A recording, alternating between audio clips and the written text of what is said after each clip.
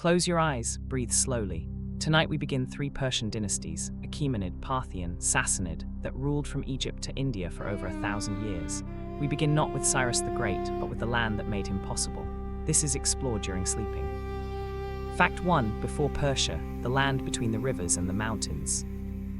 The story of Persia does not begin with Cyrus the Great and his sudden conquest of the ancient world in the mid-6th century BCE. It begins much earlier, in the rugged highlands of the Zagros Mountains and the broad river valleys of the Iranian plateau, where the ancestors of the Persian and Median peoples had been migrating, settling, and organizing themselves into tribal confederacies for centuries before the Achaemenid dynasty gave them their first great empire. The land that would become Persia was not an empty stage waiting for history to begin. It was already densely layered with the accumulated sediments of Elamite civilization, Mesopotamian influence, and the migratory traditions of the Iranian-speaking peoples who had moved into the region from the Eurasian steppes in the 2nd millennium BCE. The Iranian plateau, the great elevated tableland stretching from the Zagros Mountains in the west to the Hindu Kush in the east, from the Caucasus in the north to the Persian Gulf in the south, is one of the most geographically diverse and strategically significant regions in the history of the ancient world. A landscape of high desert, fertile river valleys, snow-capped mountain ranges, and vast salt flats that shaped the character of the civilizations that developed within it. The plateau's altitude gives it a climate of extreme seasonal variation, bitterly cold winters and blazing summers that demanded toughness and adaptability from its inhabitants. The peoples who would build the Persian empires were part of the Great Migration of Indo-Iranian-speaking peoples who moved into the plateau region probably in the late 2nd millennium BCE, gradually establishing the tribal identities that ancient sources would eventually distinguish as Medes, Persians, Parthians, and Bactrians. The Medes would be the first of these peoples to build a major state, establishing a kingdom in northwestern Iran sufficiently powerful to help destroy the Assyrian Empire in 612 BCE. A generation before Cyrus the Great unified the Iranian peoples under Achaemenid rule. The Elamite civilization that preceded the Persians in much of southwestern Iran was not merely an obstacle to be displaced, but a cultural foundation on which Persian civilization built. Elamite administrative traditions, Elamite artistic conventions, and even the Elamite language, which remained an official language of the Achaemenid administration, contributed to the distinctive character of the Persian imperial system. Fact 2. Cyrus the Great, the king who changed the world. Cyrus II of Persia, known to history as Cyrus the Great, the founder of the Achaemenid Empire, the conqueror of the Median Empire, the Lydian Kingdom, and the Babylonian Empire in less than 2 decades of campaigning, and the creator of the largest empire the world had yet seen, was one of the most consequential individuals in the history of the ancient Near East.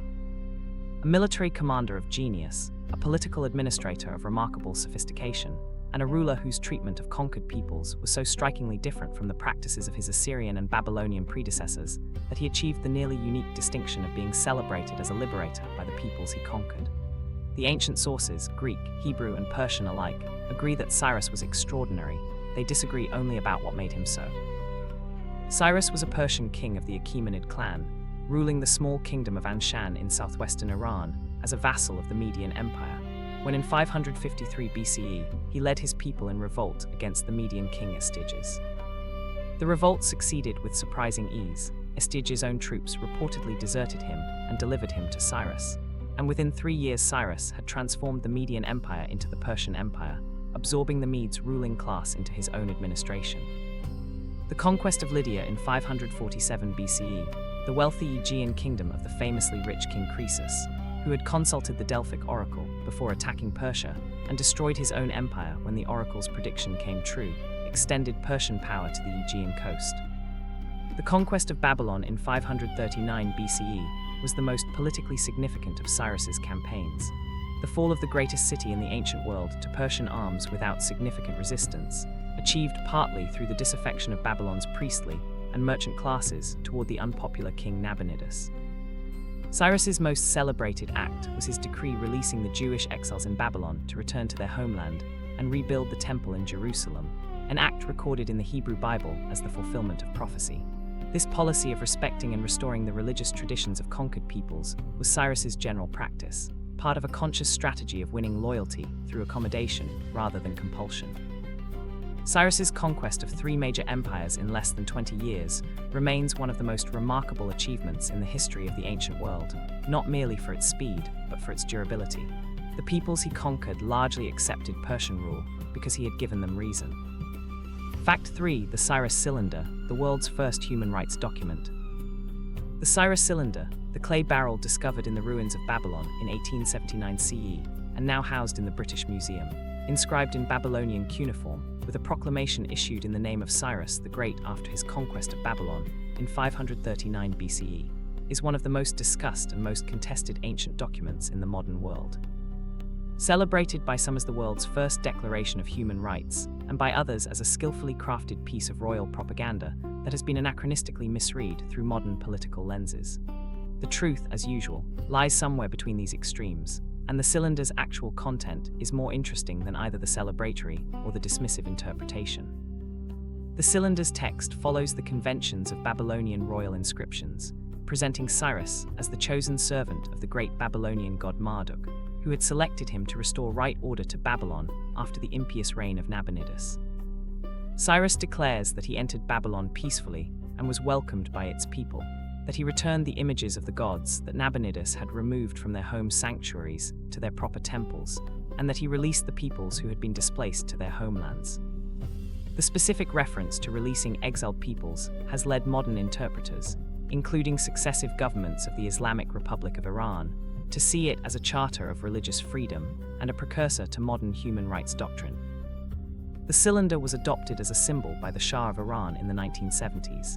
He presented a replica of it to the United Nations in 1971 as part of the celebrations of 2,500 years of Iranian monarchy, and it has remained a charged political object ever since, used by both Iranian nationalists and international human rights advocates to argue for the antiquity and the authenticity of Persian humanitarian values. Whatever its ideological uses, the Cyrus Cylinder records genuine historical practices that distinguished Cyrus's administration from that of the Assyrians: the practice of accommodation, of restoring local religious traditions, and of presenting conquest as restoration rather than destruction. These practices were not humanitarian in the modern sense. They were calculated political strategies, but their effects on the peoples they benefited were real enough, and the Jewish tradition's memory of Cyrus as a liberator is an authentic historical response to a genuine historical event. Fact 4. Darius the Great, the empire builder. Darius I of Persia, who ruled from 522 to 486 BCE, and who is regarded by historians as the true architect of the Achaemenid Empire in its mature, institutionalized form, inherited from Cyrus and Cambyses a vast collection of conquered territories and transformed it into a functioning imperial system. Establishing the satrapal administration that divided the empire into manageable provinces, codifying the road network that connected its distant parts, standardizing its currency and its weights and measures, and creating the administrative and fiscal infrastructure that allowed the empire to function as a coherent political entity rather than merely a collection of territories held together by military force. Cyrus conquered the empire, Darius organized it.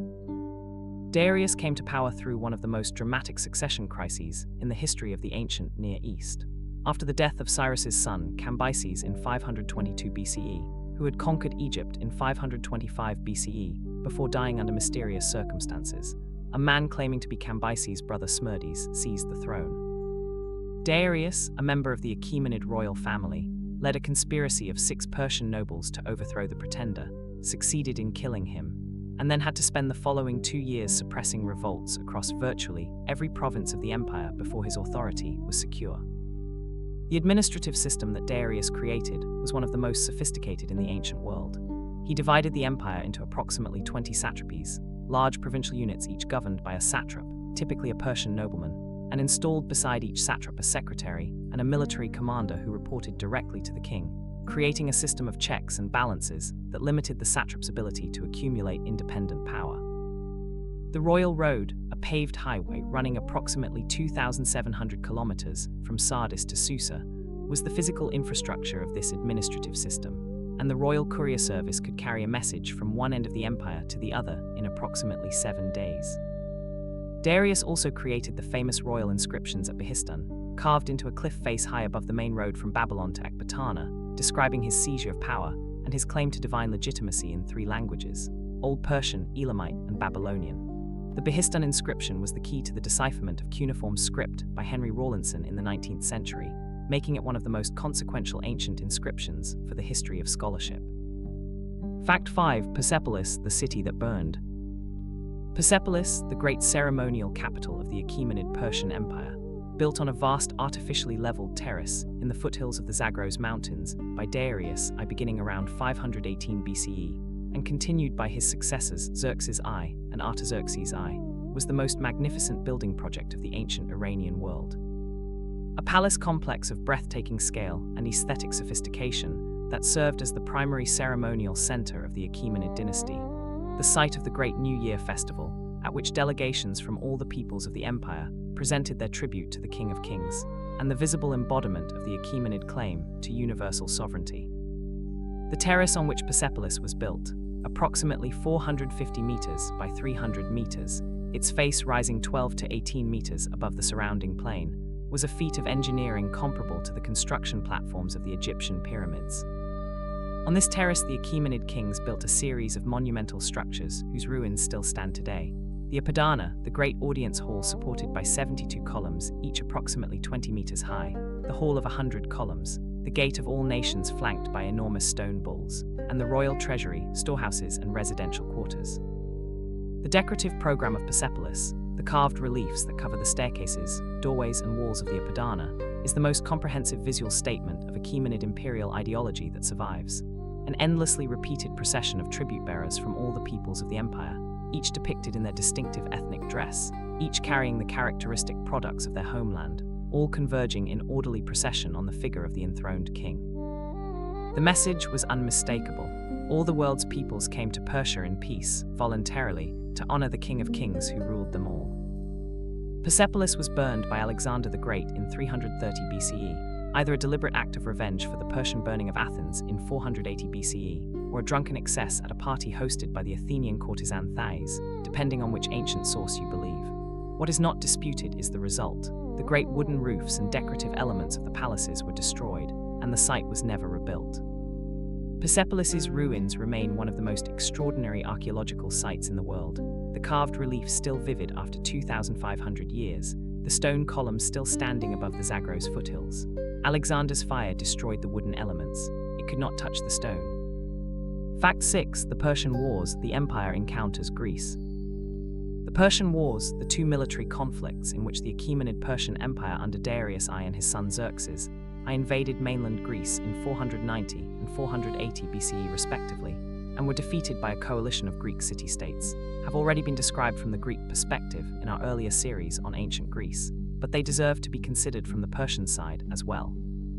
Because from the Persian perspective, these campaigns were not the world historical confrontations between freedom and tyranny that the Greeks made them appear, but relatively minor punitive expeditions on the western periphery of an empire that extended from the Indus River to the Aegean Sea, and that had larger strategic concerns than the subjugation of a handful of small Greek polis.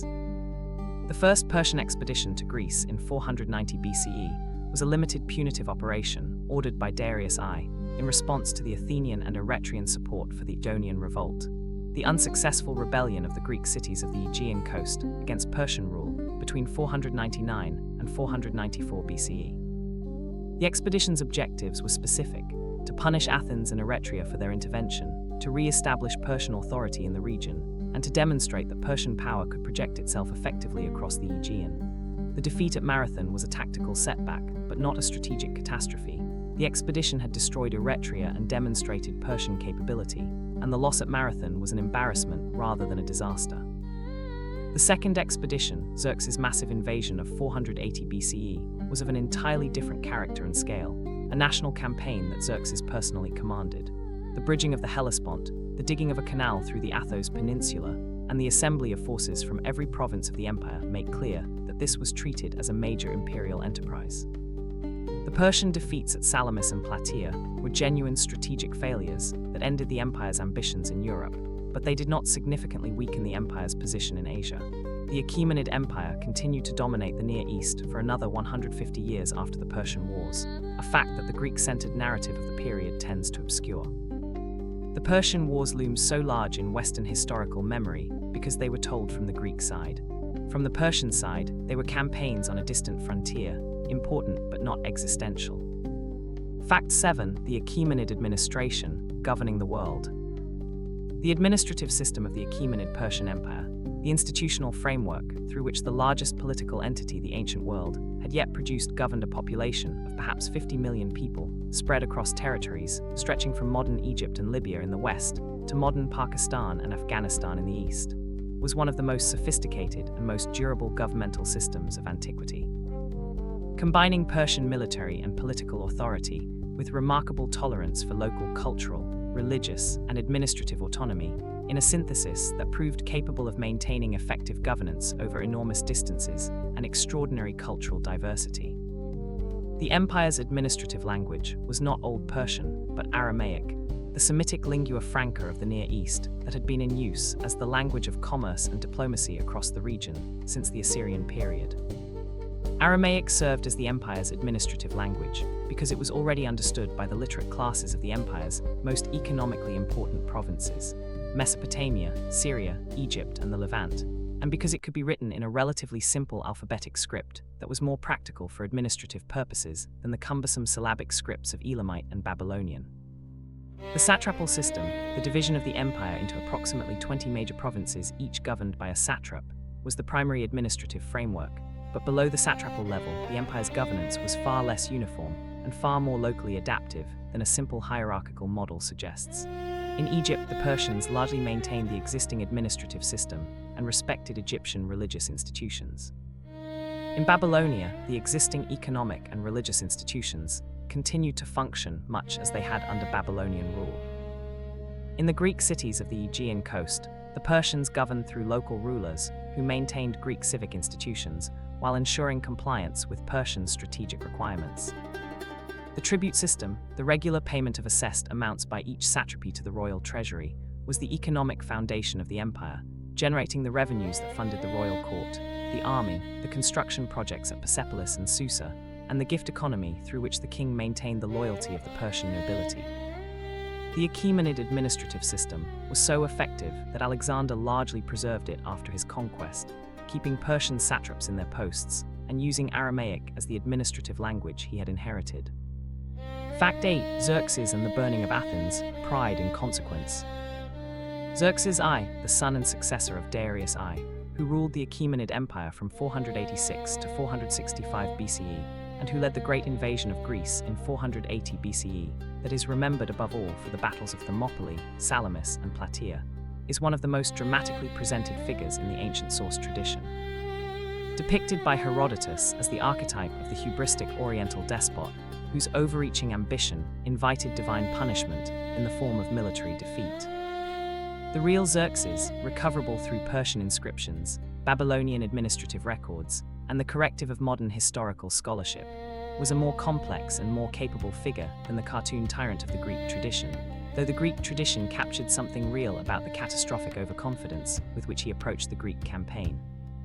The burning of Athens in 480 BCE, the destruction of the Acropolis, and the city's temples by Persian forces after the Athenians had evacuated their city, was the most provocative act of the Persian invasion from the Greek perspective, and it was remembered and avenged by Alexander 150 years later when he burned Persepolis. But from the Persian perspective, the burning of Athens was a routine act of punitive destruction toward a city that had defied the empire's demands for submission,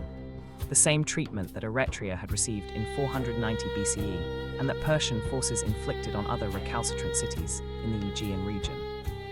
The defeats at Salamis in 480 BCE and at Plataea in 479 BCE ended Xerxes' European ambitions, but they did not end his reign or significantly weaken the empire's overall position. Xerxes returned to Persia and continued to rule for another 15 years, focusing his attention and his resources on massive construction projects at Persepolis and Susa rather than on further western adventures. The Greater Padana at Persepolis, the audience hall whose reliefs show tribute bearers from all the peoples of the empire, was largely completed under Xerxes, and it represents his most enduring legacy to world culture.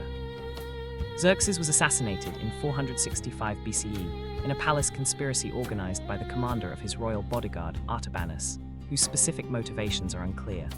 His reign ended not in military catastrophe, but in the domestic violence of court politics, the perennial danger for rulers whose power was absolute and whose court was consequently full of people with both the motive and the opportunity to replace them. Fact 9. The Royal Road, infrastructure of an empire. The Royal Road of the Achaemenid Persian Empire, the paved highway running approximately 2,700 kilometers from the city of Sardis on the Aegean coast to the royal capital of Susa in southwestern Iran, described in remarkable detail by the Greek historian Herodotus, was one of the engineering and organizational achievements of the ancient world. A physical expression of the Achaemenid state's commitment to maintaining effective communication and administrative control across the enormous distances of its territory. The royal road was not merely a road, but a system, a maintained highway with regular staging posts, royal couriers, fresh horses, secure lodging for official travelers, and a reliability of communication that Herodotus found impressive enough to record in detail. Herodotus calculated that the entire length of the royal road could be traveled in 90 days at the pace of a normal caravan, but the royal courier service, using the system of staging posts and fresh horses that the Achaemenid state maintained along the road's length, could carry a message from Sardis to Susa in approximately 7 days. This comparison, 90 days by caravan, 7 days by royal courier, captures something essential about what the royal road represented. Not merely a faster route, but a qualitatively different form of communication, an information network that gave the king the ability to receive and respond to events across the empire with a speed unimaginable to his predecessors. The staging posts, the paradise, a word that entered Greek and eventually English as paradise, originally referring to a walled garden or enclosed park attached to a royal residence, were spaced approximately 1 day's horse ride apart along the route, and each maintained a supply of fresh horses and provisions for official travelers. The royal couriers were specifically selected for their speed and their reliability, and Herodotus described their dedication in terms that have remained famous. Neither snow nor rain nor heat nor gloom of night stays these couriers from the swift completion of their appointed rounds, words now inscribed on the James Farley Post Office building in New York City as the unofficial motto of the United States Postal Service. The Royal Road also served as the main commercial artery of the western half of the empire, carrying merchant caravans in both directions and linking the economic zones of the Aegean coast, Anatolia, Mesopotamia, and the Iranian plateau. Fact 10. The fall of Achaemenid Persia, Alexander's conquest. The fall of the Achaemenid Persian Empire to Alexander the Great between 334 and 330 BCE, accomplished in a series of battles that destroyed the main Persian field armies at the Granicus River in 334 BCE, at Issus in 333 BCE, and at Gorgamla in 331 BCE, followed by the systematic reduction of the empire's major cities. Was both the most consequential military event in the history of the ancient Near East and one of the most rapid and complete collapses of a major imperial system in the history of pre-modern warfare. An empire that had governed the known world for 2 centuries, that commanded the resources of 50 million subjects, and that had twice sent its armies into Europe, dissolved within 4 years in the face of a Macedonian Greek force of perhaps 40,000 men. The reasons for the Achaemenid collapse have been debated by historians ever since. The standard explanation that the Persian Empire was inherently weak, that its multi-ethnic composition made it inherently unstable, and that its military system based on conscript levies from subject peoples was no match for the professional Macedonian army, has been challenged by scholars who note that the Persian military had been effective for 2 centuries, that the empire's multi-ethnic administration had been a source of strength rather than weakness, and that the empire's collapse was less the result of systemic weakness than of Alexander's specific tactical and strategic genius. The last Achaemenid king, Darius III, was not a weak or incompetent ruler. He had come to the throne in 336 BCE and had shown considerable energy in suppressing the domestic challenges that preceded Alexander's invasion. But he faced a combination of tactical disadvantages: the open terrain of Gorgamla that Alexander exploited, the communication difficulties of commanding a massive polyglot army, the demoralizing psychological effect of facing a commander who seemed invincible, that proved insuperable. After Gorgamla, Darius fled eastward into the Iranian plateau, pursued by Alexander, and was killed by his own satraps, Bessus and Nabarzanes, in 330 BCE before Alexander could reach him. Alexander's response to the assassination was politically calculated. He had Bessus hunted down and executed as the murderer of a legitimate king, positioning himself as Darius's avenger and legitimate successor rather than as a foreign conqueror. He adopted Persian royal dress, incorporated Persian nobles into his administration and his army, and presented his rule as the continuation rather than the destruction of the Persian imperial tradition. Fact 11. Zoroastrianism, the religion that shaped 3 empires. Zoroastrianism, the ancient Iranian religion founded by the prophet Zarathustra, whose teachings about the cosmic struggle between the forces of truth and light and the forces of evil and darkness became the official or semi-official religious ideology of all three of the great Persian imperial dynasties, is one of the most historically consequential religions in the history of the ancient world, a faith whose core concepts of a single supreme deity, a cosmic moral struggle, the judgment of souls after death, a final cosmic renovation, and the ultimate triumph of good over evil influenced Judaism, Christianity, and Islam in ways that modern scholars are still tracing and debating. Zoroaster's central theological innovation was the concept of Ahura Mazda, the wise Lord, the supreme deity of truth and light who created the world and sustains it in its struggle against Angra Mainyu, the destructive spirit who is the source of all evil, falsehood, and destruction. Unlike the polytheistic religions of the ancient Near East, Zoroastrianism elevated Ahura Mazda to a position of supreme cosmic authority.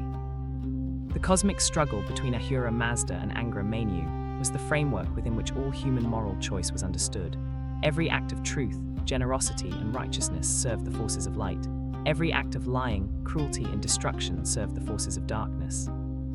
The most important Zoroastrian texts, the Gathas, the oldest portions of the Avesta, believed to preserve the authentic words of Zarathustra, present a religion of intense moral seriousness, demanding from the faithful a life of active righteousness rather than merely ritual observance. The three pillars of Zoroastrian ethics were good thoughts, good words, and good deeds, Humata, Hukta, H-Vashta, and Avestan, a triple formulation that appears on inscriptions and monuments across the Achaemenid world, and that structured the moral self-understanding of the Persian nobility. Zoroastrian influence on subsequent Western religious traditions is one of the most fascinating and most contested questions in the history of religion. The specific similarities between Zoroastrian eschatology and the eschatological ideas of late Second Temple Judaism, the judgment of souls, the resurrection of the dead, the cosmic battle between good and evil, have led many scholars to argue that the Persian period, when the Jewish exiles in Babylon were in direct contact with Zoroastrian religious ideas, was the period during which these ideas entered the Jewish tradition. Fact 12. The Achaemenid Court, Splendor and Intrigue. The royal court of the Achaemenid Persian Empire, the elaborate social and ceremonial world centered on the person of the King of Kings, housed in the great palaces of Persepolis, Susa, Ecbatana, and Babylon that served as seasonal royal residences, and governed by a protocol of extraordinary complexity and rigidity, was simultaneously the center of imperial power, the summit of Persian aristocratic ambition, and a world of permanent political danger in which the proximity to supreme authority that defined success also defined the most acute vulnerability. The Achaemenid court was where the empire was governed, where its alliances were made and broken, and where its kings were all too often murdered. The physical setting of the court, the great audience halls of Persepolis, whose soaring columns and carved reliefs expressed in visual form the empire's claim to universal sovereignty, was designed to overwhelm visitors with the contrast between the human scale of the supplicant and the divine scale of the king. The proskynesis, the prostration before the king, that all visitors to the royal presence were required to perform, was the most vivid physical expression of this hierarchy, and it was the aspect of Persian royal protocol that Greek visitors found most difficult to accept, since it seemed to them appropriate only in the presence of gods rather than human rulers. The women of the Achaemenid court, the royal wives, the queen mothers, and the vast number of women in the royal household, whose economic activities are documented in detail by the Persepolis fortification tablets, were not the passive ornaments that later Western imagination pictured. The queen mother in particular could exercise significant political influence, the most famous example being Parasates, the mother of Cyrus the Younger and Artaxerxes II, whose political activities included managing the aftermath of Cyrus's failed bid for the throne and engineering the careers and deaths of various court figures with considerable sophistication. The eunuchs of the Achaemenid court, men who served in the most intimate areas of royal service, were among the most powerful figures at court precisely because of their access to the king's person and their ability to influence royal decisions in the informal settings where the most important political choices were actually made. The Achaemenid court was one of the most cosmopolitan in the ancient world. Artists, scholars, physicians, and craftspeople from every corner of the empire, their traditions feeding the artistic synthesis Persepolis made visible in stone and gold. Fact 13. The Persepolis fortification tablets, a window into daily life. The Persepolis fortification tablets, the remarkable archive of approximately 30,000 clay tablets inscribed in Elamite, discovered beneath the fortification wall of the Persepolis Terrace during excavations by the Oriental Institute of Chicago in the 1930s, dating primarily from the period 509 to 494 BCE during the reign of Darius I, are one of the most extraordinary administrative archives to survive from the ancient world. A record of the day-to-day economic activity of the Persepolis area that provides an incomparable picture of how the Achaemenid imperial system actually functioned at the operational level, behind the monumental facade of the great carved reliefs. The tablets record the distribution of rations, wine, beer, grain, dates, meat, and other foodstuffs, to workers, officials, royal travelers, and their animals passing through the Persepolis area on imperial business. The recipients ranged from the highest officials of the empire to skilled craftsmen, laborers, pregnant women, and nursing mothers, and the scale of the operation recorded in the tablets. Hundreds of thousands of liters of wine and grain, distributed annually in the Persepolis area alone, gives some sense of the logistical complexity of the Achaemenid administrative system. One of the most striking aspects of the tablets is the diversity of the people they record. Workers and officials from every corner of the empire, Babylonians, Egyptians, Indians, Lydians, Greeks, Carrhaeans, and dozens of other peoples, appear in the records, their rations carefully calibrated to their status, their skills, and their family situations.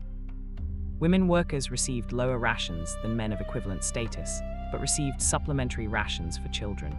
a system that the tablets document with a specificity that allows modern scholars to reconstruct in some detail the demographic composition of the Persepolis workforce. The tablets also document the religious diversity of the Achaemenid workforce. Zoroastrian religious festivals appear alongside references to the religious observances of Babylonian, Elamite, and other traditions, and rations are recorded as having been distributed for religious celebrations of multiple different faiths. The picture that emerges is of a genuinely cosmopolitan administrative center whose practical operation required the accommodation of diverse cultural and religious practices, not as a matter of ideology, but as a matter of administrative necessity. Fact 14. The Ionian Revolt, the wound that led to war. The Ionian Revolt, the uprising of the Greek cities of the Aegean coast against Achaemenid Persian rule, that began in 499 BCE under the leadership of Aristagoras of Maltos, that received limited military support from Athens and Eretria, and that was suppressed by Persian forces after 5 years of fighting culminating in the destruction of Maltos in 494 BCE, was the event that directly triggered both of the Persian invasions of mainland Greece, and that set in motion the chain of events that would define the relationship between the Greek and Persian worlds for the next 150 years. The Greek cities of Ionia, Maltos, Ephesos, Samos, Chios, and their neighbors had been under Persian rule since the conquest of Lydia by Cyrus in 547 BCE, and they had largely accommodated themselves to Persian overlordship, maintaining their Greek civic institutions and cultural practices while paying tribute and providing ships for Persian military operations.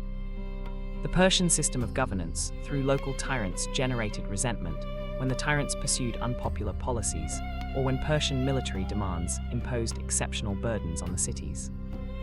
Aristagoras of Maltos, who had instigated the revolt partly to escape the consequences of a failed military expedition he had undertaken at Persian request, appealed for help to Sparta and Athens in 499 BCE.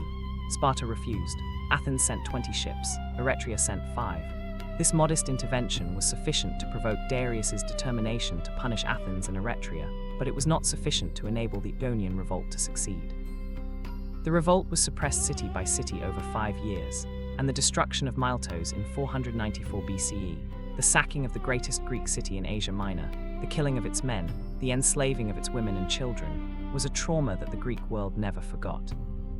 The Persian response to the Ionian revolt revealed both the empire's ability to project military force across the Aegean and its capacity for political flexibility. After the revolt was suppressed, the Persian general Mardonios reorganized the Ionian cities' governments, replacing the tyrants with more representative institutions in an attempt to reduce the resentment that had fueled the revolt. The Ionian revolt is a reminder that empires are held together not merely by military force, but by the consent of the peoples they govern. When that acquiescence breaks down, even the most powerful empire must choose between accommodation and suppression. Persia chose suppression in 494 BCE. The consequences arrived at Marathon 4 years later.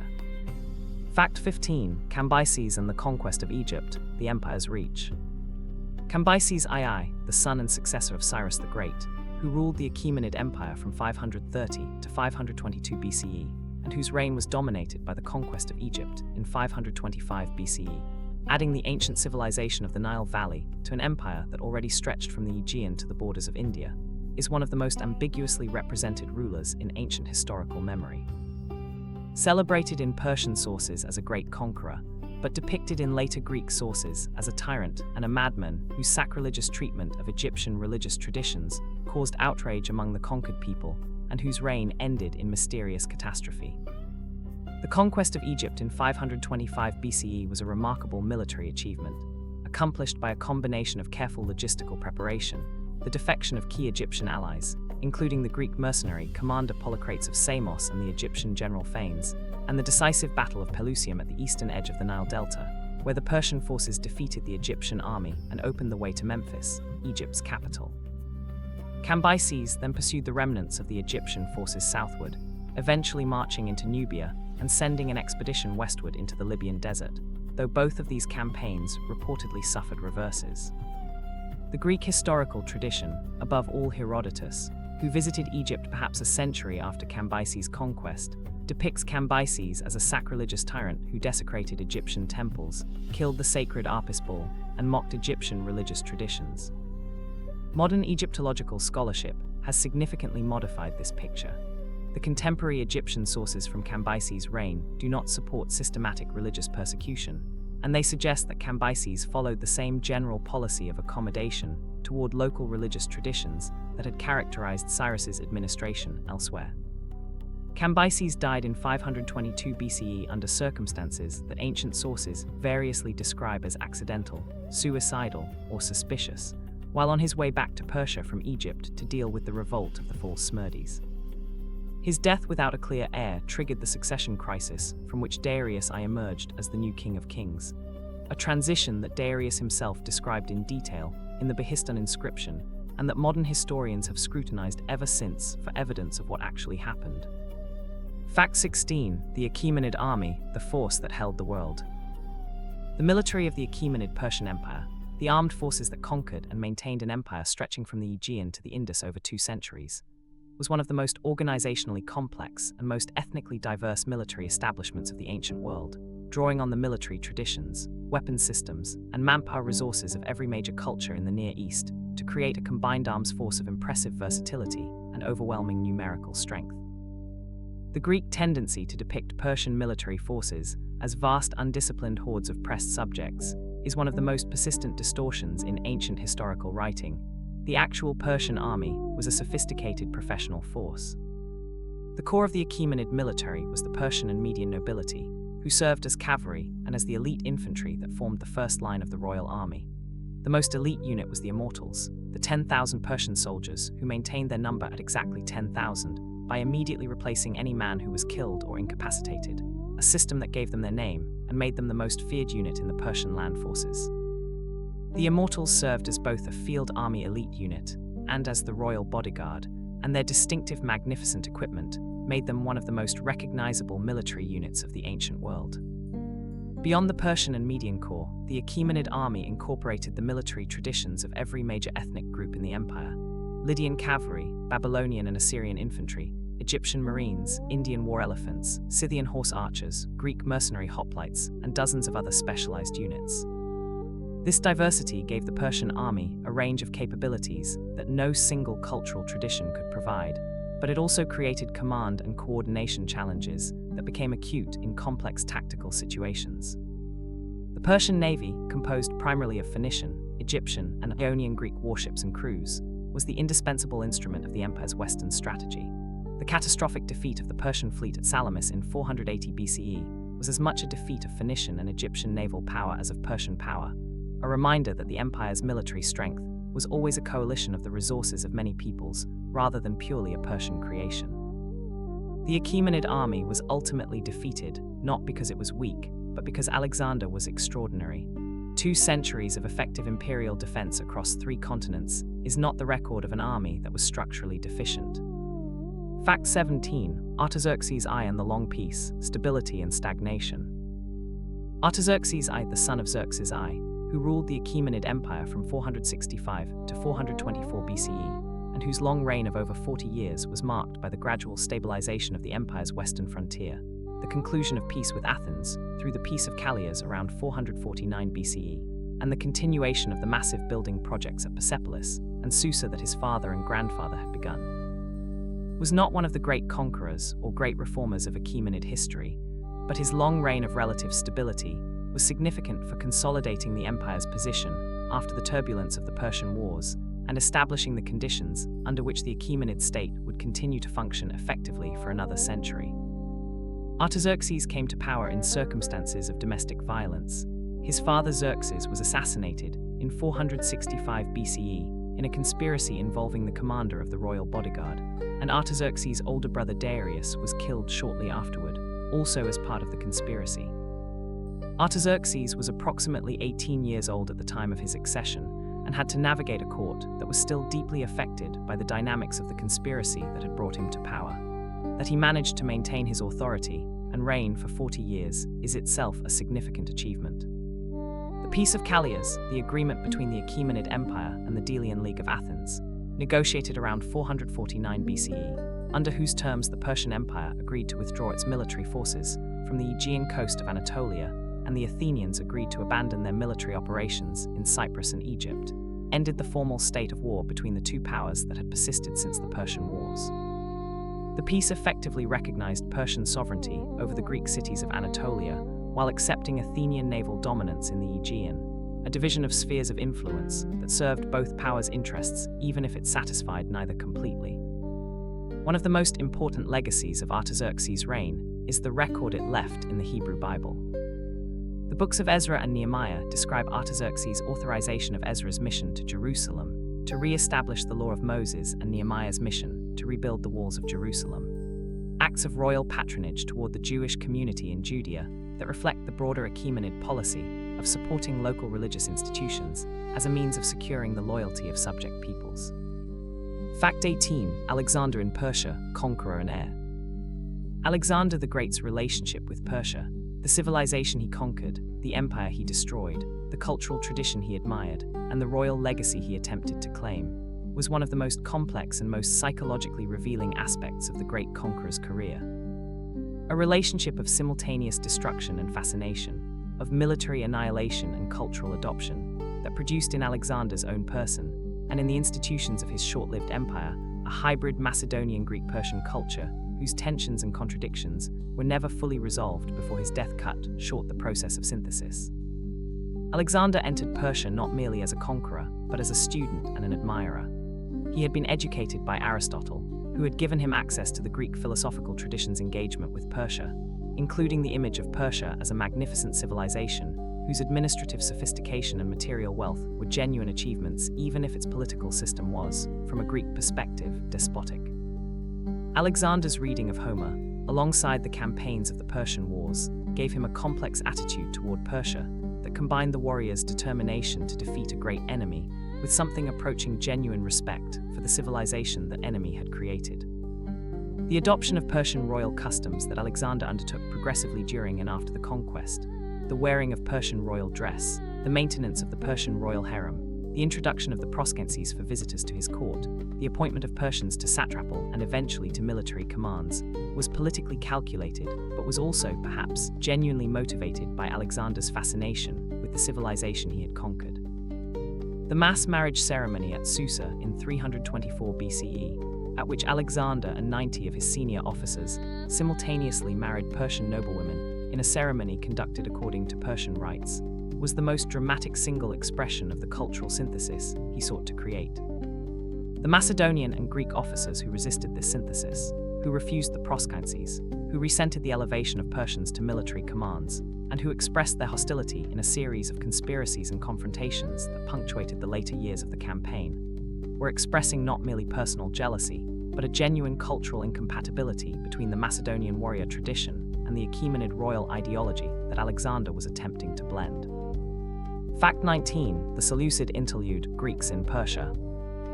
The Seleucid Empire, the state that emerged from the wars of Alexander's successors as the principal inheritor of the eastern portion of his conquests, founded by Seleucus I Nicator, one of Alexander's most capable generals, and lasting in various forms from approximately 312 to 63 BCE, ruled the former territories of the Achaemenid Persian Empire for over 2 centuries. Governing them as a Greek-style monarchy with a mixed Greek-Macedonian ruling class and a predominantly Persian, Babylonian, and Syrian subject population. The Seleucid period was not, from the perspective of Iranian history, merely an interlude between the Achaemenid and Parthian empires. It was a period of intense cultural interaction and transformation that permanently shaped the religious, linguistic, and artistic landscape of the Iranian world.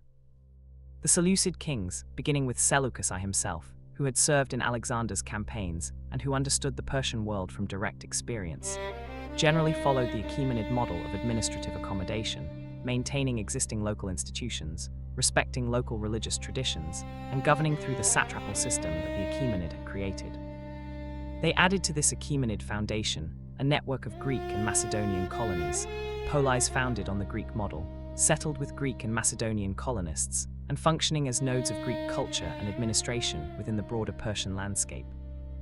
The most consequential cultural legacy of the Seleucid period was the Hellenization of the Iranian world, the adoption of Greek language, Greek artistic forms, Greek philosophical categories, and Greek urban planning by the Iranian and Mesopotamian elites who interacted with the Seleucid ruling class.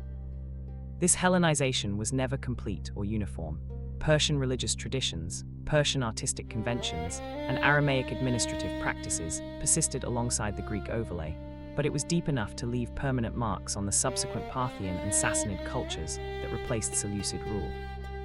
The Seleucid Empire was progressively weakened by the revolt of the Maccabees in Judea, the loss of Bactria and the eastern provinces to independent rulers, the pressure of Parthian expansion from the east, and the intervention of Rome from the west, and its remnant territories in Syria were eventually absorbed by Rome in 63 BCE, when Pompey reduced the last Seleucid ruler, Antiochus Xii, to a Roman client.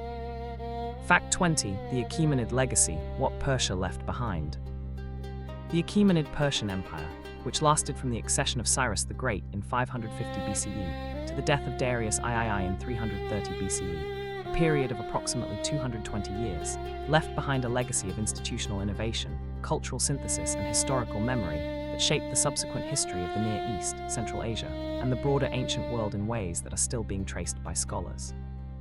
The Achaemenid legacy was not primarily military, though the empire's military achievements were extraordinary, but administrative, cultural, and conceptual, a set of ideas about how vast multi-ethnic empires should be governed that proved genuinely influential on every major imperial system that followed it. The most direct institutional legacy of the Achaemenid Empire was the administrative system that Alexander preserved and that the Seleucids, the Parthians, and eventually the Sassanids adapted to their own purposes. The satrapal framework, the use of Aramaic as an administrative lingua franca, the tribute system, the royal road network, and the practice of governing multi-ethnic populations through a combination of central authority and local accommodation. All of these Achaemenid innovations persisted in various forms through the subsequent Iranian empires and influenced the administrative practices of the Roman, Byzantine, and Islamic empires that eventually replaced them. The cultural legacy of the Achaemenid Empire was equally significant.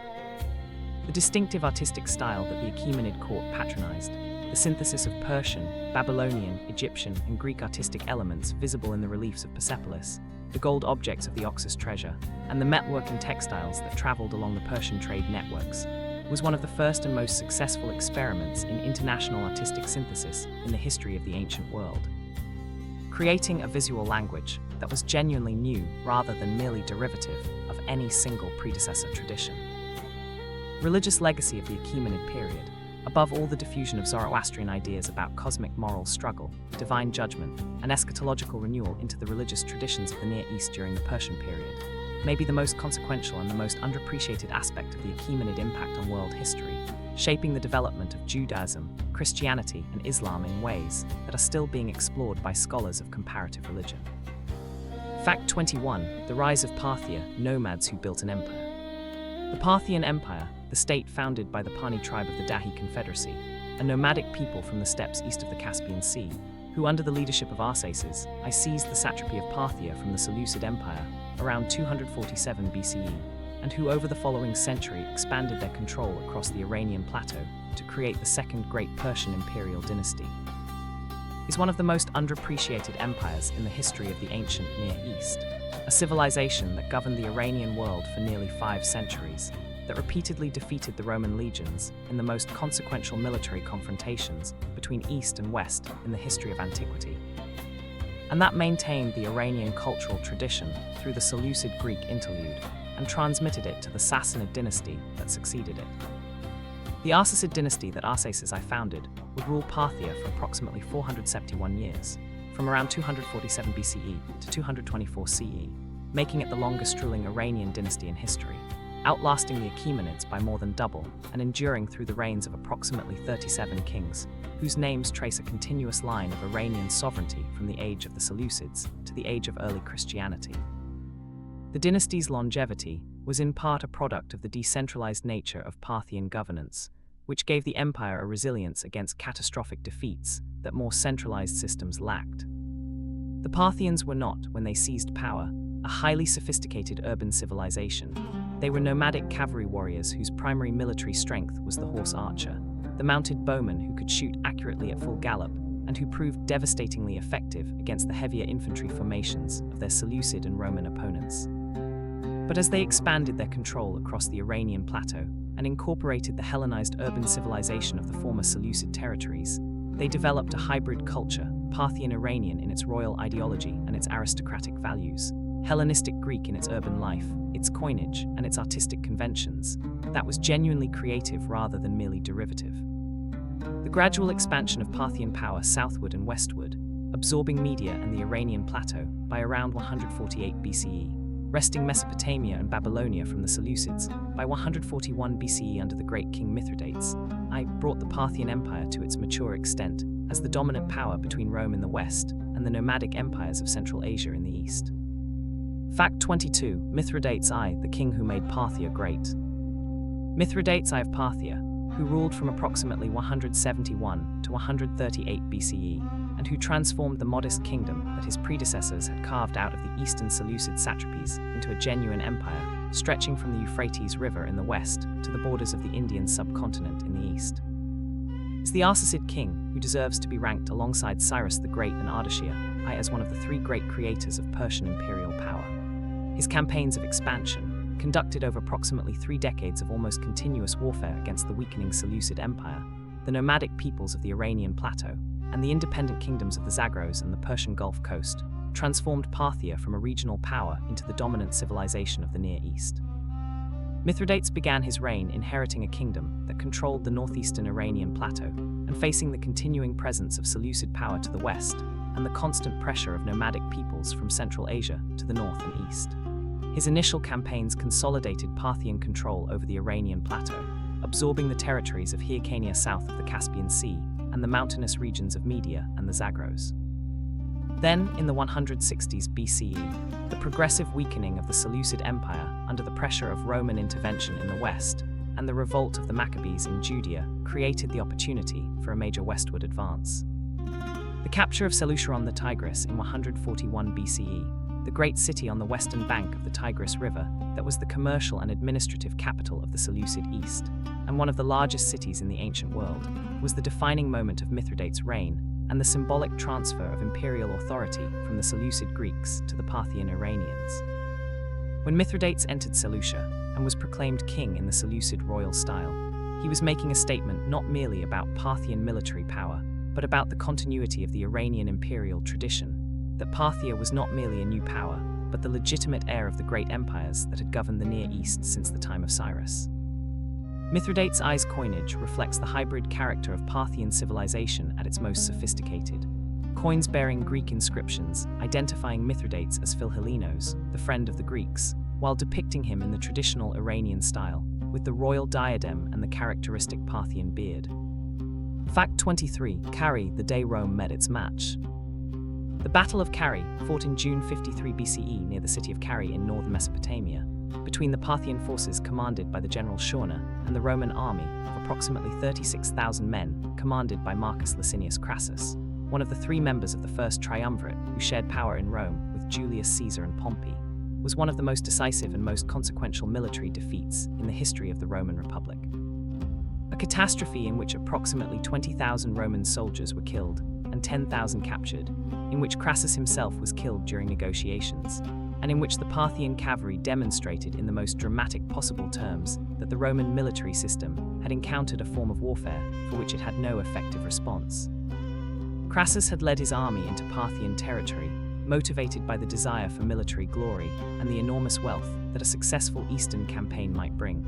He was already the richest man in Rome, but he lacked the military prestige of Caesar and Pompey, and the conquest of Parthia seemed to offer a shortcut to the reputation he craved. His strategic planning was inadequate, his intelligence about Parthian capabilities was deficient, and his decision to advance across the flat Mesopotamian plain without adequate cavalry support was a fatal error that allowed the Parthian forces to exploit the full range of their tactical advantages. The Parthian cavalry system that destroyed Crassus's army consisted of two complementary elements: the light horse archers who harassed the Roman infantry with a constant rain of arrows, retreating when the Romans advanced and surrounding them when they halted in the famous Parthian shot, the backward-firing arrow released at full gallop while appearing to retreat. And the cataphracts, the fully armored heavy cavalry of the Parthian nobility, whose armored horses and lances could shatter a disordered infantry formation with devastating effect. The defeat at Carrhae sent a profound shock through the Roman world. The loss of the legionary standards to Parthia, the sacred eagles that symbolized Roman military honor, became a matter of obsessive national shame that haunted Roman foreign policy for decades, until Augustus's diplomatic recovery of the standards in 20 BCE was celebrated as a triumph equivalent to a military victory. Carrhae also gave English a lasting metaphor. The Parthian shot, the backward-firing arrow released at full gallop while apparently retreating, which survives today as the parting shot, the cutting remark as you leave. Fact 24. The Silk Road, Parthia at the center of the world. The Parthian Empire's geographic position, stretching across the Iranian plateau and Mesopotamia to the borders of the Indian subcontinent in the east and the Roman Empire in the west, made it the unavoidable intermediary in the long-distance trade network connecting China, India, and the Spice Islands of Southeast Asia with the Mediterranean world. The network that modern scholars call the Silk Road, and that ancient sources recognized as the most important commercial connection linking the civilizations at either end of the Eurasian continent. Parthia's control of this network was not merely incidental to its imperial power, but was one of the primary sources of its wealth, and one of the primary reasons why Rome and Parthia could never achieve a stable peace. The commercial stakes of control over the Silk Road's western termini were too high. The Silk Road was not a single road, but a network of routes connecting oasis cities across the Iranian plateau, Central Asia, and northwestern China, along which merchants, missionaries, diplomats, and ideas traveled alongside the silk, spices, glass, and precious metals that gave the network its name. The Parthian cities of the Iranian plateau, Ecbatana, Ragi, Hecatompylos, and Nisa, were major nodes in this network, and the tolls and transit fees that Parthian merchants and tax collectors extracted from goods passing through their territory generated a substantial portion of the imperial revenue. The Parthian attitude toward the Silk Road trade was pragmatic and commercially sophisticated. The Parthian government maintained the infrastructure, the roads, the caravanserais, the water sources that made long-distance trade possible. And it provided the security that allowed merchants to move goods across the Iranian plateau without excessive fear of robbery or extortion. In exchange, it extracted substantial revenues and maintained a monopoly on the transit trade that prevented the Romans from establishing direct commercial contact with China and India, a monopoly that was a persistent source of tension between the two empires. Chinese diplomatic contact with the Parthian court is documented in the Han Dynasty historical records, which record the embassy sent to Parthia, which the Chinese called Anxi, around 115 BCE by the Emperor Wu of Han, part of the great westward expansion of Chinese diplomatic activity that sought to counter the nomadic Xiongnu Confederation by building alliances with the states to their west. Fact 25. The Parthian King of Kings, Royal Ideology and Legitimacy. The royal ideology of the Arsacid Parthian kings, the complex set of claims, symbols, and ritual practices through which the dynasty presented itself to its diverse subjects and justified its authority over the Iranian world, was a sophisticated synthesis of Achaemenid Persian royal tradition, Hellenistic Greek monarchical concepts, and specifically Parthian aristocratic values that reflected the hybrid cultural character of the empire itself. The Parthians were simultaneously the heirs of the great Achaemenid tradition of Iranian kingship and the rulers of a Hellenized world that expected its monarchs to present themselves in Greek-influenced forms. The title that Arsacid kings used to describe themselves, King of Kings, the ancient Iranian royal title that Cyrus and Darius had used, and that would be used by the Sassanid kings after them, was the most explicit claim to continuity with the Achaemenid tradition, asserting that the Arsacid monarch stood in the same relationship to the other kings and princes of the Iranian world as his Achaemenid predecessors had stood. The fact that the Parthian Empire was more genuinely feudal in its actual organization than the Achaemenid Empire had been, the great Parthian noble families, exercising a degree of autonomous power that no Achaemenid satrap had enjoyed, made the King of Kings title simultaneously a claim and an aspiration. The Arsacid kings also styled themselves Philhellenos, friend of the Greeks, on their coins and in their official communications, a title that reflected the genuine Greek cultural influence on the Parthian ruling class and the practical necessity of maintaining the goodwill of the large Greek-speaking urban populations of Mesopotamia and the Iranian plateau. The Parthian coinage system was essentially Greek in its technical conventions, weight standards, iconographic vocabulary, and inscriptions, even as its imagery gradually evolved to incorporate more specifically Iranian elements. The great Parthian noble families, the Shuan, the Carrhae, the Mithrin, and a handful of others, were the real power behind the throne in many periods of Parthian history, and the relationship between the royal dynasty and these aristocratic families was the central dynamic of Parthian political life. The Battle of Carrhae was won not by the Arsacid king, but by the general Shauna, a member of the Shuan clan, whose military genius and logistical capability were the true instruments of Parthia's most celebrated victory. Fact 26. Parthian art and architecture, the meeting of East and West. The artistic tradition of the Parthian Empire, the visual culture produced by and for the Arsacid dynasty, and the Parthian aristocracy over the nearly 5 centuries of their rule, is one of the most distinctive and most historically significant artistic traditions of the ancient world.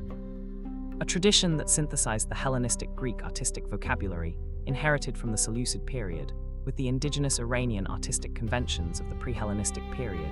and with new influences from the nomadic steppe cultures of Central Asia, producing a style that is immediately recognizable in its frontality, its decorative richness, and its combination of formal rigidity with intense visual energy. The most characteristic feature of Parthian art, the feature that most clearly distinguishes it from its Hellenistic predecessors, and that most clearly anticipates the artistic traditions of the Byzantine and early Islamic worlds, is frontality, the convention of depicting human figures facing directly forward toward the viewer, with both eyes visible, rather than in the profile or three-quarter view that Greek and Roman art preferred. This convention, which appears in Parthian reliefs, in Parthian stucco decoration, and above all in the remarkable cult statues and royal images from the Parthian period, was not merely a technical choice, but an ideological statement about the relationship between the depicted figure and the viewer. The frontal figure confronts, engages, and demands the attention of the viewer in a way that the profile figure does not. The architecture of the Parthian Empire, documented above all in the remarkable ruins of the Parthian royal city of Hatra in northern Mesopotamia, which survived substantially intact until its destruction by ISIS in 2015 CE, developed the Iwan as its characteristic architectural form. The large vaulted hall open at one end that would become one of the most durable architectural inventions of the Iranian world, used in Islamic mosques and madrasas from the Nile to the Ganges. The great Iwans of Hatra, their facades decorated with sculptural reliefs in the characteristic Parthian frontal style, represent the most complete surviving expression of Parthian architectural ambition. The Parthian artistic tradition was a crucible in which the Greek East and the Iranian world were fused into something new, a visual language that was neither purely Greek nor purely Iranian, but specifically Parthian, that influenced the subsequent Sassanid artistic tradition, and through it the art of early Islam. Fact 27. Parthia and Rome, 5 centuries of rivalry. The relationship between the Parthian Empire and the Roman Republican Empire, the two dominant powers of the ancient world from the mid-2nd century BCE to the early 3rd century CE, whose territories met along the Euphrates River, and whose rivalry defined the political and military landscape of the Near East for nearly 5 centuries, was one of the most sustained and most consequential international rivalries in the history of the ancient world. A conflict that never resulted in the decisive victory of either side, that shaped the military, diplomatic, and cultural development of both civilizations, and that established the Euphrates as one of the most durable political boundaries in the history of the Near East. The rivalry began when Rome's eastward expansion, following the defeat of the Seleucid king Antiochus III at the Battle of Magnesia in 190 BCE, brought Roman power into the Anatolian territories, that the Arsacid Parthians were simultaneously absorbing from the east, creating a contact zone in which the two expanding powers inevitably began to compete for influence over the states that lay between them, Armenia above all. The large and strategically important kingdom in the Caucasian highlands that served as a buffer and a battleground between the two imperial systems for centuries. The cycle of Roman attempts to dominate Parthia and Parthian resistance to Roman expansion repeated itself with remarkable regularity over the centuries. Crassus's catastrophic defeat at Carrhae in 53 BCE, Mark Antony's failed campaign of 36 BCE, Trajan's temporary conquest of Mesopotamia in 115 CE, Hadrian's retreat from the Mesopotamian conquests, Lucius Verus's successful Parthian War of 161 to 166 CE, and Septimius Severus's campaigns at the end of the 2nd century CE, without either side achieving a permanent strategic advantage. The costs of this rivalry for both empires were enormous. Roman resources that might have been directed toward the northern frontiers were repeatedly diverted to eastern campaigns against Parthia. Parthian resources that might have been directed toward the management of the Central Asian frontier, where nomadic pressure was a constant threat, were repeatedly consumed by the defensive and offensive operations required by Roman aggression. The rivalry ultimately served neither empire's long-term interests, but it persisted because the economic and political stakes of control over the Euphrates frontier and the Silk Road trade routes were too high for either side to accept the other's dominance. Fact 28. Ctesiphon, the city that replaced Babylon. Ctesiphon, the great city on the eastern bank of the Tigris River, approximately 30 kilometers south of modern Baghdad, that served as the primary royal capital of the Parthian Empire from approximately the 1st century BCE and of the Sassanid Empire for the following 4 centuries, was one of the most important cities in the ancient and early medieval world. A metropolis of perhaps 500,000 inhabitants at its height, the administrative center of successive Iranian empires, the seat of Persian cultural and political life for over 6 centuries, and the city whose capture was the defining military objective of every Roman and Byzantine emperor who campaigned in the east. Ctesiphon grew up across the Tigris from the great Seleucid city of Seleucia, which had been one of the largest cities in the Hellenistic world, and the two cities together formed a massive urban complex. The classical sources sometimes refer to them collectively as the cities, that was the commercial and administrative hub of the entire Mesopotamian region. The wealth that flowed through this urban complex from the Silk Road trade, from Mesopotamian agriculture, and from the tribute and taxation of the empire's vast territories, made it one of the richest urban centers in the ancient world. The most famous monument of Ctesiphon, the only structure that survives above ground in recognizable form today, is the Tak Kasra, the great audience hall of the Sassanid palace complex, whose enormous brick arch, approximately 35 meters high and 25 meters wide, is the largest single-span brick arch ever constructed in the ancient world, and one of the most impressive feats of pre-modern architectural engineering.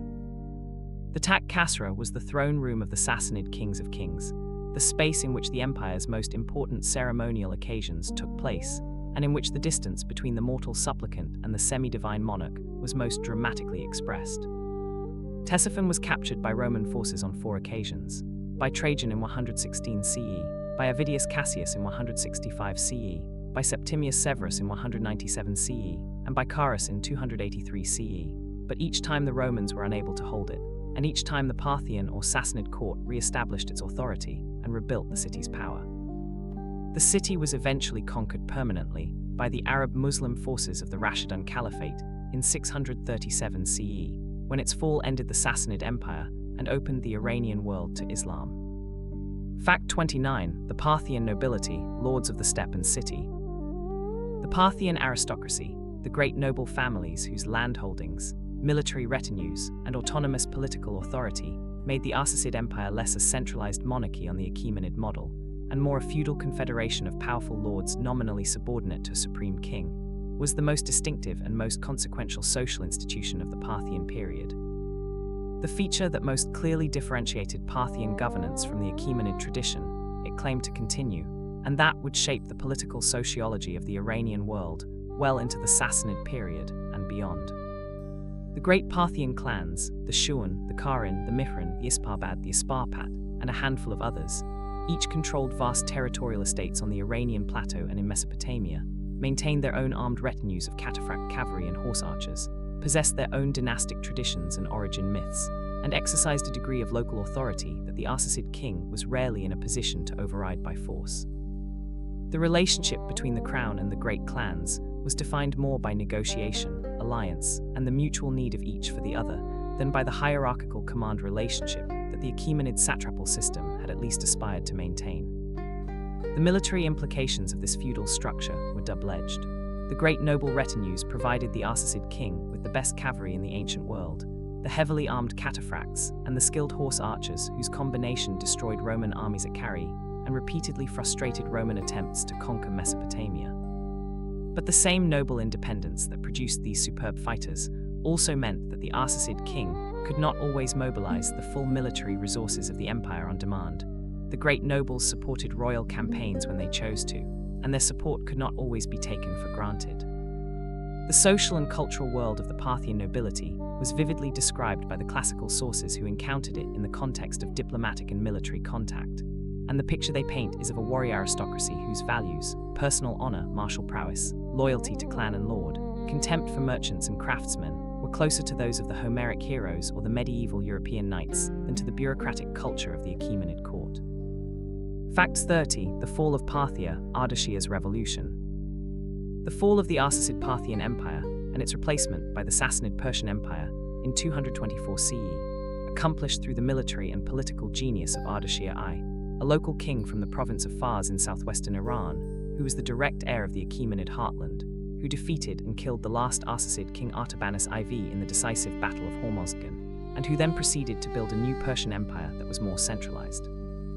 More explicitly Zoroastrian, and more explicitly Persian in its ideology than the Parthian Empire it replaced, was one of the most consequential political transformations in the history of the Near East, ending 4 centuries of Arsacid rule and inaugurating 4 centuries of Sassanid rule that would shape the Iranian world until the Arab-Islamic conquest of the 7th century CE.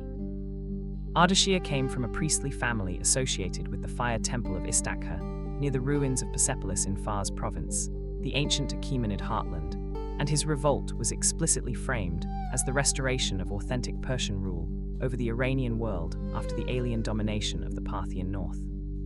The proximity of his family's home to the ruins of Persepolis gave his dynastic ideology a powerful visual and symbolic dimension. The Sassanid kings were the heirs of Cyrus and Darius, the restorers of the Achaemenid tradition that the Macedonian invasion and the Parthian interlude had interrupted. The revolution that Ardashir led was not merely a dynastic change, but a genuine transformation of the Iranian imperial system. Where the Parthians had governed through a decentralized feudal aristocracy, the Sassanids sought to create a more centralized monarchy in which the great noble families were subordinated to royal authority. Where Parthian religious policy had been relatively tolerant of the religious diversity of the empire's populations, the Sassanid monarchy made Zoroastrianism the official state religion and the Zoroastrian clergy, the Magi, a pillar of royal power. The Battle of Hormozgan in 224 CE that ended the Parthian Empire is one of the pivotal moments in the history of the Near East, the moment at which the first of the great Persian dynasties gave way to the last, and the Iranian world began the 4 centuries of Sassanid rule that would take it to the edge of the Islamic era. The Sassanid dynasty that Ardashir founded would produce the last, and in many ways the greatest of the Persian empires, the civilization whose confrontation with Rome and Byzantium defined the ancient world's final centuries. Fact 31. Ardashir I, the founder of the Sassanid Empire. Ardashir I, the king of Persis, who overthrew the last Arsacid ruler Artabanus IV in 224 CE and founded the Sassanid Empire, the third and last of the great pre-Islamic Persian dynasties, was not merely a successful military commander, but a genuinely visionary political thinker whose understanding of the relationship between royal power, religious authority, and administrative organization shaped the institutional character of the empire he created in ways that would persist for over 4 centuries. Where Cyrus the Great had founded the Achaemenid Empire through an almost miraculous combination of military genius and political accommodation, and where Arsaces I had founded the Parthian Empire by exploiting the weakness of a declining Seleucid state, Ardashir founded the Sassanid Empire through a deliberate and clearly articulated ideology of restoration and reform. Ardashir came from a family of priests and local kings in the province of Fars, the ancient Persian heartland that had given the Achaemenid dynasty its name and its sacred geography. His father Papak was the ruler of the small principality of Istakhr, the city built near the ruins of Persepolis, and Ardashir grew up in the shadow of the great carved reliefs of Darius and Xerxes. Absorbing through his family's priestly traditions, and through the visual evidence of the ruins around him, a deep sense of Persian cultural identity, and a burning conviction that the Iranian world had been deprived of its rightful rulers by the Parthian dynasty of the north. The rock reliefs that Ardashir commissioned at Naqsh-i Rustam, the cliff face near Persepolis where the Achaemenid kings had carved their royal tombs, announce his dynasty's identity with extraordinary visual clarity. In the most famous of these reliefs, the god Ahura Mazda hands the royal diadem to Ardashir on horseback, while the crushed bodies of their defeated enemies lie beneath their horses' hooves. The message was unmistakable. The Sassanid king ruled by divine right, with the explicit blessing of the supreme Zoroastrian deity, in continuity with the great tradition of Iranian kingship that the Achaemenids had established. Ardashir's administrative reforms, the reorganization of the imperial bureaucracy, the assertion of central royal authority over the great noble families, the establishment of Zoroastrian fire temples as state institutions, created the framework within which the Sassanid state would operate for the following 4 centuries, and his political philosophy continued to influence Iranian political thought long after his dynasty had fallen. Fact 32. Shapur I, the emperor who captured a Roman emperor. Shapur I, the son and successor of Ardashir I, who ruled the Sassanid Empire from approximately 240 to 270 CE, and who conducted the most successful military campaigns in the history of the Sassanid dynasty, including 3 major invasions of Roman territory that devastated the eastern provinces of the Roman Empire and culminated in the capture of the Roman Emperor Valerian at the Battle of Edessa in 260 CE. Was one of the most formidable military commanders and one of the most ambitious cultural patrons in the history of the ancient Near East, a king whose reign demonstrated that the new Sassanid Empire was not merely the political successor of the Parthians, but a genuinely more powerful and more aggressive adversary for Rome than its predecessor had ever been. The capture of the Roman Emperor Valerian at Edessa in 260 CE, the only occasion in the history of the Roman Empire on which a reigning emperor was taken prisoner by a foreign enemy, was the most dramatic military achievement of Shapur's reign and one of the most humiliating events in the entire history of the Roman state. The ancient sources disagree about the precise circumstances of the capture. Some describe it as occurring during a battle, others as the result of treacherous negotiations, but its consequences were not in dispute. The most powerful ruler in the Western world became a prisoner of the Sassanid King of Kings, and the psychological impact on both empires was enormous. Shapur commemorated his victory over Valerian in a series of magnificent rock reliefs carved at the great Sassanid royal sites of Naqsh-i Rustam and Bishapur, triumphal images showing the kneeling Valerian grasping the hand of the mounted Shapur in a gesture of submission, with the mounted figure of the previously defeated Roman emperor, Philip the Arab, visible behind them. These reliefs, which survive in remarkable condition, are among the most powerful visual statements of imperial triumph in the art of the ancient world, and they were intended to be seen and understood by everyone who passed through the Sassanid royal landscape. Shapur also conducted a remarkable policy of intellectual and cultural patronage, commissioning the translation into Pahlavi of Greek and Indian scientific and philosophical texts, welcoming scholars from across the known world to his court, and reportedly protecting the Manichaean prophet Mani, the founder of one of the most influential new religious movements of the 3rd century CE during the early years of his career. Fact 33. Mani and Manichaeism, Persia's global religion. Mani, the Mesopotamian prophet who was born around 216 CE, who claimed to be the final prophet in a succession that included Zoroaster, Buddha, and Jesus, and who founded Manichaeism, the universalist dualist religion that spread from the Roman Empire to China, and that for a period threatened to become one of the dominant world religions, was one of the most remarkable religious innovators in the history of the ancient world. And his career and his religion are inseparable from the cultural world of the Sassanid Persian Empire that was the context of his life and work. Mani was born in Babylonia, the heart of the Sassanid Empire, to a family associated with the Jewish Christian baptismal sect of the Elchasids, and his religious development was shaped by the extraordinary cultural diversity of the Mesopotamian world in which he grew up, a world in which Zoroastrian fire temples, Christian churches, Jewish synagogues, Buddhist monasteries, and the remnants of ancient Babylonian religious traditions coexisted in the same urban landscape. His mature teaching was an explicit synthesis of elements drawn from all of these traditions, organized around the central Zoroastrian concept of a cosmic dualism between light and darkness, but but incorporating the narrative and the eschatological elements of Christianity and the ethical and meditative elements of Buddhism. Manichaean scriptures were among the most beautifully produced religious texts of the ancient world. The religion placed exceptional emphasis on visual art and calligraphy as vehicles for religious instruction, and the illustrated Manichaean manuscripts that survive from Central Asian sites like Dunhuang are among the most beautiful objects produced by ancient Iranian civilization.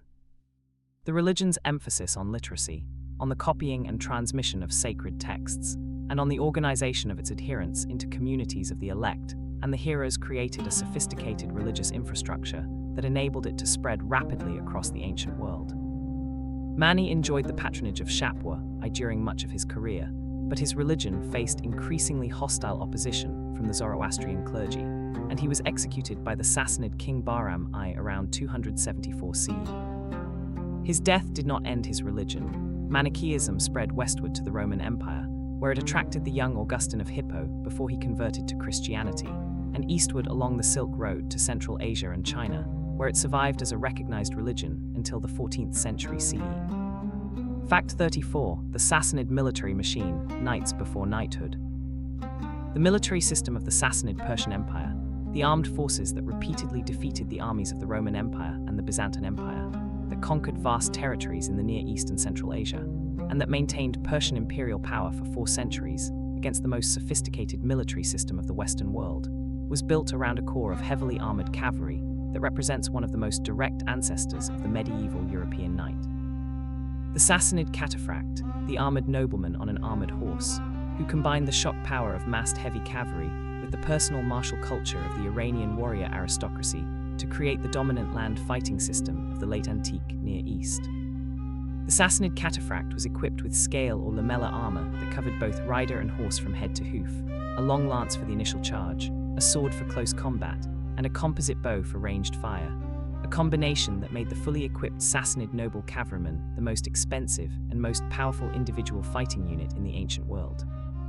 The cost of producing and maintaining this equipment, the armor alone could represent the accumulated wealth of a prosperous family, limited the numbers of true cataphracts available to Sassanid armies, and created the strong connection between military service, aristocratic status, and land ownership that characterized Sassanid social structure.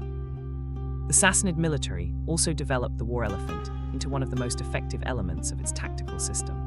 Indian war elephants, maintained in royal elephant parks and trained by specialist handlers, were used both as mobile fire platforms from which archers could shoot down into enemy formations and as shock weapons whose size and unfamiliarity could cause panic in cavalry and infantry alike. The Roman and Byzantine military writers who described Sassanid armies invariably singled out the elephants as one of the most psychologically challenging elements of facing a Sassanid force in the field. The Sassanid military also invested heavily in siege warfare technology, systematically acquiring Roman prisoners with engineering expertise and developing a siege train that enabled Sassanid armies to reduce Roman fortresses and walled cities that the Parthians had never been able to capture, giving the Sassanid military a combined arms capability that its predecessors had lacked. Fact 35. Khosrow I, the philosopher king. Khosrow I Anushirvan, whose name means Khosrow of the immortal soul, who ruled the Sassanid Empire from 531 to 579 CE, and who is universally regarded in the Iranian tradition as the greatest of the Sassanid kings, the model of the just ruler whose reign combined military effectiveness with intellectual brilliance, administrative reform, and a genuine personal engagement with the philosophical traditions of the ancient world, was one of the most remarkable rulers in the history of the Near East. A king who reorganized his empire's fiscal and military systems, who provided refuge to the last Neoplatonist philosophers expelled from Athens by Justinian I, who commissioned the translation of Greek and Indian philosophical and scientific texts into Pahlavi, and whose court became the most important intellectual center in the world at a time when the Western Roman Empire had collapsed and the Eastern Roman Empire was convulsed by religious controversy. Khosrow's administrative reforms, above all the reorganization of the taxation system and the military land grant system that replaced the Parthian feudal aristocracy with a more controllable class of mounted warriors, created the institutional foundations of the mature Sassanid state and transformed the empire from a feudal confederation governed by great noble clans into something closer to the centralized monarchy that the Sassanid royal ideology had always claimed to be. The cadastral survey of agricultural land that Khosrow commissioned the most systematic land assessment in Iranian history before the Islamic period, was the fiscal foundation of his military and administrative reforms. The philosophical patronage of Khosrow I is one of the most remarkable episodes in the history of ancient learning. When the Emperor Justinian I closed the Neoplatonist Academy in Athens in 529 CE, the last 7 philosophers of the Athenian school, including Damasius and Simplicius, travelled to Khosrow's court in Ctesiphon, where they were received with honour and given the conditions to continue their work. The treaty that Justinian eventually negotiated with Khosrow reportedly included a specific provision guaranteeing the philosophers' right to practice and teach their philosophy unmolested. Khosrow is remembered above all through the epithet Anushirvan, the immortal soul, which expresses the idea that his justice, his wisdom, and his concern for his subjects had earned him a form of immortality in the memory of the Iranian people that no military victory could match. Fact 36. The Byzantine-Sassanid Wars, the last great ancient war. The series of wars fought between the Sassanid Persian Empire and the Byzantine Eastern Roman Empire between the 4th and 7th centuries CE, culminating in the catastrophic final confrontation of 602 to 628 CE, in which the two empires nearly destroyed each other, constitutes what historians sometimes call the last great war of antiquity. A conflict of extraordinary geographical scope and extraordinary human cost that between them the two superpowers of the ancient world fought for control of the Near East, the Levant, Egypt, and Anatolia, in a series of campaigns that devastated both empires so completely that they were unable to resist the Arab Muslim armies that swept through the region in the 630s and 640s CE. The final and most devastating phase of the Byzantine-Sassanid conflict began in 602 CE, when the Byzantine Emperor Maurice was overthrown and murdered by the rebel general Phocas. The Sassanid king Khosrow II, who owed his throne in part to Maurice's support, and who used Maurice's murder as a casus belli, launched the most comprehensive military offensive in Sassanid history, systematically conquering Syria, Palestine, Egypt, and much of Anatolia over the following 2 decades in a campaign that at its height brought Persian forces to the shores of the Bosphorus and the walls of Constantinople itself. The Persian capture of Jerusalem in 614 CE, and above all the removal from Jerusalem of the True Cross, the most sacred relic of Christendom, to Ctesiphon, was the most psychologically devastating single event of the war from the Byzantine perspective, a religious catastrophe as well as a military one that galvanized Byzantine resistance. The Emperor Heraclius, who had replaced the incompetent Phocas in 610 CE, responded with one of the most remarkable military recoveries in ancient history, launching from Constantinople a series of deep counter-invasions of Sassanid territory that bypassed the Persian armies in the occupied Byzantine provinces and struck directly at the Iranian heartland. The Byzantine counter-offensive culminated in the Battle of Nineveh in 628 CE, where Heraclius destroyed the main Sassanid field army and marched to within sight of Ctesiphon. Khosrow II was overthrown and murdered by his own son, and the Sassanid Empire collapsed into civil war from which it never fully recovered. Both empires emerged from the conflict exhausted, depopulated, and financially ruined, precisely the condition that made the Arab conquest that followed so devastatingly swift. Fact 37. The Sassanid city, urban life in the Persian Empire. The cities of the Sassanid Persian Empire, the great urban centers that concentrated the empire's administrative, commercial, religious, and intellectual life, and that gave the Sassanid civilization its distinctive spatial character, were among the most important and most innovative urban centers of the late antique world. Combining the Persian tradition of monumental royal architecture with the Hellenistic urban planning tradition inherited from the Seleucid period, and with the specific requirements of the Zoroastrian religious landscape, to produce cities of distinctive character that combined enormous walled enclosures, royal palace complexes, fire temples, bazaars, and the workshops of the skilled craftsmen whose products, silk textiles, silverwork, and decorated metalwork, were among the most admired luxury goods in the ancient world. The capital city of Ctesiphon has already been described, but it was only the most prominent of a network of important Sassanid urban centers, whose planning and monumentality reflected the empire's ambition and its administrative sophistication. Bishapur, the city founded by Shapur I in Fars province to commemorate his victories over Rome, was laid out on a grid plan derived from Roman military camp planning, a deliberate statement about the Roman power that Shapur had defeated, and an expression of his cosmopolitan cultural ambitions. Gundishapur in Khuzestan became the most important center of scientific learning in the ancient world under Khosrow I, housing the great hospital and academy where Greek, Indian, and Persian medical and philosophical traditions were synthesized. The Sassanid Fire Temple, the architecturally distinctive religious building whose characteristic form, a domed square chamber housing the sacred fire, was one of the most recognizable elements of the Sassanid urban landscape, served as both a religious institution and a political one. The great state fire temples, whose sacred fires were maintained at imperial expense and presided over by senior Zoroastrian clergy, were the visible expression of the intimate connection between Sassanid royal power and Zoroastrian religious authority that distinguished the Sassanid religious policy from the more eclectic accommodation of the Parthian period. The bazaar, the covered market at the heart of the Sassanid city, connected the urban economy to the Silk Road, and the Sassanid merchants who handled the transit trade between China and the Mediterranean were among the most sophisticated traders in the ancient world. Fact 38. Sassanid silver, art that traveled the world.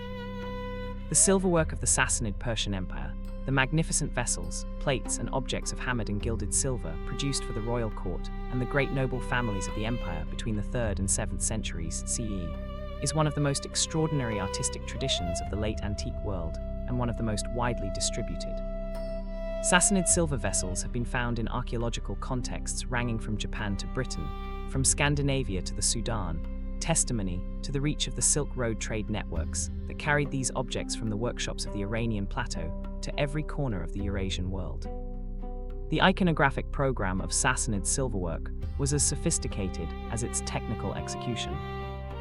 The most common and most celebrated subjects, the royal hunt, in which the king pursues lions, boars, stags, and other game animals from horseback or in a chariot,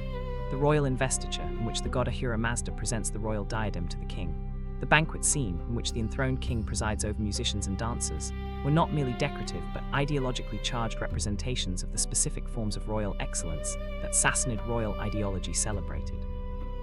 The warrior's courage in the hunt, the king's divine election, and the civilized pleasures of the court. The technical mastery of Sassanid silversmiths was extraordinary, even by the standards of the extraordinarily skilled metalworking traditions of the ancient Near East. The technique of repoussé, hammering the design from the inside of the vessel to create a raised surface, was combined with chasing, gilding, and the insertion of separately worked decorative elements to create objects of remarkable three-dimensional complexity and visual richness. The royal hunt plates in particular, showing the king in full gallop, his horse at the moment of maximum extension, the prey animals in various attitudes of flight or wounded collapse, achieve a combination of technical precision and dynamic movement that few traditions of metalwork have equaled. The influence of Sassanid silverwork on the artistic traditions of medieval Europe, Byzantium, and the Islamic world was substantial and long-lasting. The hunting scenes that decorated Sassanid silver vessels were copied and adapted by Byzantine, Frankish, and later Islamic craftsmen, and the specific iconographic conventions of the Sassanid royal hunt appear in medieval European manuscripts and Islamic ceramics centuries after the Sassanid Empire had ceased to exist. Fact 39. The Sassanid silk industry, weaving the world. The silk textile industry of the Sassanid Persian Empire, the production of woven silk fabrics of extraordinary technical complexity and aesthetic refinement that were among the most prized luxury goods in the ancient and early medieval world, was one of the most economically significant and most culturally influential industries in the history of the pre-modern economy, generating revenues, transmitting artistic motifs, and shaping the visual culture of communities from Ireland to Japan through the agency of the trade networks that carried Sassanid textiles along the Silk Road and its maritime extensions.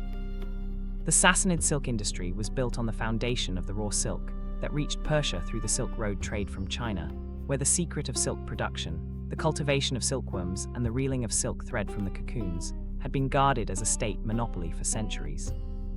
Sassanid weavers transformed this Chinese raw material into finished textiles of a sophistication that Chinese weavers did not attempt to match, developing the compound twill weave and its more complex variants that could incorporate elaborate figured patterns, the animals, hunting scenes, royal figures, and geometric roundels that are the characteristic motifs of Sassanid silk, into the structure of the fabric itself rather than adding them as embroidery or brocade.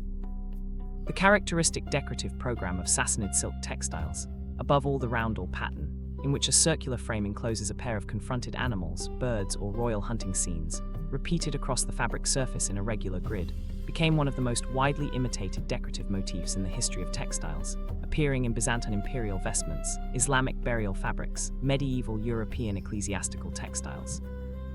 and the secular fabrics of the Carolingian and Ottonian courts.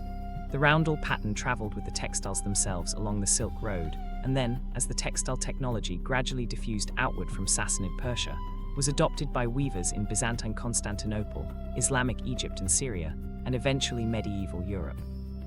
The Sassanid silk industry was also the vector through which the technique of sericulture, the cultivation of silkworms and the production of raw silk, eventually escaped from its Chinese monopoly. The Byzantine Emperor Justinian I reportedly received silkworm eggs, smuggled out of China by Nestorian Christian monks around 552 CE, enabling the establishment of a Byzantine silk industry that reduced dependence on Persian-controlled supply chains.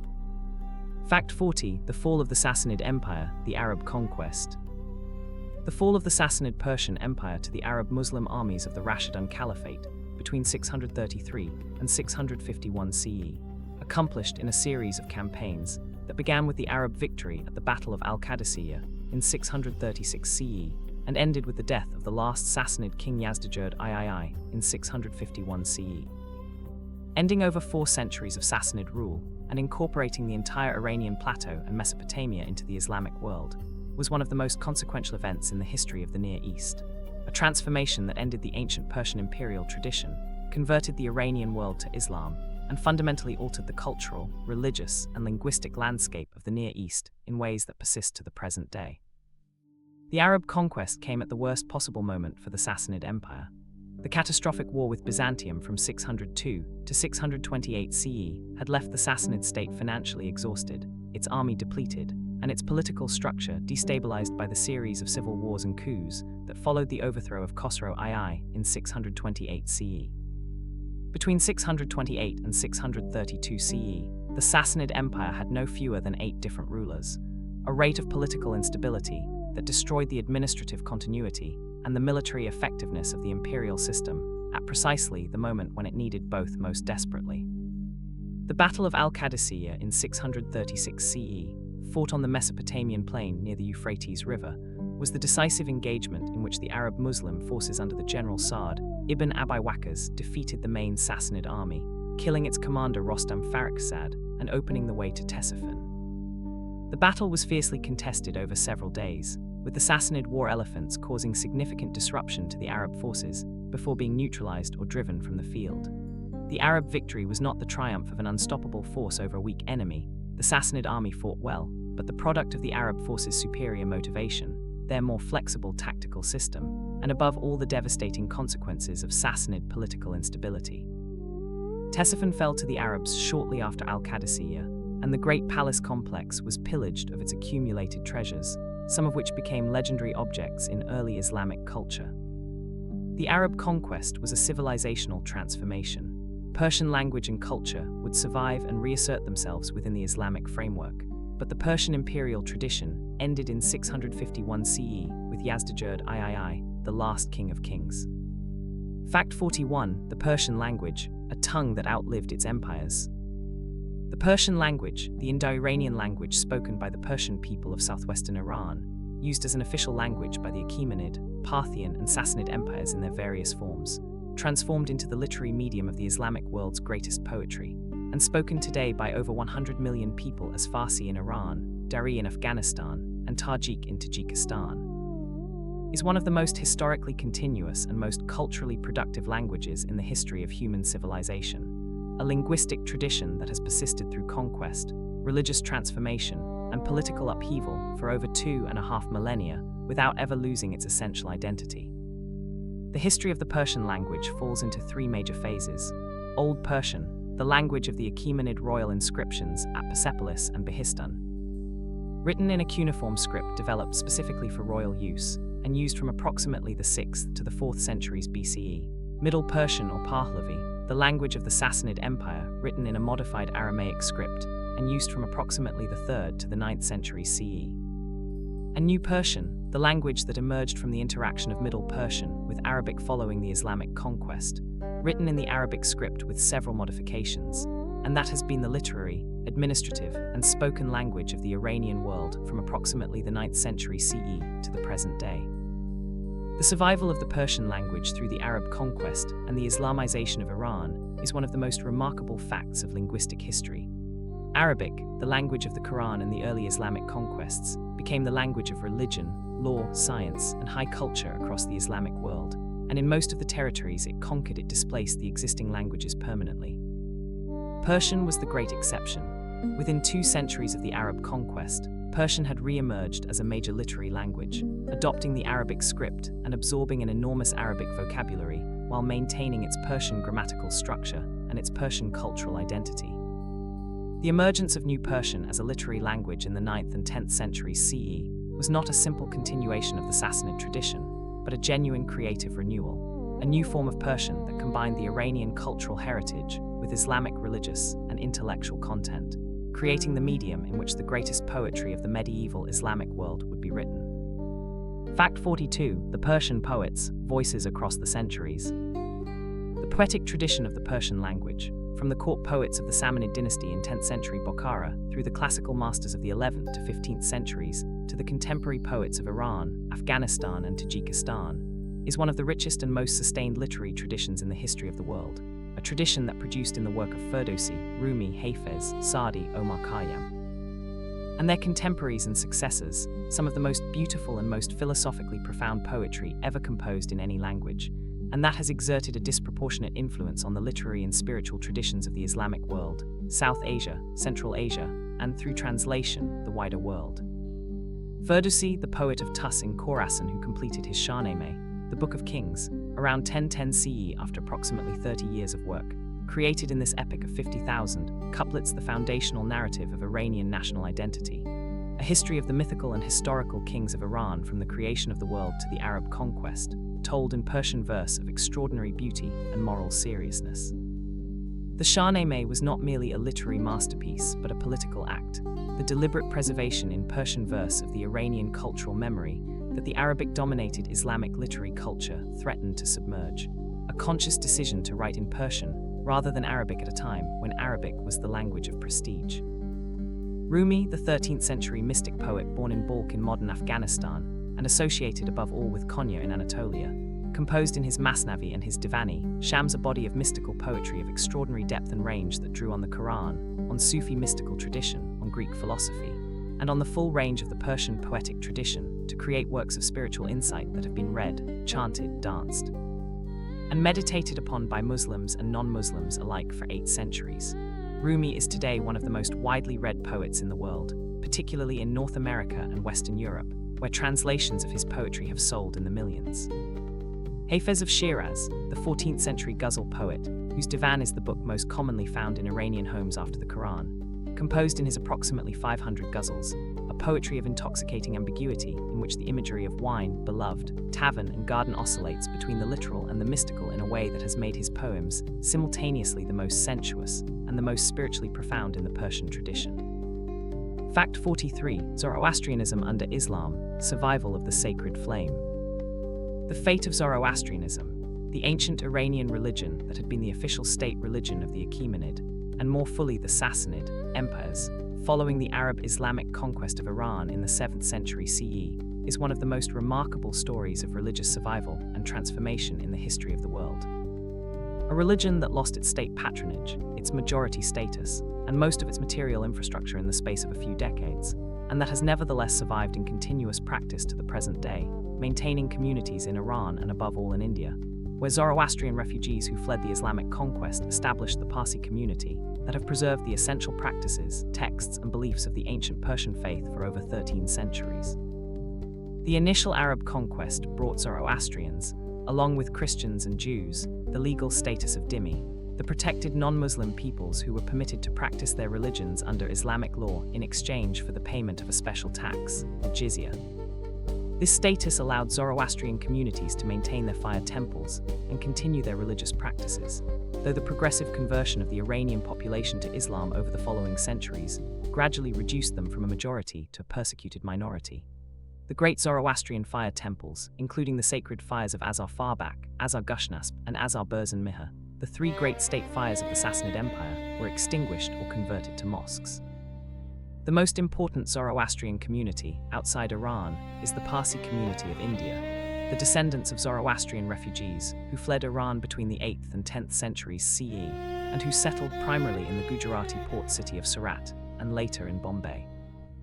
Parsis brought with them the sacred fires and the essential texts of the Zoroastrian tradition, and over the centuries they developed a distinctive form of Zoroastrian practice adapted to their Indian environment while maintaining their connection to the ancient Iranian heritage. The Parsi community has been disproportionately influential in the commercial and intellectual life of modern India, producing, among other figures, the Tatar industrial dynasty and the composer and producer Freddie Mercury. The Zoroastrian communities of Iran and India together number approximately 100,000 to 200,000 people, a tiny fraction of the Sassanid era following, but a living testament to the extraordinary durability of the ancient Persian religious tradition. Fact 44. The Shahnameh, Iran's national epic. Shahnameh, the Book of Kings, the monumental epic poem completed by the poet Ferdowsi around 1010 CE, is the foundational text of Persian literary culture, the work that established New Persian as a literary language capable of the highest poetic achievement, that preserved the mythological and historical memory of pre-Islamic Iran in a form accessible to Muslim readers, and that has remained the primary reference point for Iranian national identity, cultural self-understanding, and literary aspiration from its completion to the present day. It is, in the estimate of many scholars, one of the greatest literary works produced by any civilization in the history of the world. The Shahnameh tells the story of the Iranian world from the creation of the first human being, Gayumas, through the mythological age of the divine kings, through the heroic age of the legendary warriors, above all the great hero Rostam, whose exploits occupy approximately a quarter of the entire epic, through the historical age of the Achaemenid kings, through the Parthian and Sassanid periods, to the Arab conquest that ended the Sassanid dynasty, and in Ferdowsi's telling, marked the end of the pre-Islamic Iranian world. The poem is simultaneously a national history, a mythological encyclopedia, a gallery of moral and political exemplars, and a continuous meditation on the themes of fate, courage, justice, and the relationship between human will and divine order. The story of Ferdowsi and Sultan Mahmud of Ghazni is legendary. The patron who offered silver instead of gold, the poet distributing it in contempt, then fleeing. Whether true or partly myth, it captures something real about Persian poets and their patrons. The Shahnameh's influence on Iranian culture has been continuous and pervasive.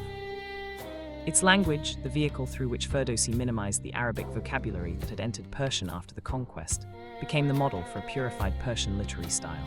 Its stories provide the most commonly shared cultural reference points in Iranian life, and its manuscript copies, illustrated with some of the greatest examples of Persian miniature painting, are among the most beautiful objects in the history of book art. Ferdowsi reportedly minimized Arabic vocabulary so deliberately that later linguists counted his Persian as among the purest ever written. In an age when Arabic was the language of prestige, that was an act of cultural resistance as well as literary art. Fact 45. Persian science, the House of Wisdom. The Persian scholars and scientists who flourished in the Islamic world from the 8th to the 13th century CE, working primarily in Arabic, the prestige language of Islamic intellectual culture, but drawing on the Persian cultural tradition and maintaining a distinctively Iranian intellectual identity, were among the most productive and most innovative scientific minds in the history of the pre-modern world, making foundational contributions to mathematics, astronomy, medicine, chemistry, philosophy, and geography that were transmitted to medieval Europe through Arabic translations, and that played an indispensable role in the scientific revolution of the 16th and 17th centuries. The most famous institutional context for Persian scientific achievement was the House of Wisdom, Beit al-Hikmah, in Baghdad, the great translation and research institution founded by the Abbasid Caliph Harun al-Rashid and greatly expanded by his son al-Mamun in the early 9th century CE. The House of Wisdom was staffed largely by Persian scholars from the Sassanid intellectual tradition, men like the Barmakid family, the great physician Jabril ibn Baktishu, and the mathematician al-Khwarizmi, who brought to the Arabic-speaking Islamic world the accumulated learning of the Greek, Indian, and Persian scientific traditions that the Sassanid Academy at Gundishapur had synthesized. Muhammad ibn Musa al-Khwarizmi, the 9th century mathematician from Khwarazm in modern Uzbekistan, whose name is the origin of the English word algorithm, wrote in Baghdad the treatise on algebra that gave the world both the word algebra and the systematic foundation of algebraic mathematics. His treatise on calculation with Hindu-Arabic numerals was the vehicle through which the decimal place value number system that we use today was introduced to the Islamic world and eventually to medieval Europe.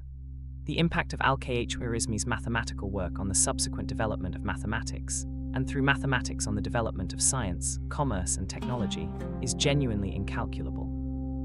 Ibn Sina Avicenna, the physician and philosopher of Bokhara who lived from 980 to 1037 CE, and who wrote his canon of medicine and his philosophical works in both Arabic and Persian, was the most systematically influential scientist and philosopher of the medieval Islamic world, whose canon of medicine served as the primary medical textbook in both Islamic and European universities for over 5 centuries. Fact 46. Persian architecture, the garden, the dome, and the Iwan. The architectural tradition of the Persian world, the accumulated body of building forms, decorative programs, and spatial ideas that the 3 great Persian dynasties and their successors developed over more than 2 millennia, is one of the most influential and most beautiful architectural traditions in the history of the world, the source of the dome and Diwan composition that became the defining architectural formula of the Islamic world. The garden design principles that gave the Western world the word paradise, and a decorative vocabulary of tile, calligraphy, and geometric pattern that has shaped the visual culture of the Islamic world from Morocco to Indonesia. The Chahar Bagh, the foregarden, the Persian formal garden organized around intersecting water channels that divide the garden space into 4 quadrants, was one of the most consequential design inventions in the history of landscape architecture, the prototype of the formal garden tradition that spread from Iran into Islamic Spain, Mughal India, and eventually Renaissance Europe. The Persian garden was not merely a pleasant outdoor space, but a symbolic landscape that represented the earthly reflection of the divine paradise. And the word paradise itself derives from the Avestan paradisa, the walled enclosure, through Old Persian paradeda, Greek paradisos, and Latin paradisus, a linguistic journey that traces the path of the Persian garden concept through history. The dome on a square base, the architectural formula developed in the Sassanid period and refined through the Islamic era, was the Persian solution to one of the most fundamental problems of monumental architecture: how to cover a large square or rectangular space with a hemispherical dome.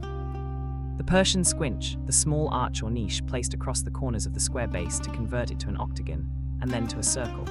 was the technical innovation that made the dome-on-square combination structurally feasible, and its refinement through the Islamic period produced the great domed buildings of the Iranian, Ottoman, and Mughal architectural traditions. The great mosque complexes of Isfahan, the Masjid-i-Shah completed in the 17th century CE, are the supreme expressions of the Persian architectural tradition.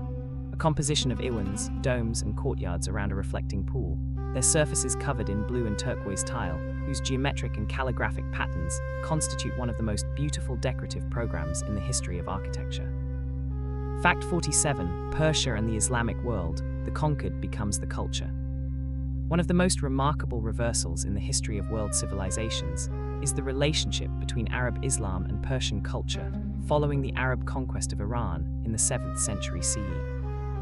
The Arabs conquered Persia militarily and converted it religiously, but within 2 centuries, the conquered Persians had effectively reconquered their conquerors culturally. The sophisticated administrative traditions, the literary culture, the architectural vocabulary, the philosophical heritage, and the aesthetic sensibility of the Persian world so thoroughly permeated the early Islamic civilization that the Abbasid Caliphate, which replaced the Arab Umayyad dynasty in 750 CE, was in many of its most important features a Persian civilization operating in Arabic dress. The Abbasid Revolution of 750 CE, which replaced the Damascus-centered, Arab-dominated Umayyad Caliphate with the Baghdad-centered Abbasid Caliphate, was in substantial measure a Persian revolution.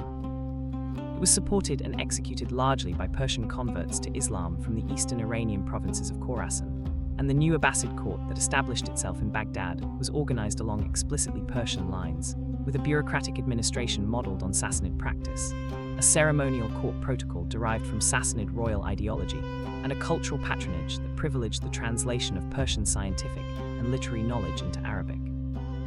The most visible institutional expression of Persian cultural influence on the early Abbasid Caliphate was the Barmakid family, the great Persian administrative dynasty from Balkh in modern Afghanistan that provided the Abbasid caliphs with their most capable viziers for nearly half a century, from the Caliphate of al-Mahdi through the reign of Harun al-Rashid. The Barmakids were patrons of translation, of science, and of the administrative system that transformed the Caliphate from a tribal Arab monarchy into a sophisticated universal empire, and their fall from power in 803 CE, the sudden execution of the entire family by Harun al-Rashid, was one of the most dramatic reversals of fortune in the history of the early Islamic world. The emergence of Persian as a literary language of high prestige, alongside Arabic in the 9th and 10th centuries, through the Persian language courts of the Sassanid dynasty in Bokhara and the Ghaznavid dynasty, completed the Persian cultural reconquest, creating a bilingual Islamic literary culture in which the Persian literary tradition was recognized as the equal of the Arabic. Fact 48. The Mongol destruction and Persian Renaissance. The Mongol conquest of the Iranian world in the 13th century CE, the systematic destruction of the cities of Khorasan, Transoxiana, and the Iranian plateau by the armies of Genghis Khan and his successors between 1219 and 1258 CE, followed by the fall of Baghdad and the execution of the last Abbasid caliph in 1258 CE, was the greatest catastrophe in the history of the Persian-speaking world before the 20th century. A destruction of such extraordinary scope and violence that the populations of entire cities were massacred, irrigation systems that had sustained agricultural civilization for millennia were deliberately destroyed, and the accumulated material and intellectual heritage of centuries of Islamic Persian culture was looted, burned, or simply lost in the chaos of conquest. Contemporary accounts of the Mongol destruction, above all the chronicle of Ibn al-Athir, who described the catastrophe as the greatest that had befallen the Islamic world since its foundation, describe in vivid and horrifying detail the systematic killing, the burning of libraries and archives, the destruction of mosques and madrasas, and the obliteration of the agricultural infrastructure on which the dense urban civilization of the Iranian plateau depended. Modern demographic estimates suggest that the population of the Iranian plateau may have declined by as much as 75% in some regions as a direct result of the Mongol conquests, a demographic catastrophe comparable to the worst episodes of the Black Death in medieval Europe. Yet within a century of the Mongol conquest, one of the most remarkable cultural renaissances in the history of Persian civilization was underway. The Mongol Ilkhan dynasty that ruled Iran from Tabriz, the descendants of Genghis Khan's grandson Hulagu, who had ordered the destruction of Baghdad, converted to Islam and became enthusiastic patrons of Persian art, architecture, and literature, commissioning manuscript illustrations of extraordinary beauty, building mosque complexes whose tiled decoration was among the finest ever produced, and maintaining courts at which Persian poetry and music flourished. The paradox of Mongol patronage of Persian culture, the descendants of the conquerors financing the very culture their ancestors had destroyed, is one of the most striking in the history of civilizations, and it produced in the magnificent illustrated manuscripts of the Ilkhanid and Timurid periods some of the greatest achievements of Persian visual art. Fact 49. Persia and India, the Mughal connection.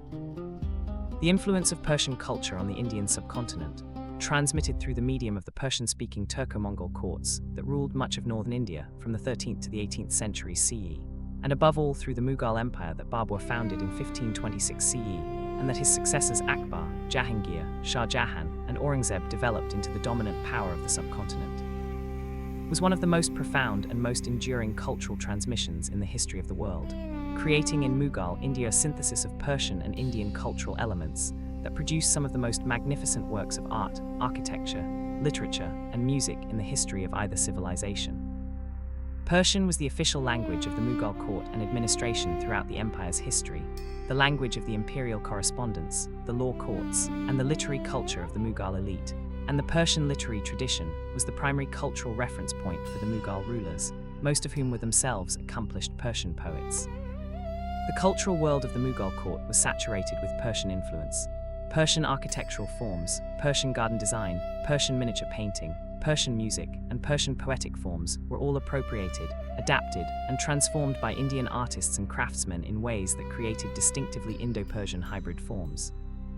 The most famous building in the world, the Taj Mahal, the mausoleum built by the Mughal Emperor Shah Jahan between 1632 and 1653 CE for his beloved wife Mumtaz Mahal, is in many of its most important features a work of Persian architecture. Its characteristic dome, its 4 minarets, its Iwan-framed entry portals, its Chahar Bagh garden setting, and its program of Arabic calligraphic and geometric tile decoration all derive from the Persian architectural tradition, adapted to Indian materials and Indian sensibilities in a synthesis of extraordinary beauty. The Persian administrative vocabulary that the Mughal Empire introduced to India, words like diwan, darbar, firman, and the concept of the mansab system, entered the Indian languages, and through the subsequent British colonial period, shaped the administrative and legal vocabulary of the Indian subcontinent in ways that are still visible in the language of Indian administration and law today. The debt India owes to Persian culture is embedded in words, buildings, and structures so familiar they have become invisible. The Taj Mahal is a Persian building. The Mughal court was a Persian court. The word Hindustan is itself Persian. Fact 50. The Persian world at the halfway point. What 3 empires built? 50 facts into the story of the Persian empires, from Cyrus liberating Babylon to Firdusi composing the Shahnameh, from the Royal Road to the Silk Road, from the immortals of Darius to the cataphracts of the Sassanids, and the shape of what these 3 dynasties built and what they left behind is becoming clear. The Persian empires were not merely military and political entities. They were cultural accelerators, civilizational synthesizers, the institutions through which the accumulated knowledge, artistic achievement, and spiritual insight of the ancient Near East was processed, amplified, and transmitted to the subsequent civilizations of the Islamic world, medieval Europe, and South Asia. The first gift of the Persian empires to world civilization was administrative. The model of the large, multi-ethnic empire governed through a framework of central authority and local autonomy, using a common administrative language and a standardized system of taxation and communication that the Achaemenids developed and that every subsequent large empire in the region, Seleucid, Parthian, Sassanid, Islamic, Mughal, Ottoman, adapted and built upon. This model is so fundamental to the subsequent history of the Near East that it is easy to overlook how unprecedented it was when Cyrus first implemented it. The second gift was cultural. The Persian literary tradition, above all the poetry of Firdusi, Rumi, Hafez, and Sa'di, that created a shared cultural universe for the entire Islamic world from Morocco to Indonesia, and that through translation has been reaching and moving readers in every language for over 2 centuries. The Persian poetic tradition is one of the great achievements of human literary culture, and it would not have existed without the Persian imperial tradition that created the conditions for it. The third gift was spiritual. Zoroastrianism's ideas about cosmic dualism, divine judgment, and eschatological renewal that shaped Judaism, Christianity, and Islam in ways that are still being traced by scholars. The religion of Ahura Mazda and Angra Mainyu, of the final renovation of the world and the resurrection of the dead, contributed concepts to the 3 great Western monotheisms that are so deeply embedded in those traditions that they are now invisible as Persian contributions. 50 facts in, and the story still has 50 more to tell. The Persian world is only halfway finished showing us what it made. Fact 51. The Achaemenid kings in the Bible, Persia through Hebrew eyes. The Achaemenid Persian Empire appears in the Hebrew Bible more prominently and more positively than any other foreign power in the entire biblical corpus. A reflection of the extraordinary historical relationship between the Persian kings and the Jewish community in Babylonian exile that began with Cyrus the Great's decree of 539 BCE and that continued through the reigns of Cambyses, Darius I, Xerxes, and Artaxerxes I, the books of Ezra, Nehemiah, Esther, Daniel. Isaiah and the Chronicles all deal with Persian-Jewish relations, and together they provide one of the most detailed and most personal accounts of life under Achaemenid rule that survives from any subject people. The prophet second Isaiah, whose oracles are preserved in chapters 40 to 55 of the book of Isaiah, and who wrote in Babylon during the period immediately before Cyrus's conquest, is the most theologically remarkable document of the Persian-Jewish encounter. Second Isaiah explicitly names Cyrus as the anointed of the Lord, the Mashiach, the Messiah, the divinely chosen instrument through whom God would accomplish the liberation of the Jewish people from Babylonian captivity. The idea that a foreign king, a non-Israelite who did not know the God of Israel, could nevertheless serve as God's anointed was theologically radical. And it expressed a universalist understanding of divine action in history that was one of the most significant developments in ancient Israelite theology. The Book of Esther, set at the court of Xerxes I in Susa, is the biblical text that most vividly recreates the physical and social world of the Achaemenid court. The 180-day feast of the king, the harem politics, the royal advisors, the ceremonial of approaching the king's presence, the competitive patronage networks among the court's powerful figures. Modern scholars debate how accurately the book reflects actual Achaemenid court practice, but the details it provides, the layout of the palace, the administrative procedures, the role of the king's favorites, are consistent with what the Persepolis archives tell us about the actual operation of the Achaemenid court. The figure of Nehemiah, the Jewish official who served as Artaxerxes I's cupbearer, and who used his privileged access to the king's person to obtain royal authorization for the reconstruction of Jerusalem's walls, is one of the most vivid personal accounts of service in the Achaemenid administration that survives, a first-hand narrative of how the empire's patronage system actually worked. Fact 52, the Nowruz festival, the new year that survived everything. Nowruz, the Persian New Year festival, celebrated on the spring equinox, the first day of the month of Farvardin in the Iranian calendar, which falls on approximately March 20 or 21 in the Gregorian calendar, is one of the oldest and most culturally tenacious festivals in the history of the world. Annual celebration of renewal, light, and the triumph of spring over winter that has been observed continuously for at least 3,000 years, that predates Islam by millennia, that survived the Arab conquest and the conversion of Iran to Islam, that survived the Mongol invasions and the social upheavals of the 20th century, and that is today celebrated by approximately 300 million people in Iran, Afghanistan, Tajikistan, Central Asia, the Caucasus, Iraqi Kurdistan, and diaspora communities around the world.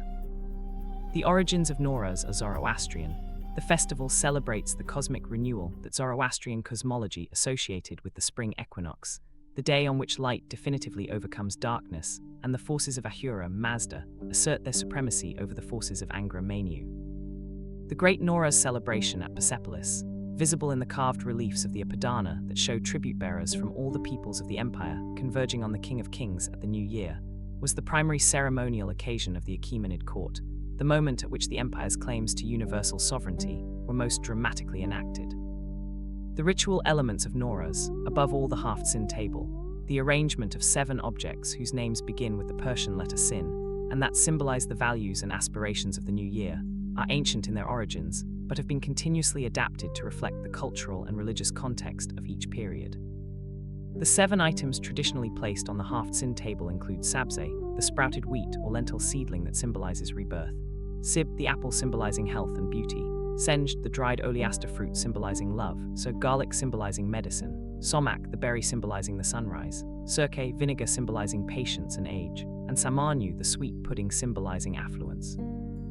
Nowruz was recognized by the United Nations General Assembly as an International Day of Nowruz in 2010, a remarkable acknowledgement of the persistence of a celebration rooted in the ancient Zoroastrian religious calendar of the Achaemenid Persian Empire. Fact 53, Persian miniature painting, a world and a page. The tradition of Persian miniature painting, the art of illustrating manuscripts with small-scale painted images of extraordinary technical precision and visual richness, developed in the Islamic Persian world from the 13th century CE onward, and reaching its greatest achievements in the Timurid and Safavid periods of the 15th and 16th centuries, is one of the most refined and most distinctive artistic traditions in the history of world art. A tradition that combined the calligraphic sensibility of the Islamic book with the pictorial ambitions of the ancient Iranian artistic heritage to produce illustrated manuscripts of breathtaking beauty that are among the most treasured objects in the collections of major museums around the world.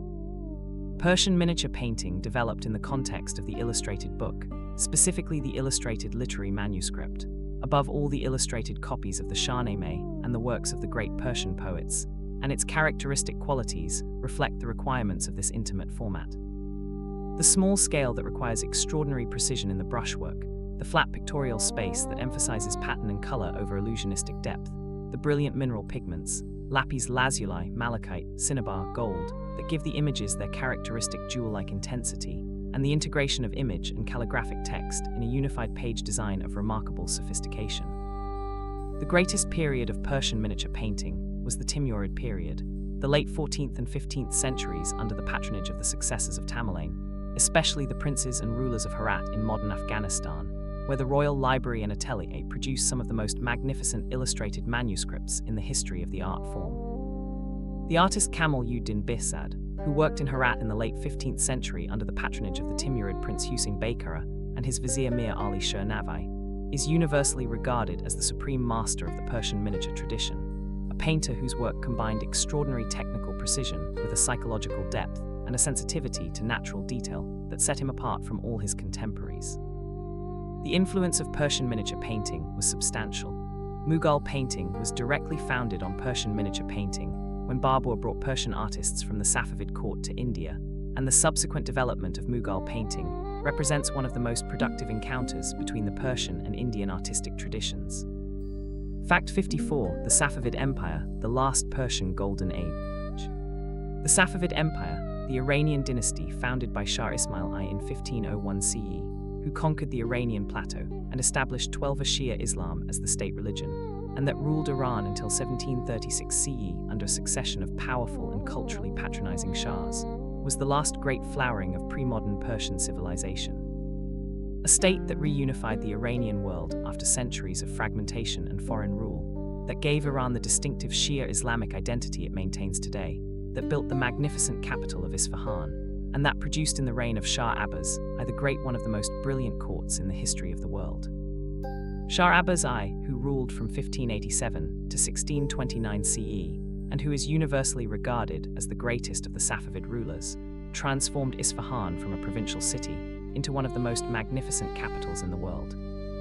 Rebuilding its center around the great Nakshi Jahan Square, perhaps the largest public square in the world at the time of its construction, framed by the Masjid-i-Shah, the Ali Kapu Palace, the Sheikh Lotfullah Mosque, and the Grand Bazaar in a composition of such architectural grandeur and urban planning sophistication that it continues to be recognized as one of the masterpieces of world urban design. The Safavid adoption of 12 Shia Islam as the state religion of Iran, enforced with considerable violence in the early years of the dynasty, when the Sunni religious establishment was suppressed and the population was compelled to convert, was one of the most consequential religious transformations in Iranian history, definitively separating Iran from the predominantly Sunni Ottoman and Mughal worlds that surrounded it and creating the distinctive Shia identity that has been one of the defining characteristics of Iranian civilization from the 16th century to the present day. The Safavid court was one of the most cosmopolitan and most culturally productive in the Islamic world, attracting poets, artists, architects, musicians, scholars, and craftsmen from across the Persian-speaking world and beyond, and producing in the combined patronage of the dynasty and its noble supporters some of the greatest achievements of Persian art, architecture, carpet weaving, metalwork, and calligraphy. The Safavid period gave Iran three defining inheritances that persist to the present day: Shia Islam as a state religion, Isfahan as a visual ideal of Persian urbanism, and the administrative tradition of the Persian bureaucratic state that the Qajars and ultimately the Islamic Republic inherited. Fact 55. Persian carpets, art that covers the world. The Persian carpet, the hand-knotted pile textile produced in Iran and the broader Persian cultural world from approximately the 5th century BCE to the present day, exported along the Silk Road in ancient times and along the trade routes of the Islamic world in the medieval period, and today recognized as one of the supreme achievements of human decorative art, is the most widely distributed and the most internationally recognized expression of Persian artistic culture. An art form whose technical standards of excellence, whose richness of ornamental vocabulary, and whose capacity to transform a functional domestic object into a work of art of the highest ambition have never been equaled in any other textile tradition. The oldest surviving pile carpet, the Pazyryk carpet, discovered in a frozen Scythian burial mound in the Altai Mountains of Siberia in 1949, and dated to approximately the 5th or 4th century BCE, is already a work of extraordinary technical sophistication. Its wool pile knotted at approximately 360,000 Gjords knots per square meter, in a design of horses, deer, and horsemen organized in register bands of geometric precision. Whether the Pazyryk carpet was made in Iran or in the Central Asian steppe traditions that were in close contact with the Achaemenid Empire is debated by scholars,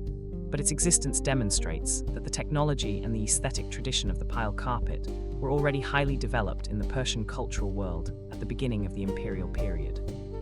The great period of classical Persian carpet production, the 16th and 17th centuries under Safavid royal patronage, produced the most magnificent carpets ever made, enormous court pieces from the finest wool and silk, in designs developed by court painters translated by specialist weavers into textile form with extraordinary fidelity. The Ardabil carpet, woven for the shrine of the Safavid dynasty's founding saint in northwestern Iran in 1539 to 1540 CE, now divided between the Victoria and Albert Museum in London and the Los Angeles County Museum of Art, is perhaps the most celebrated carpet in the world, universally regarded as the supreme achievement of the art form. The Persian carpet industry has continued to produce works of extraordinary quality from the Safavid period to the present day, remaining the most commercially significant and internationally recognized of all Persian cultural products, with a global market whose annual value runs into the billions of dollars. Fact 56. Cyrus the Great in modern memory, the contested legacy. The The figure of Cyrus the Great, the founder of the Achaemenid Empire, the liberator of the Jewish exiles, the author of the Cyrus Cylinder, and the most admired non-Greek, non-Roman ruler in the Western historical tradition, occupies a unique position in the history of political memory. A conqueror whose reputation for tolerance, accommodation, and respect for the religious traditions of conquered peoples has made him a symbolic resource for political claims of every kind, from the Iranian nationalist glorification of Persian imperial heritage to the Israeli and Jewish celebration of Persian-Jewish friendship to the American political tradition that invokes Cyrus as a model of enlightened governance. In the Western classical tradition, Cyrus was primarily known through the Cyropaedia, the fictional biography composed by the Athenian soldier and writer Xenophon, a work that presented Cyrus as the ideal ruler, a man of extraordinary virtue, wisdom, and humanity, whose governance was based on love rather than fear, who won the loyalty of his subjects by respecting and accommodating their traditions, and whose example provided a model of how great states should be governed. The Cyropaedia was one of the most widely read political texts of the ancient world, and exercised a profound influence on subsequent political philosophy. It was admired by Scipio Africanus, by Cicero, by Machiavelli, and by the American founding fathers, and it shaped the Western image of Cyrus as the paradigmatic enlightened ruler. In the modern Iranian tradition, Cyrus occupies an even more exalted position, the founder of the Iranian nation, the father of the Persian people, the king whose achievement of uniting the Iranian world under Achaemenid rule was the founding act of Iranian civilization. The Shah of Iran's celebration of 2,500 years of Iranian monarchy in 1971, the ceremony at which the Shah spoke directly to Cyrus's tomb at Pasargadae with the words, "Cyrus, rest in peace, for we are awake," was the most dramatic modern expression of this tradition, and it provoked both admiration and criticism. The Jewish and Christian use of Cyrus as a type of messianic liberation, visible in 2nd Isaiah's designation of Cyrus as the Lord's anointed, and in the recurring Christian typological reading of Cyrus as a prefiguration of Christ, has made him a figure of genuine religious significance in the Western monotheistic traditions, an example of how a foreign ruler can serve God's purposes without knowing God. Fact 57. The Achaemenid women, power behind the throne. The women of the Achaemenid Persian royal family, the queens, queen mothers, and royal daughters whose activities are documented in the Persepolis fortification tablets, in the accounts of Greek historians, and in scattered references in the books of Ezra, Nehemiah, and Esther, occupied a more active and more powerful position in the Achaemenid state than the traditional image of the Oriental harem would suggest, exercising economic authority over substantial estates, playing significant roles in succession politics, and occasionally shaping the course of imperial policy through their influence on the king's decisions.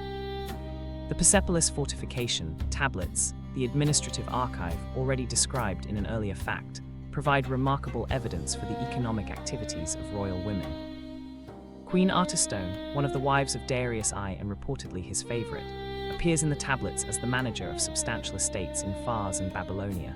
issuing orders for the distribution of rations and the management of royal properties in her own name, with a degree of economic autonomy that is striking by the standards of most ancient Near Eastern societies.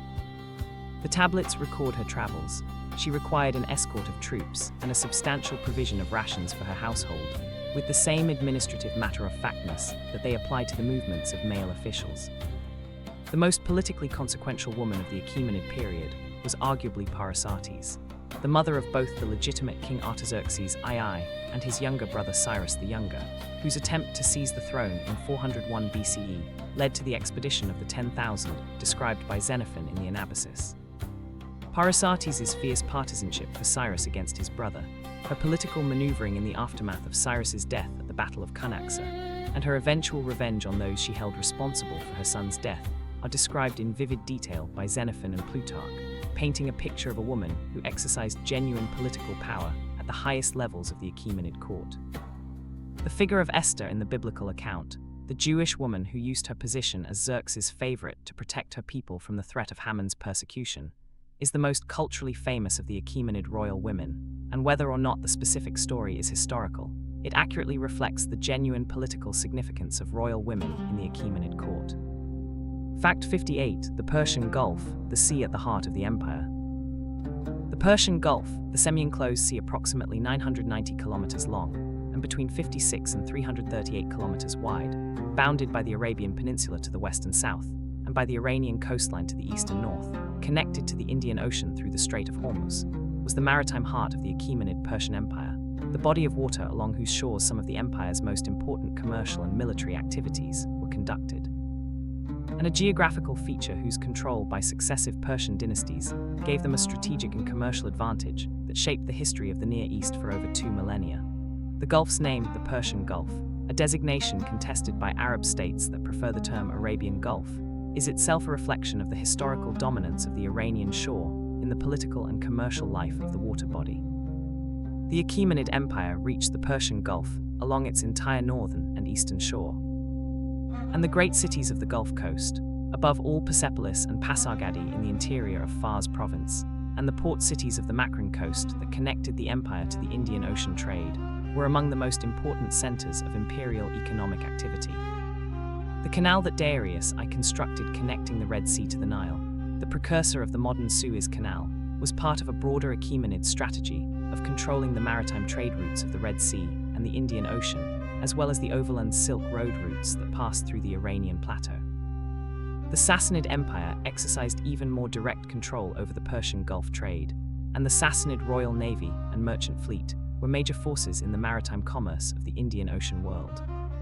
Sassanid merchants and the communities they established in the ports of southern Arabia, East Africa, India, and Southeast Asia were among the most commercially active traders in the pre-Islamic world, and the Sassanid commercial network was one of the foundations on which the Islamic commercial expansion of the 7th and 8th centuries CE was built.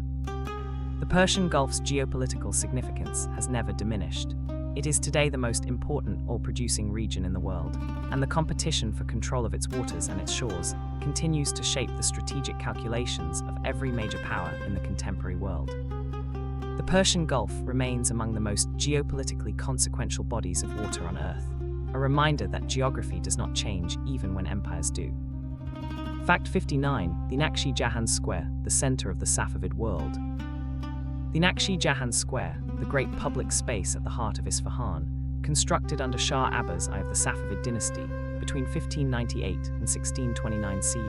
whose name means the image of the world, is one of the most magnificent urban spaces ever created by a human civilization. A rectangular plaza approximately 500 meters long and 160 meters wide, its perimeter defined by 2-story arcaded galleries behind which the bazaars and workshops of the city operate, and its 4 sides dominated by the 4 great architectural monuments that make it simultaneously a commercial center, a seat of government, a royal pavilion, and a religious sanctuary. The 4 monuments that frame the Naqshi Jahan Square are each masterpieces of Safavid Persian architecture. The Masjid-i-Shah, the royal mosque, now known as the Imam Mosque, at the south end of the square is the supreme achievement of Safavid religious architecture, its massive portal Iwan, its 2 minarets, and its great tiled dome covering an area whose surfaces are entirely sheathed in the blue and turquoise and gold tile that is the characteristic medium of Safavid decorative art. The Sheikh Lotfullah Mosque on the eastern side of the square, built as the private mosque of the royal harem, reached by an underground passage from the royal palace, is smaller but perhaps more exquisitely beautiful, its dome's interior dissolving in a cascade of arabesque and calligraphic tile that represents Safavid decorative art at its most refined. The Ali Karpu Palace, the 6-story royal pavilion on the western side of the square, from which the Shah could watch polo matches played on the square's enormous expanse, contains in its upper floors the music room, whose walls and ceiling are covered in an extraordinary system of niches cut in the shapes of wine vessels, vases, and bottles, creating a decorative scheme of exquisite fantasy that doubles as an acoustic system, reducing the reverberation of the space for musical performance. The Naqshi Jahan Square was designated a UNESCO World Heritage Site in 1979 and continues to function as a living public space. Its tea houses, bazaars, and carriage rides serving both Iranian families and international visitors in a space whose architectural grandeur has not diminished in 4 centuries. The Naqshi Jahan Square is still used for exactly the purposes it was built for. The polo ground still receives horses, the bazaars still sell goods, the mosques still call the faithful to prayer. Few spaces in the world have maintained their original function so completely across 4 centuries. Fact 60, modern Iran, the Persian legacy in the contemporary world. The Islamic Republic of Iran, the state established by Ayatollah Khomeini's revolution in 1979 on the foundations of the ancient Persian imperial tradition, the Shia Islamic faith that the Safavids established as the state religion in the 16th century, and the modern Iranian national consciousness forged in the 19th and 20th centuries. is in many of its most fundamental characteristics the latest expression of a Persian civilizational tradition that goes back to Cyrus the Great and the Achaemenid Empire. The revolution of 1979 was not, in the long view of Persian history, a rupture with the past, but a reconfiguration of the perennial tensions between imperial authority, religious legitimacy, and Persian cultural identity that have defined Iranian political life for 2.5 millennia. The Persian language and Persian literary culture are the most direct living connections between the contemporary Iranian state and its ancient imperial heritage. Farsi, the language of approximately 80 million people in Iran and of perhaps 110 million worldwide, is the direct descendant of the Old Persian of the Achaemenid inscriptions, maintaining a continuous identity across 2,500 years of development, adaptation, and transformation.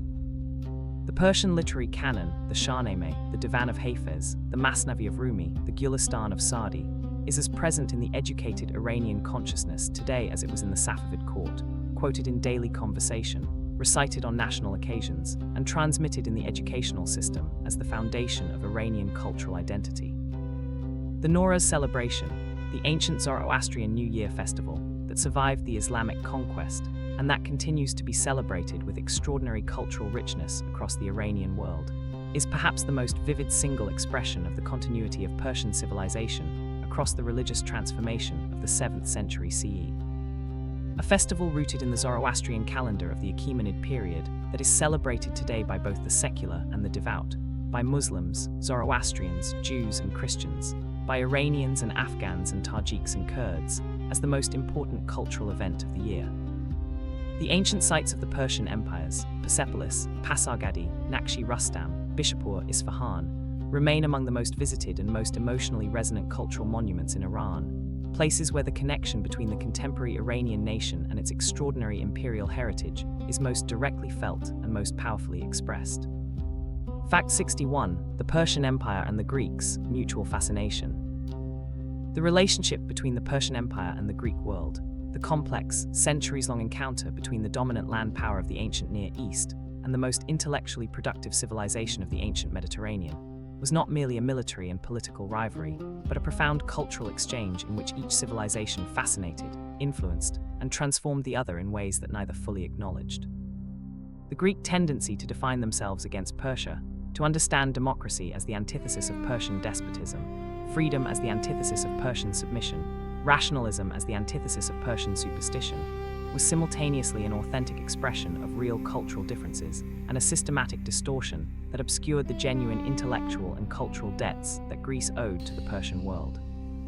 Greek intellectual contact with the Persian Empire was extensive and continuous. Greek physicians served in the Achaemenid court, Ctesiphon of Cnidus, who served as personal physician to Artaxerxes II, wrote accounts of the Persian court that provide some of the most detailed Greek descriptions of Achaemenid court life. Greek mercenary soldiers fought in Persian armies throughout the classical period. Greek artists and craftsmen contributed to the decorative programs of Persepolis and Susa. The Ionic column capitals of the Apadana show direct Greek architectural influence. The Persian influence on Greek thought was more complex and more difficult to trace, but it was real. The Zoroastrian concept of cosmic dualism, the eternal struggle between the forces of truth and the forces of evil, appears in modified form in some strands of Greek philosophical thought, above all in the Platonic tradition's sharp distinction between the realm of eternal forms and the realm of material illusion. The Magi, the Zoroastrian priestly class who traveled widely in the ancient world, and whose wisdom was respected by both Greeks and Romans, were known to Herodotus, to Plato, and to Aristotle, and the magical and divinatory traditions associated with them influenced the development of late antique philosophy and religion. The most direct Greek debt to Persia was architectural and artistic. Persian-influenced column capitals, Persian-derived decorative motifs, and Persian organizational models that appear in Greek civic buildings from the 5th century BCE onward, a debt that the Greeks absorbed, adapted, and rarely credited. Fact 62. Persepolis today, reading the ruins. The ruins of Persepolis, the ceremonial capital of the Achaemenid Persian Empire, built by Darius I beginning around 518 BCE, burned by Alexander the Great in 330 BCE, and excavated by Oriental Institute archaeologists under Ernst Herzfeld and Erich Schmidt between 1931 and 1939 CE, are today the most visited and the most emotionally resonant ancient site in Iran. A complex of ruins whose stone columns, carved reliefs, and monumental gateways survive in sufficient completeness to give the modern visitor a powerful sense of the scale, the ambition, and the aesthetic achievement of the civilization that created them, and whose carved images of tribute bearers from the empires many peoples continue to communicate across 2,500 years the Achaemenid vision of universal sovereignty. The experience of visiting Persepolis is defined by the contrast between the enormous scale of the platform and the intimate detail of the carvings. The Apadana staircase reliefs, the most famous and the most photographed element of the site, show in meticulous detail the delegations from 23 peoples of the empire, each wearing their distinctive ethnic dress, each bringing the characteristic products of their homeland as tribute: the Armenians with their horses, the Indians with their elephant, the Ethiopians with their giraffe, the Medes with their vessels of gold. Each figure is carved with the same formal frontality and the same serene dignity, creating a visual statement about the empire's multicultural character that is both ideologically sophisticated and artistically remarkable. The scale of the destruction wrought by Alexander's fire is still visible in the ruins. The enormous quantities of burned cedar beams, the scattered stone column capitals, the collapsed roofs whose timber was consumed, but the stone has survived in extraordinary condition, protected by the dry climate of the Zagros foothills and the compacted earth that covered the site for centuries. The cuneiform inscriptions on the column bases, the door frames, and the walls still preserve the voice of Darius and Xerxes in Old Persian, Elamite, and Babylonian, proclaiming their divine authority and their building achievements in texts that Henry Rawlinson's decipherment made accessible to the modern world. Persepolis was designated a UNESCO World Heritage Site in 1979, the same year as the Islamic Revolution, and it continues to be a primary symbol of Iranian national identity, visited by Iranian families who feel a profound personal connection to the civilization whose greatest monuments rise from the Mavdasht Plain. Fact 63. The Sassanid rock reliefs, power written in stone. The rock reliefs of the Sassanid Persian Empire, the monumental carved images cut directly into the faces of cliffs and rock outcroppings across the Fars province of southwestern Iran, produced by successive Sassanid kings between the 3rd and 7th centuries CE, and concentrated above all at the great sites of Nakshi Rustam, Nakshi Rajab, Tangi Chogan, and Bishapur, are the most powerful surviving expressions of Sassanid royal ideology. Large-scale visual statements about the divine sanction of Sassanid kingship, the military victories of the Sassanid rulers over their enemies both foreign and domestic, and the legitimating connection between the new Sassanid dynasty and the ancient Achaemenid tradition, whose rock-cut royal tombs at Nakshi Rustam, the Sassanid reliefs deliberately frame and contextualize. The choice to carve monumental reliefs at Nakshi Rustam, the site where the Achaemenid kings Darius I, Xerxes I, Artaxerxes I, and Darius II had cut their cruciform rock-cut tombs into the cliff face, was not accidental. By placing their own royal reliefs at the same site, the Sassanid kings were making an explicit claim to be the heirs and the restorers of the Achaemenid tradition, the authentic successors of the great kings whose tombs looked out over the plain that Persepolis had once dominated. The juxtaposition of Achaemenid royal tombs and Sassanid royal reliefs at Nakshi Rustam creates one of the most historically layered and visually dramatic ancient sites in the world. The most famous of the Sassanid reliefs, the triumphal investiture reliefs of Ardashir I, the victory reliefs of Shapur I showing the captured Roman Emperor Valerian, and the investiture relief of Bahram II being received by Ahura Mazda, are masterpieces of royal propaganda that communicate their messages with extraordinary visual force. The relief of Shapur I at Nakshi Rustam showing the kneeling Valerian, and the previously defeated Philip, the Arab, in a composition of magnificent arrogance, is particularly powerful, the largest empire in the Western world reduced to a suppliant gesture before the Sassanid King of Kings. The Sassanid rock reliefs continued to be carved until the last decades of the dynasty, and constitute the most complete surviving visual record of the Sassanid royal tradition, their subjects including equestrian combat scenes, royal hunts, divine investiture ceremonies, and court celebrations whose iconographic vocabulary directly influenced the subsequent development of Islamic royal art. Fact 64. The Avesta, the sacred text that almost disappeared. The Avesta, the sacred scripture of the Zoroastrian religion, the collection of hymns, prayers, ritual texts, and cosmological narratives that preserves the teachings of Zarathustra and the liturgical traditions of the ancient Iranian religious world, is one of the most fascinating and most tragic documents in the history of world religion. A corpus of texts whose original scope was enormous, ancient tradition speaks of 21 books containing the complete revelation of Zarathustra, but of which only approximately 1/4 survives today, the rest having been destroyed by Alexander the Great's burning of Persepolis, by the neglect of the Parthian period, or by the catastrophic losses of the Arab conquest and the subsequent persecution of Zoroastrian communities. The oldest portions of the Avesta, the Gathas, the 17 hymns that the Zoroastrian tradition regards as the authentic compositions of Zarathustra himself, are among the most ancient religious texts in the Indo-Iranian linguistic tradition, their language so archaic that they are often compared to the Vedic hymns of the Rigveda in their grammatical complexity and their linguistic conservatism. The Gathas are extraordinarily difficult to interpret. The language is so ancient that even Zoroastrian priestly tradition lost confidence in its precise meaning, and modern scholars have proposed widely varying interpretations of some of the most important passages. The codification of the Avesta as a written text was accomplished under the Sassanid dynasty, specifically in the 4th century CE under the king Shapwa II and the high priest Adurbad Maraspandan, who oversaw the collection and standardization of the surviving Zoroastrian sacred texts and established the canonical version of the Avesta that the Zoroastrian community has preserved to the present day.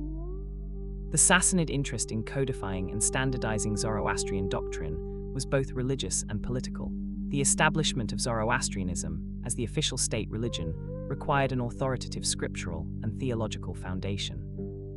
The Avesta was transmitted in manuscript form by the Zoroastrian communities of Iran and India, and the oldest surviving manuscripts date from the 13th and 14th centuries CE.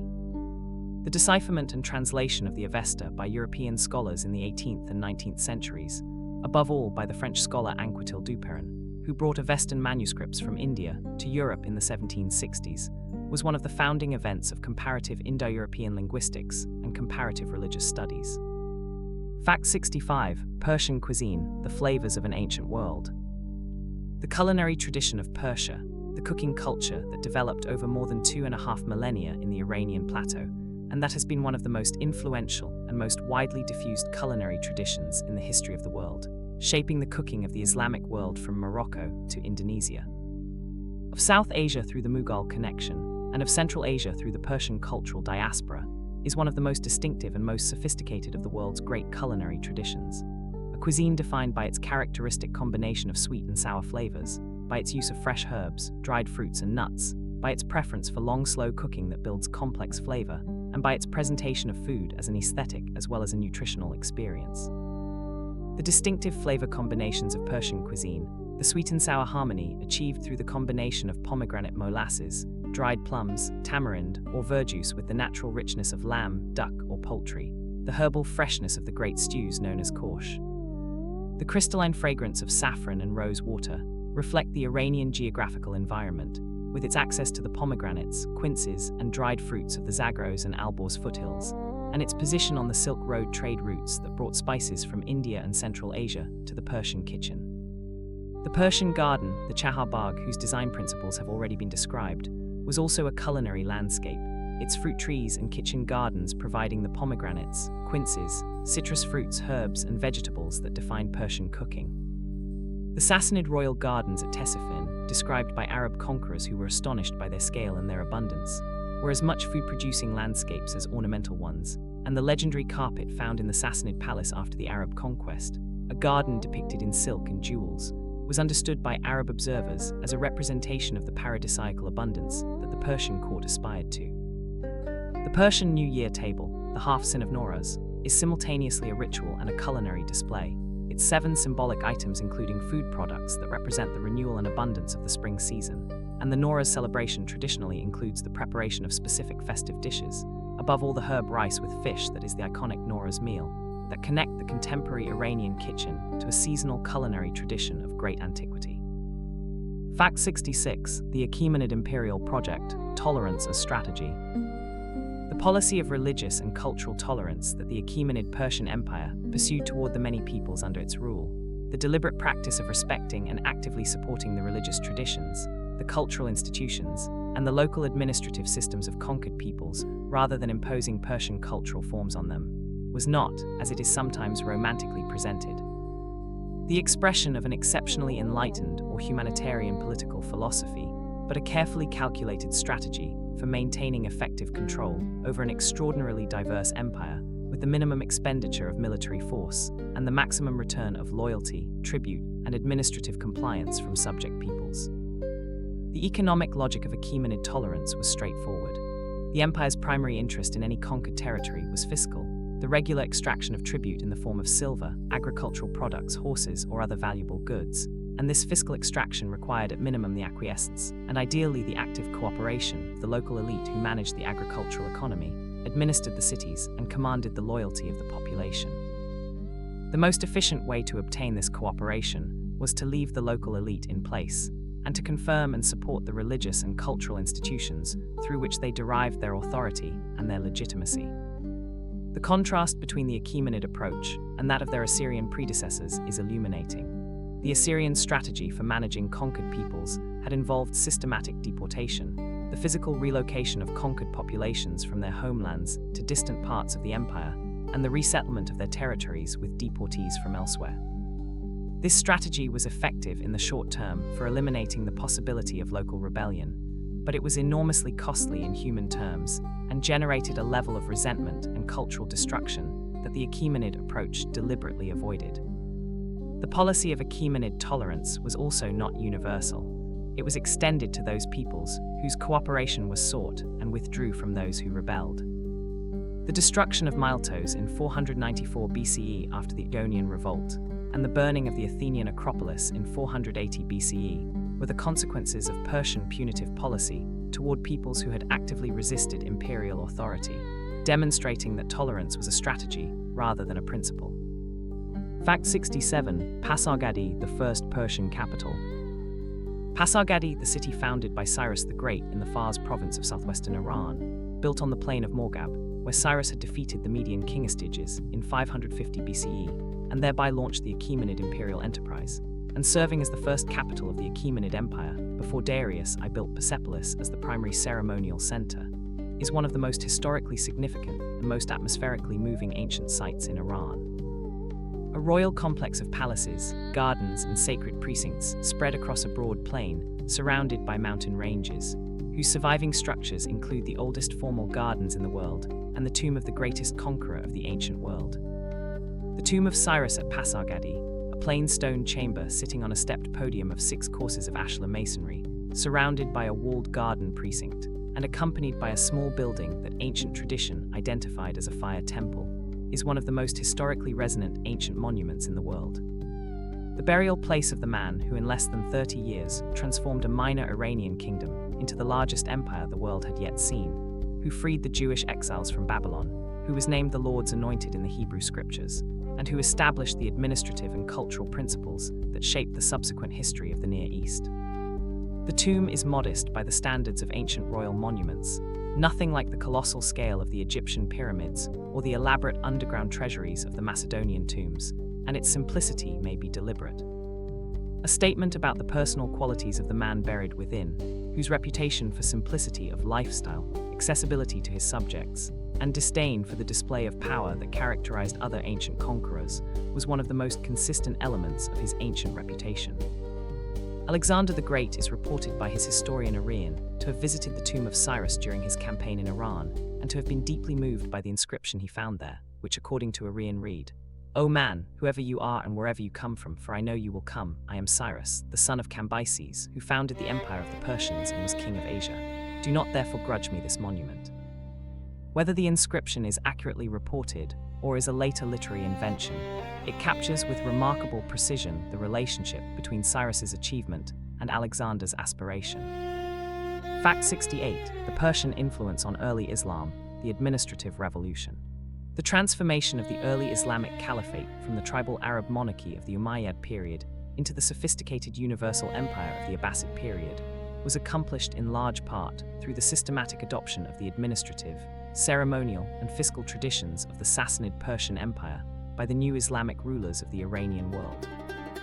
A cultural transmission of extraordinary scope and consequence that made Persian administrative civilization the foundation on which the greatest Islamic empire was built, and that shaped the character of Islamic governance for centuries.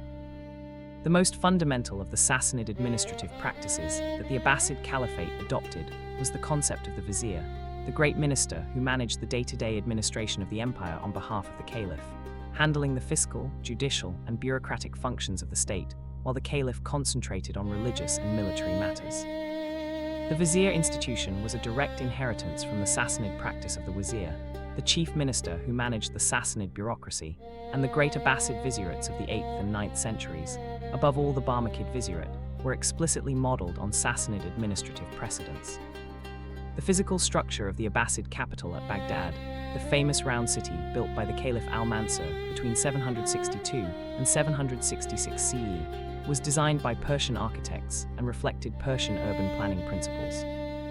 The city's circular plan, its internal organization, its palace complex, and its administrative quarter all drew on the traditions of Sassanid royal city planning, and the cultural world of the Abbasid court, its ceremonial protocols, its music, its cuisine, its literary culture was saturated with Sassanid Persian precedents.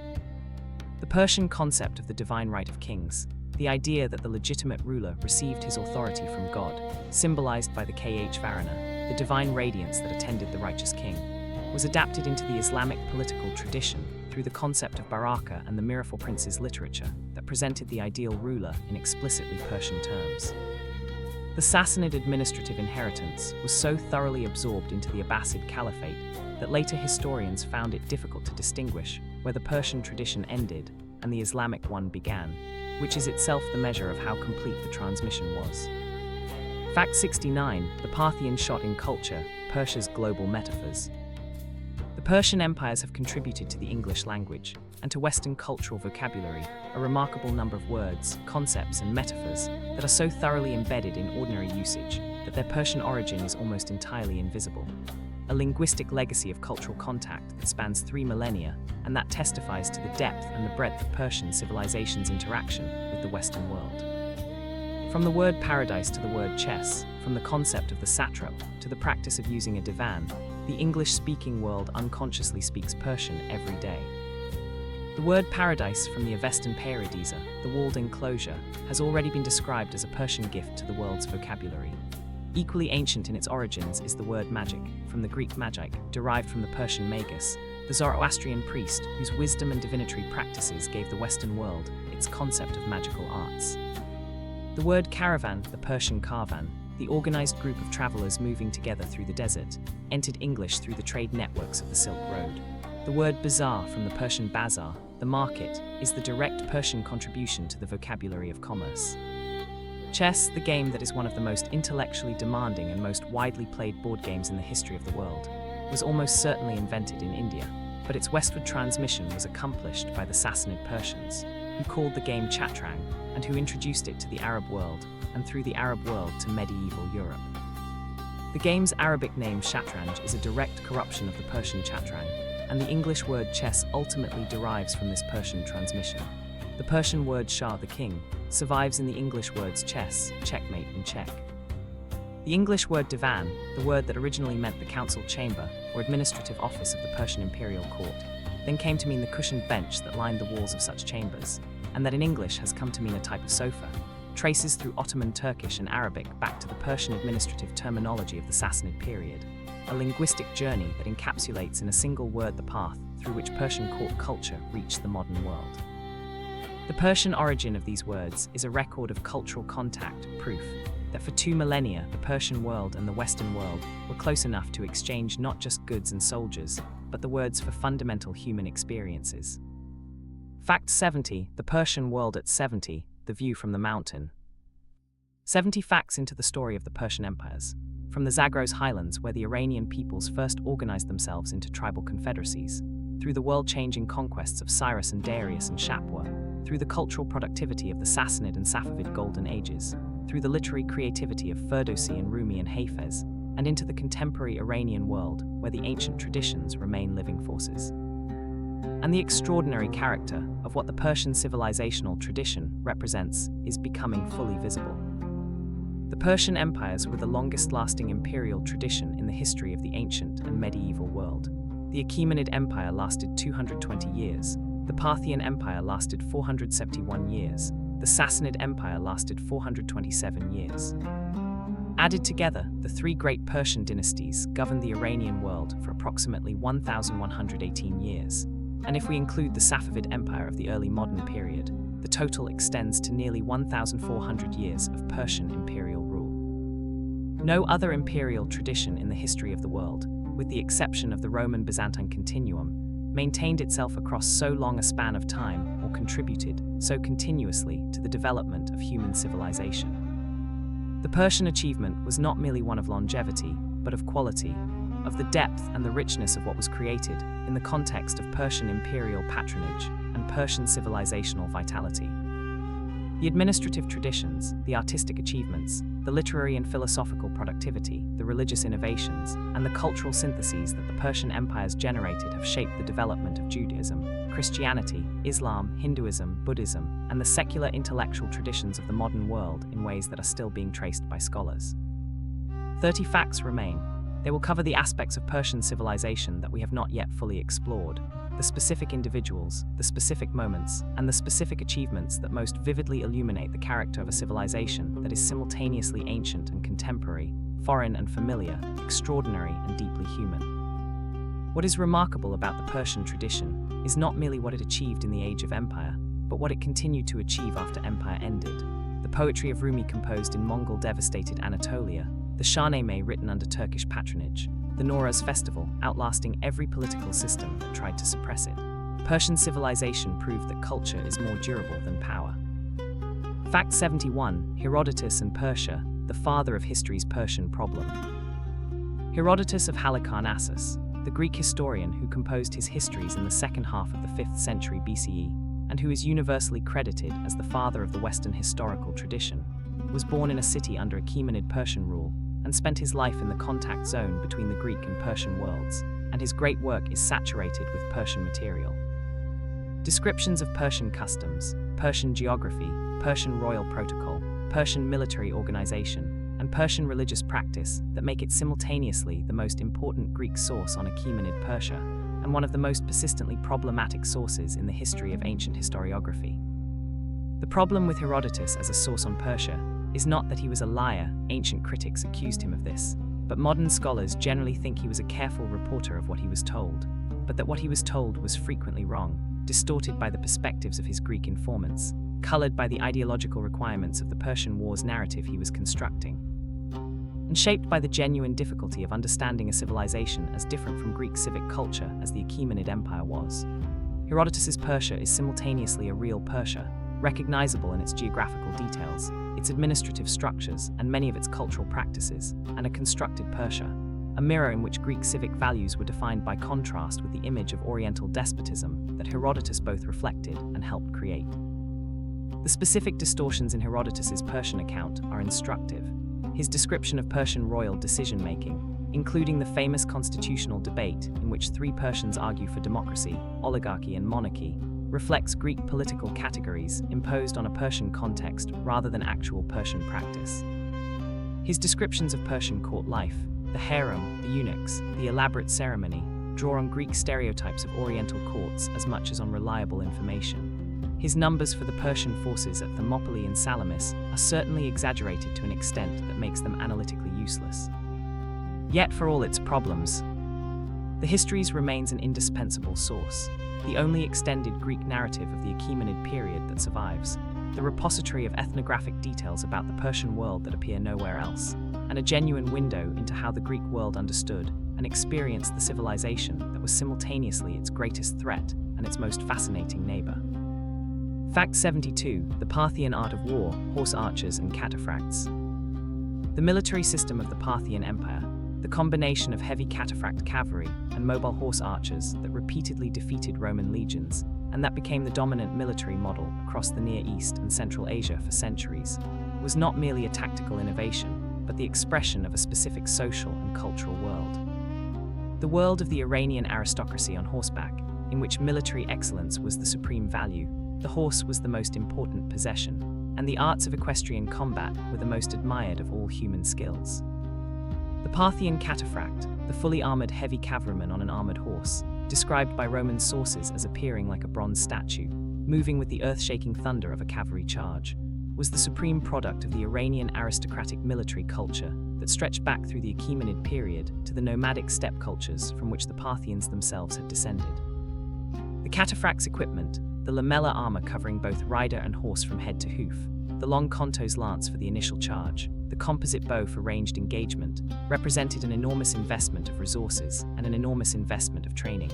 both of which were possible only within the context of the great Parthian noble households that maintained their retinues of armored warriors as a permanent military establishment. The Parthian horse archer, the lighter cavalryman who could gallop at full speed while shooting arrows with extraordinary accuracy in any direction, including backward at pursuers, was the tactical complement of the cataphract. While the heavy cavalry delivered the decisive shock of the charge, the horse archers harassed, disrupted, and wore down enemy formations, retreating when pressed and returning when the enemy relaxed, maintaining a constant pressure that exhausted formations that could not bring the archers to decisive close combat. The specific combination that destroyed Crassus at Carrhae, horse archers in numbers sufficient to maintain a continuous arrow storm, while the cataphracts waited for the moment to deliver a decisive charge against a formation already disrupted and demoralized by archery, was the tactical formula that made Parthia for centuries the most formidable military adversary the Roman Empire faced. And it represented in military form the synthesis of nomadic and settled warrior traditions that defined the Parthian aristocratic world. Fact 73. Hafez, the voice of Shiraz. Hafez of Shiraz, the 14th century Persian lyric poet, whose full name was Khwaja Shamsuddin Muhammad Hafezi Shirazi, whose approximately 500 ghazals constitute the Divani Hafez, the most beloved single collection of poetry in the Persian language, and whose verses are quoted with extraordinary frequency in everyday Iranian conversation, used for divination in a practice called Fali Hafez. And learned by heart by educated Iranians across centuries and continents, was not merely a great poet, but a cultural institution, the most complete embodiment of the Persian poetic tradition, and the figure through whom that tradition is most directly and most intimately experienced by the Iranian people. The ghazal, the lyric form in which Hafez worked, and which he brought to its absolute perfection, is a short poem of 5 to 12 couplets organized around a single rhyme and refrain, whose subject is conventionally the experience of love, but whose content can simultaneously be read as spiritual mysticism, as social and political commentary, and as pure sensory pleasure. The characteristic genius of Hafez is his mastery of this multiplicity,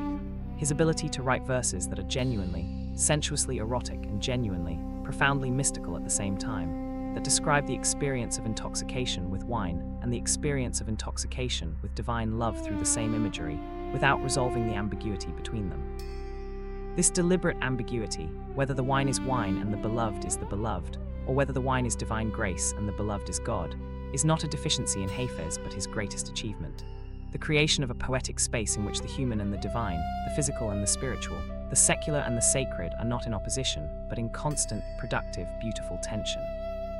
This is why Hafez can be read simultaneously as a hedonist and as a mystic, as a court entertainer and as a Sufi master, as a poet of pleasure and as a teacher of wisdom. Goethe, who read Hafez in translation, and was so overwhelmed that he wrote his West-Eastern Divan as an explicit homage and response, described him as a poet who stood at the summit of all lyric poetry. The 18th and 19th century European engagement with Hafez through translation was one of the most important cross-cultural literary encounters in the history of world literature, and it continues to generate new translations and new readings that reveal previously unnoticed dimensions of his extraordinary art. Fact 74. The Behistun inscription, the Rosetta Stone of cuneiform. The Behistun inscription, the monumental trilingual inscription carved high on a cliff face at the site of Behistun in western Iran, beside the ancient road connecting Babylon to Ecbatana, commissioned by the Achaemenid king Darius I around 520 BCE to record his seizure of power, his suppression of the revolts that followed, and his claim to divine legitimacy, is one of the most consequential ancient inscriptions in the history of scholarship. The document, whose decipherment by the British officer and scholar Henry Rawlinson between 1835 and 1851 CE opened the ancient cuneiform writing systems of Mesopotamia to modern understanding, enabling the recovery of the entire literary, historical, administrative, and religious heritage of ancient Babylon, Assyria, and Sumer. The inscription is carved approximately 100 meters above the base of the cliff, on a rock face that had been deliberately smoothed to provide a writing surface, accompanied by a large relief panel showing Darius standing in the triumphant posture of a king in the presence of Ahura Mazda, his foot on the prostrate body of the false Smerdis, while 9 rebel leaders stand before him with their hands tied. The text of the inscription, which runs to approximately 1,200 lines, is written in 3 languages. Old Persian in the new cuneiform script developed specifically for the Achaemenid royal inscriptions, Elamite in its established cuneiform tradition, and Babylonian in the Akkadian cuneiform that had been the primary writing system of Mesopotamia for millennia. Henry Rawlinson's achievement in copying and deciphering the Behistun inscription was one of the most remarkable intellectual feats in the history of scholarship. Working from precarious positions on the cliff face, sometimes suspended by rope, he laboriously copied the texts, identified recurring sequences of signs, and used his knowledge of modern Persian and Avestan to establish the values of the Old Persian cuneiform signs, a feat of pure cryptanalysis that gave him the key to all 3 versions of the inscription. The decipherment of the Babylonian version then provided the foundation for the decipherment of the Akkadian cuneiform, used in thousands of other ancient Near Eastern texts. The recovery of the ancient Mesopotamian literary tradition, including the rediscovery of the Epic of Gilgamesh, lost for over 2,000 years, is one of the most significant intellectual achievements of the 19th century, and its foundation was the Achaemenid king's need to record his victories in a form visible to everyone who traveled the Great Road below. Fact 75. The Iranian Plateau, Geography as Destiny.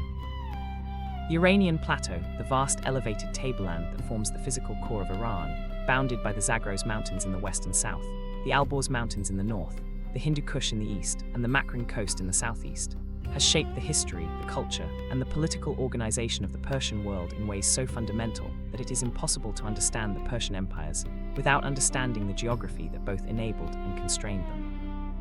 Geography is not destiny, but it is one of the most powerful of historical forces, and in the case of the Iranian Plateau,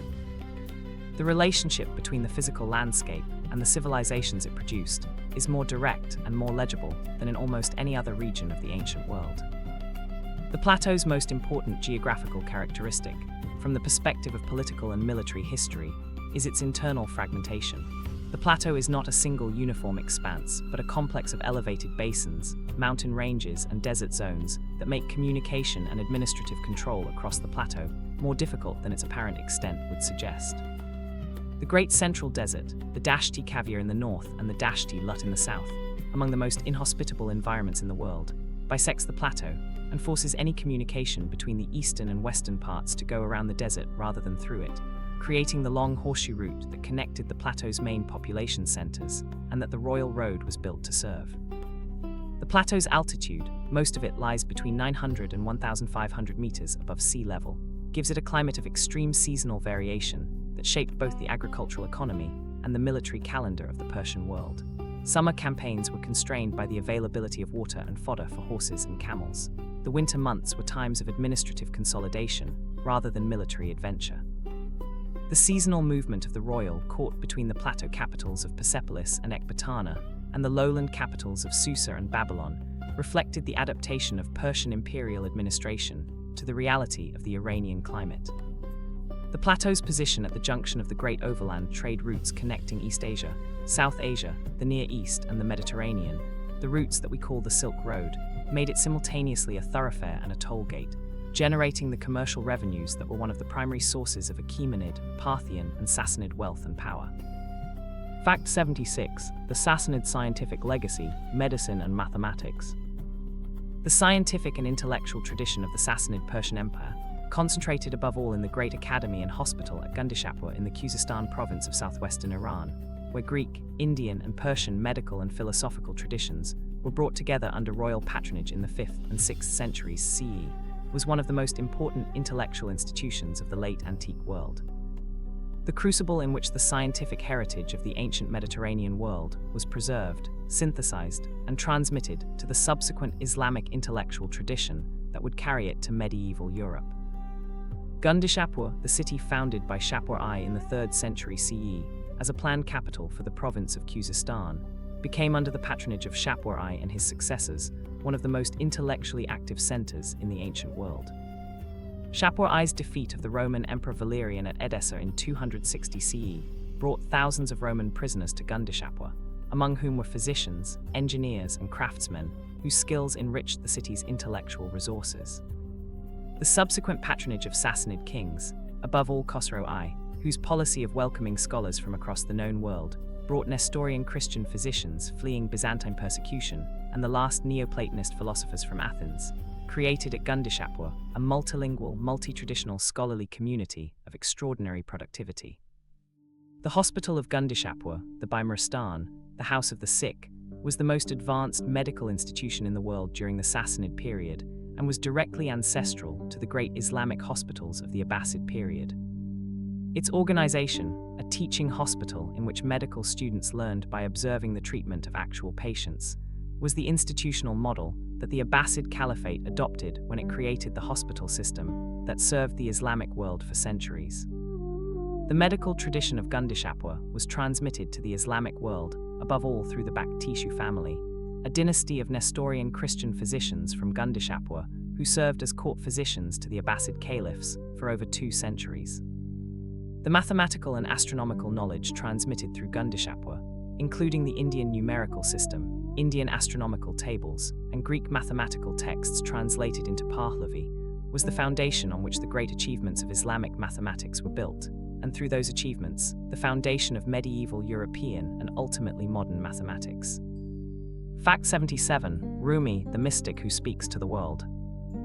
Jalal ad-Din Muhammad Rumi, the 13th century Persian mystic, poet and theologian who was born in Balkh in modern Afghanistan in 1207 CE, who spent most of his adult life in Konya in Anatolia, and who is today not only one of the most celebrated poets in the Persian language, but one of the most widely read poets in the world, occupies a unique position in the history of Persian literature and in the contemporary global reception of that literature. A poet whose work speaks across the boundaries of religion, culture, and language to address the most fundamental experiences of the human condition, with a directness and an emotional power that have made him accessible and relevant to readers who know nothing of the historical and religious context in which he wrote. Rumi's greatest work, the Masnavi-i the Spiritual Couplets, a 6-book poem of approximately 25,000 couplets composed over the last 12 years of his life, is one of the most extraordinary works in the history of world literature. A river of narrative, philosophical reflection, mystical teaching, humor, grief, erotic imagery, and divine praise that flows through an enormous variety of forms and registers while maintaining throughout a single governing intention. To describe the soul's longing for its divine source and the path of love and self-annihilation through which the union it seeks can be achieved. The opening 18 verses of the Masnavi, the Song of the Raid, describe the longing of a reed flute for the reed bed from which it was cut, an image for the soul's separation from its divine origin and its yearning for return, and they have been read, quoted, and meditated upon by millions of people across 8 centuries as one of the most precise and most beautiful descriptions of spiritual longing in any language. Rumi's impact on the modern world has been amplified by the extraordinary reception of his poetry in translation, above all in the English translations by Coleman Barks that have sold millions of copies and that have introduced Rumi to readers who would never otherwise have encountered Persian poetry. Whether the Barks translations faithfully represent Rumi's actual meaning is a matter of scholarly debate, but their impact on the contemporary spiritual imagination, introducing Rumi's concepts of divine love, the annihilation of the ego, and the transformative power of music and dance to readers across the world, is beyond question. Fact 78. The Achaemenid satraps, governors of the world. The satraps of the Achaemenid Persian Empire, the governors of the empire's major territorial units who served as the primary administrative link between the royal court and the diverse populations of the empire's provinces, were among the most powerful and most consequential officials in the history of ancient government. Individuals who combined the authority of a provincial governor, a military commander, a tax collector, and a judge in a single office, who administered populations of millions across territories of enormous extent, and whose relationship with the royal center defined both the effectiveness and the vulnerabilities of the Achaemenid administrative system. The word satrap from the Old Persian ex-shathrapavan, protector of the realm, described an office that was simultaneously one of the most powerful positions in the empire and one of the most dangerous. The satrap combined civilian and military authority, collected the provincial tribute and transmitted it to the royal treasury, maintained law and order, administered justice, and commanded the provincial military forces in the absence of a royal expedition. The scale of the individual satrap's authority, governing territories as large as Egypt or Babylonia, each of which was itself a major ancient civilization, made the satrapies in some ways more like federated kingdoms than administrative provinces. The royal mechanisms for controlling the satraps, the secretary and military commander, installed alongside each satrap who reported directly to the king, the royal inspectors known as the eyes and ears of the king, who traveled through the provinces monitoring the satrap's conduct, and the requirement that satraps attend the royal court at Persepolis for the New Year celebration. Were the primary instruments through which the Achaemenid kings maintained their authority over officials whose distance from the center made direct supervision impossible. These mechanisms were not always sufficient. The satrapal revolts of the 4th century BCE demonstrated the tensions inherent in a system that required enormous autonomous authority at the provincial level. The legacy of the satrapal system was enormous. Alexander preserved it, the Seleucids adapted it, the Parthians made it the foundation of their feudal system, the Sassanids reformed but could not eliminate it, and the Islamic caliphates created the governorate system that was its direct heir. The word satrap itself passed into the European political vocabulary as a term for any despotic provincial governor. Fact 79. Cyrus's tomb and the question of Persian genius. The modesty of Cyrus's tomb at Pasargadae, a simple stone chamber on a stepped platform, undecorated and unadorned, standing in marked contrast to the colossal ambition of Persepolis, has long invited reflection on the nature of the Persian achievement and on the specific qualities of mind and character that enabled a people from a small kingdom in the Zagros foothills to create, within a generation, the largest empire the world had yet seen. The tomb raises, in its very simplicity, the question that runs through the entire history of the Persian empires. What was it about the Persians, and about the Iranian world more broadly, that made this extraordinary sequence of civilizational achievements possible? Part of the answer lies in the Iranian plateau's position at the intersection of the world's great civilizational traditions. The Persians were not isolated. They were embedded from the beginning of their history in the most intensely connected region of the ancient world, surrounded by the accumulated wisdom of Mesopotamia, Egypt, the Greek world, and the Indian subcontinent, and positioned on the trade routes along which not only goods, but ideas, technologies, and cultural practices traveled. The capacity for synthesis, for combining the best elements of the traditions encountered in conquest and commerce, was built into the Persian imperial project from its founding. Part of the answer lies in the specific religious and ethical tradition of Zoroastrianism, the faith that gave the Persian aristocracy its moral vocabulary, its sense of cosmic purpose, and its understanding of the obligations of the righteous ruler toward his subjects. The Zoroastrian emphasis on truth, on justice, and on the active responsibility of the believer to choose good over evil created a cultural climate in which the qualities of mind required for effective empire, consistency, reliability, the keeping of promises, were the same qualities demanded by the highest religious obligations. And part of the answer, the hardest part to articulate, but perhaps the most important, lies in something we can see in the carved faces of the tribute bearers at Persepolis. The Persian willingness to see the world's peoples not merely as subjects to be exploited, but as participants in a shared enterprise, different in their customs and their gifts, but equal in their dignity and their right to be governed with justice. That vision, however imperfectly realized in practice, was the foundation of the Persian imperial genius. Fact 80. The Persian legacy in the 21st century. The legacy of the Persian empires in the 21st century world, visible in the political structures, the religious traditions, the literary cultures, the architectural forms, and the linguistic inheritance of a vast arc of civilization stretching from the Mediterranean to South Asia, is one of the most pervasive and most underappreciated civilizational inheritances in the contemporary world. The Persian civilizational tradition is not history in the sense of something finished and distant. It is a living presence in the cultures, the identities, and the daily lives of hundreds of millions of people across an enormous geographical range. The most direct and most visible expression of the Persian legacy in the contemporary world is the Iranian nation itself, 85 million people who speak Farsi, the direct descendant of Old Persian, who celebrate Nowruz, the ancient Zoroastrian New Year, who quote Hafez and Rumi in everyday conversation, who visit Persepolis and feel a personal connection to the civilization whose carved tribute bearers still march across the Apadana staircase in the foothills of the Zagros Mountains.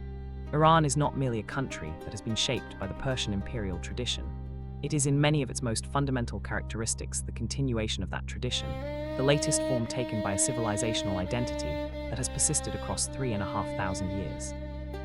The Persian legacy is equally present, if less explicitly acknowledged, in the religious traditions of a third of humanity.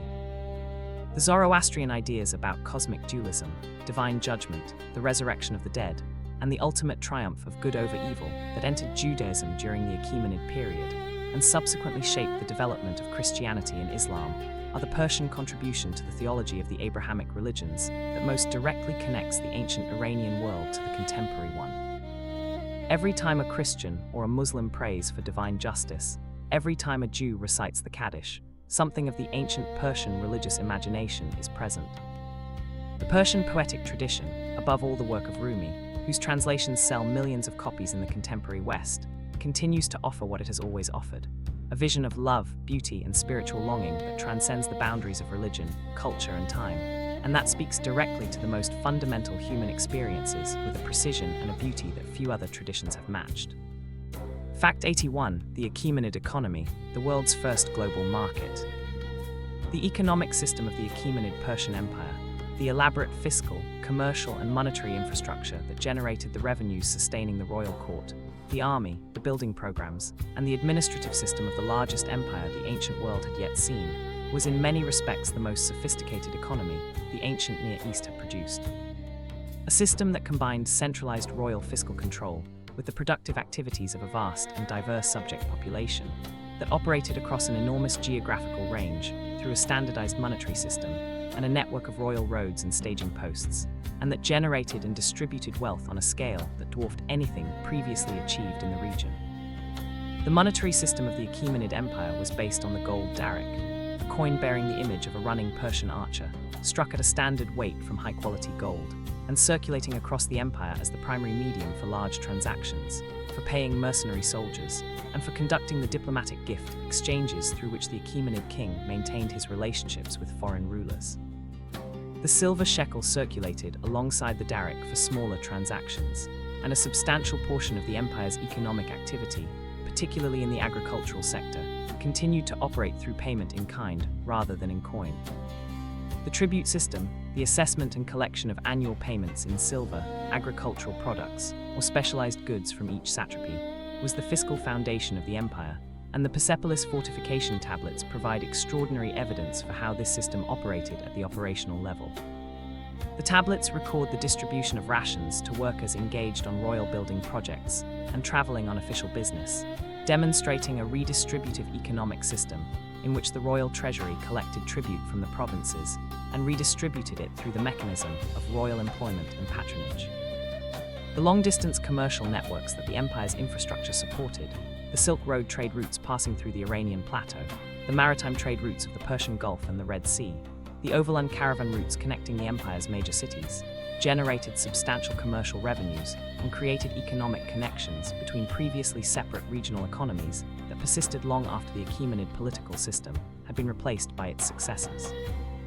Fact 82. Xerxes at Thermopylae, the Persian side of the story. The Battle of Thermopylae in August 480 BCE, the engagement at the narrow coastal pass in central Greece, where the Spartan king Leonidas with his 300 Spartans, a larger contingent of other Greek allies, and a force of Thespians who chose to die rather than retreat held the Persian advance for 3 days before being outflanked and annihilated, has been told and retold as one of the supreme examples of heroic self-sacrifice in the history of Western civilization, and it deserves to be. The stand at Thermopylae was genuinely heroic by any standard. But it is worth also considering the engagement from the Persian side, where what happened at Thermopylae was not a defeat, but a tactical problem that was solved, and where the emotional resonance of the Greek narrative has obscured the military and strategic reality of Xerxes' campaign. From the Persian perspective, Thermopylae was a temporary obstacle, a well-chosen defensive position that required the Persian forces to find a way around it rather than through it. The solution, sending a force along the mountain path shown to the Persians by the Greek traitor Ephialtes, was straightforward once the path was known, and it transformed the defenders' greatest advantage, the narrowness of the pass, into a fatal vulnerability.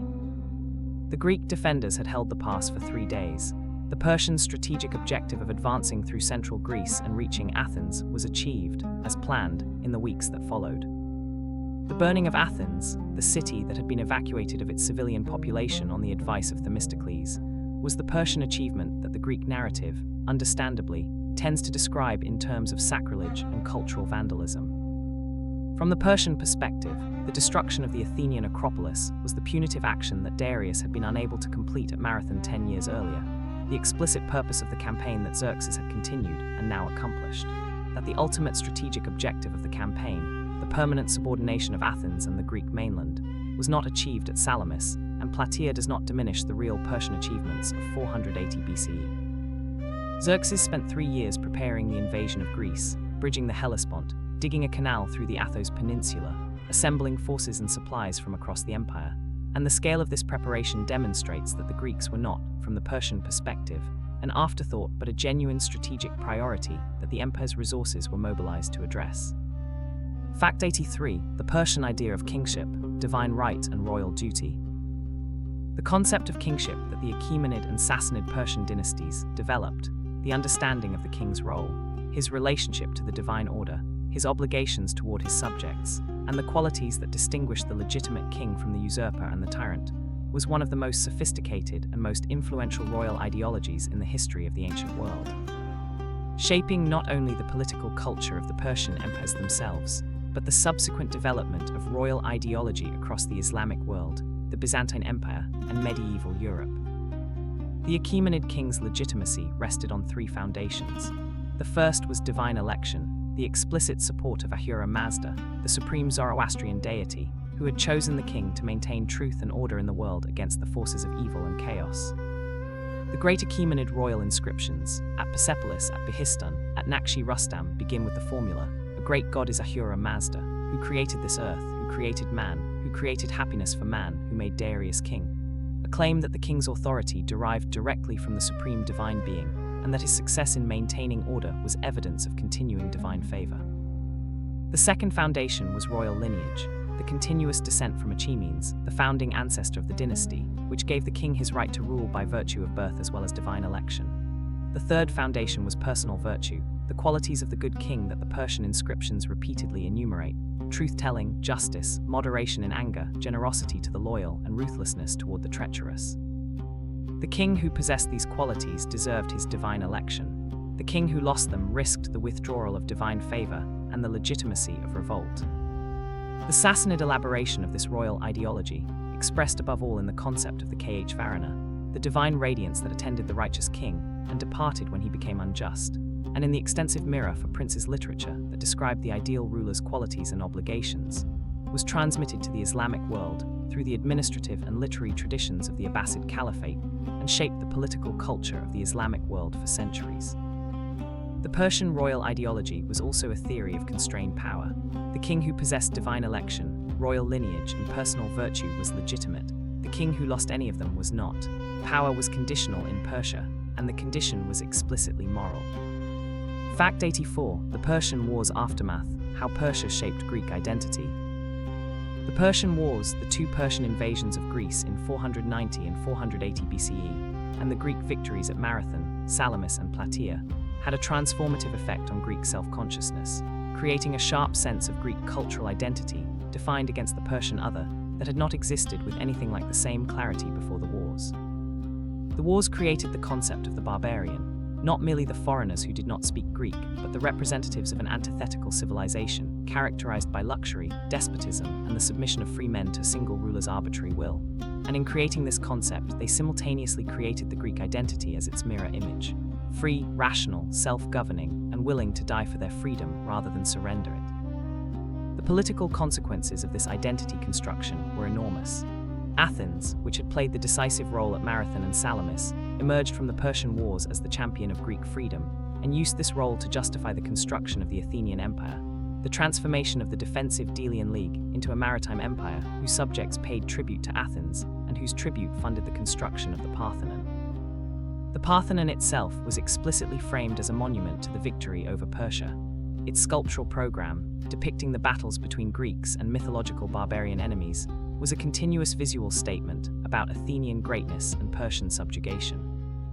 The cultural consequences were equally significant. The theatre that Aeschylus, Sophocles, and Euripides produced in the aftermath of the Persian Wars was shaped by the experience of the wars and by the questions they raised about the relationship between human freedom and divine necessity, between the values of Greek civic life and the alternatives that Persia represented. Aeschylus's Persians, the only surviving Greek tragedy whose subject is a contemporary historical event, stages the Persian defeat at Salamis from the Persian perspective, imagining the grief and shame of the Persian court in a gesture of empathy that is simultaneously a celebration of Greek victory and a meditation on the costs of defeat. The long-term cultural consequence of the Persian Wars was the creation of the East-West polarity, the idea that Asia and Europe represent fundamentally different and fundamentally opposed civilizations, that has structured Western political thought from Aristotle's Politics to contemporary geopolitical analysis. Fact 85. Persian music, the sound of the ancient world. The musical tradition of the Persian world, the corpus of instruments, scales, modes, performance practices, and theoretical frameworks that the Persian courts and the Persian popular culture developed over more than 2.5 millennia, is one of the oldest and most sophisticated musical traditions in the history of human civilization. A tradition that shaped the musical cultures of the Islamic world from Morocco to Indonesia, and that in its contemporary forms preserves elements of extraordinary antiquity while engaging with the musical influences of the modern world. The principal instruments of the Persian musical tradition, the tar, the setar, the ney, the santa, the oud, and the tombak, are among the oldest and most refined instruments in the history of music, their forms developed over centuries of refinement to produce the specific tonal qualities that the Persian musical aesthetic values. The tar and the setar, the plucked string instruments whose resonance is the melodic spine of classical Persian music. The ney, the end-blown flute whose breathy, reedy tone Rumi made the symbol of spiritual longing. The santa, the hammered dulcimer whose cascades of tone create the shimmering quality that characterizes Persian classical ensemble playing. And the tombak, the goblet drum whose rhythmic precision and tonal variety are the percussive foundation of the classical tradition. The theoretical framework of Persian classical music, the system of dastgah, the 12 modal frameworks that organize the melodic vocabulary of the classical tradition, is one of the most sophisticated tonal systems in the history of music, a system that combines fixed structural elements with enormous improvisatory freedom, allowing the performer to navigate through a rich landscape of melodic possibilities within the emotional and aesthetic character defined by each dastgah. The music is not composed in the Western sense, but is improvised within the tradition. Each performance is a unique realization of the possibilities that the tradition makes available. The UNESCO designation of the Radif of Iranian music, the corpus of traditional melodies that form the basis of the classical Persian musical tradition, as an intangible cultural heritage of humanity in 2009, acknowledged the extraordinary depth and sophistication of a musical tradition that has maintained its essential character across 14 centuries of Islamic rule, Mongol conquest, and Western influence. Fact 86. The Sassanid Queen, women at the center of power. Women of the Sassanid court, the queens, queen mothers, and royal daughters, whose lives and activities are documented in a scattered but revealing body of sources including Sassanid royal inscriptions, Islamic historical chronicles, and the administrative evidence of the Sassanid administrative system, occupied a position of genuine political significance in the Sassanid imperial system, and in at least 2 cases, those of Boran and Achaemenid in the chaotic final years of the dynasty. Women briefly occupied the Sassanid throne itself, ruling as reigning queens in their own right at a moment when the dynasty's catastrophic political instability following the overthrow of Khosrow II created the conditions for their extraordinary elevation. Boran, the daughter of Khosrow II, who seized the throne in 629 CE, following a period of violent court politics in which her father had been overthrown and murdered, and several male claimants to the throne had been quickly eliminated, was the first woman to rule the Sassanid Empire in her own right, and her brief reign of approximately 18 months is depicted in the Islamic sources that describe it as a period of genuine attempts at political stabilization. Boran reportedly negotiated a peace with the Byzantine Empire, returning the True Cross and the prisoners taken during her father's great conquests, and issued coins in her own name bearing her portrait, the royal diadem, and the sacred fire altar that were the standard symbols of Sassanid royal legitimacy. The Sassanid administrative archive preserved in the Pahlavi sources provides scattered but revealing evidence for the economic activities of royal women more generally. Estates managed in royal women's names, religious foundations endowed by royal women, and commercial activities conducted under royal women's patronage that demonstrate a degree of economic autonomy comparable to what the Persepolis fortification tablets reveal about their Achaemenid predecessors. The brief reigns of Boran and Achaemenid were ultimately symptoms of the dynasty's terminal crisis rather than expressions of sustained female power. Both queens were overthrown within 2 years, but they demonstrate that in the Iranian imperial tradition, the formal exclusion of women from the throne was a convention rather than an absolute prohibition, one that could be suspended when political necessity demanded it. The coins of Boron prove that legitimacy in the Persian tradition was not inherently gendered. What mattered was the fire, the diadem, and the lineage. Boron had all three. Fact 87. The Persian diaspora carrying culture across the world.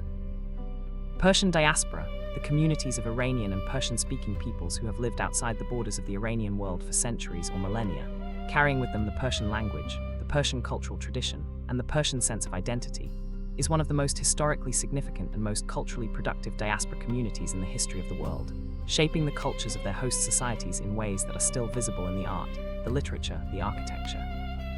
the cuisine, and the vocabulary of communities from Japan to Britain. The oldest and the most culturally significant of the Persian diaspora communities is the Parsi community of India, the descendants of Zoroastrian refugees who fled Iran between the 8th and 10th centuries CE, already described in an earlier fact. The Parsi community's extraordinary disproportionate contribution to the commercial, intellectual, and cultural life of modern India, producing the Tatar industrial dynasty, the conductor Zubin Mehta, and the musician Freddie Mercury, among many others, is the most dramatic example of what a small, tightly organized diaspora community can achieve through the combination of a strong cultural identity, a commitment to education, and a strategic engagement with the opportunities offered by the host society. The contemporary Iranian diaspora, estimated at between 5 and 8 million people scattered across the United States, Canada, Europe, Australia, and other countries, is the largest and most geographically dispersed Persian diaspora community in history, created primarily by the immigration that followed the Islamic Revolution of 1979 and the subsequent Iran-Iraq War. This diaspora has maintained a remarkable cultural vitality, supporting Iranian cultural institutions, publishing Persian language literature, maintaining the Nowruz celebration and other cultural practices, and contributing disproportionately to the scientific, technological, and cultural life of their adopted countries. The Persian diaspora tradition has always been characterized by a striking combination of cultural tenacity and adaptive flexibility, the ability to maintain a Persian cultural identity while simultaneously engaging fully with the culture of the host society, producing not a ghetto culture of withdrawal, but a hybrid culture of creative synthesis that enriches both the diaspora community and the societies in which it lives. Fact 88. The Sassanid Fire Temple, Sacred Architecture. The Fire Temple, the distinctive architectural form that was the primary building type of Sassanid Zoroastrian religious architecture, a building designed to house the eternal sacred fire that was the most potent symbol of Zoroastrian religious life and the most direct physical manifestation of the divine presence in the human world, was one of the most architecturally distinctive and symbolically charged building forms in the history of religious architecture.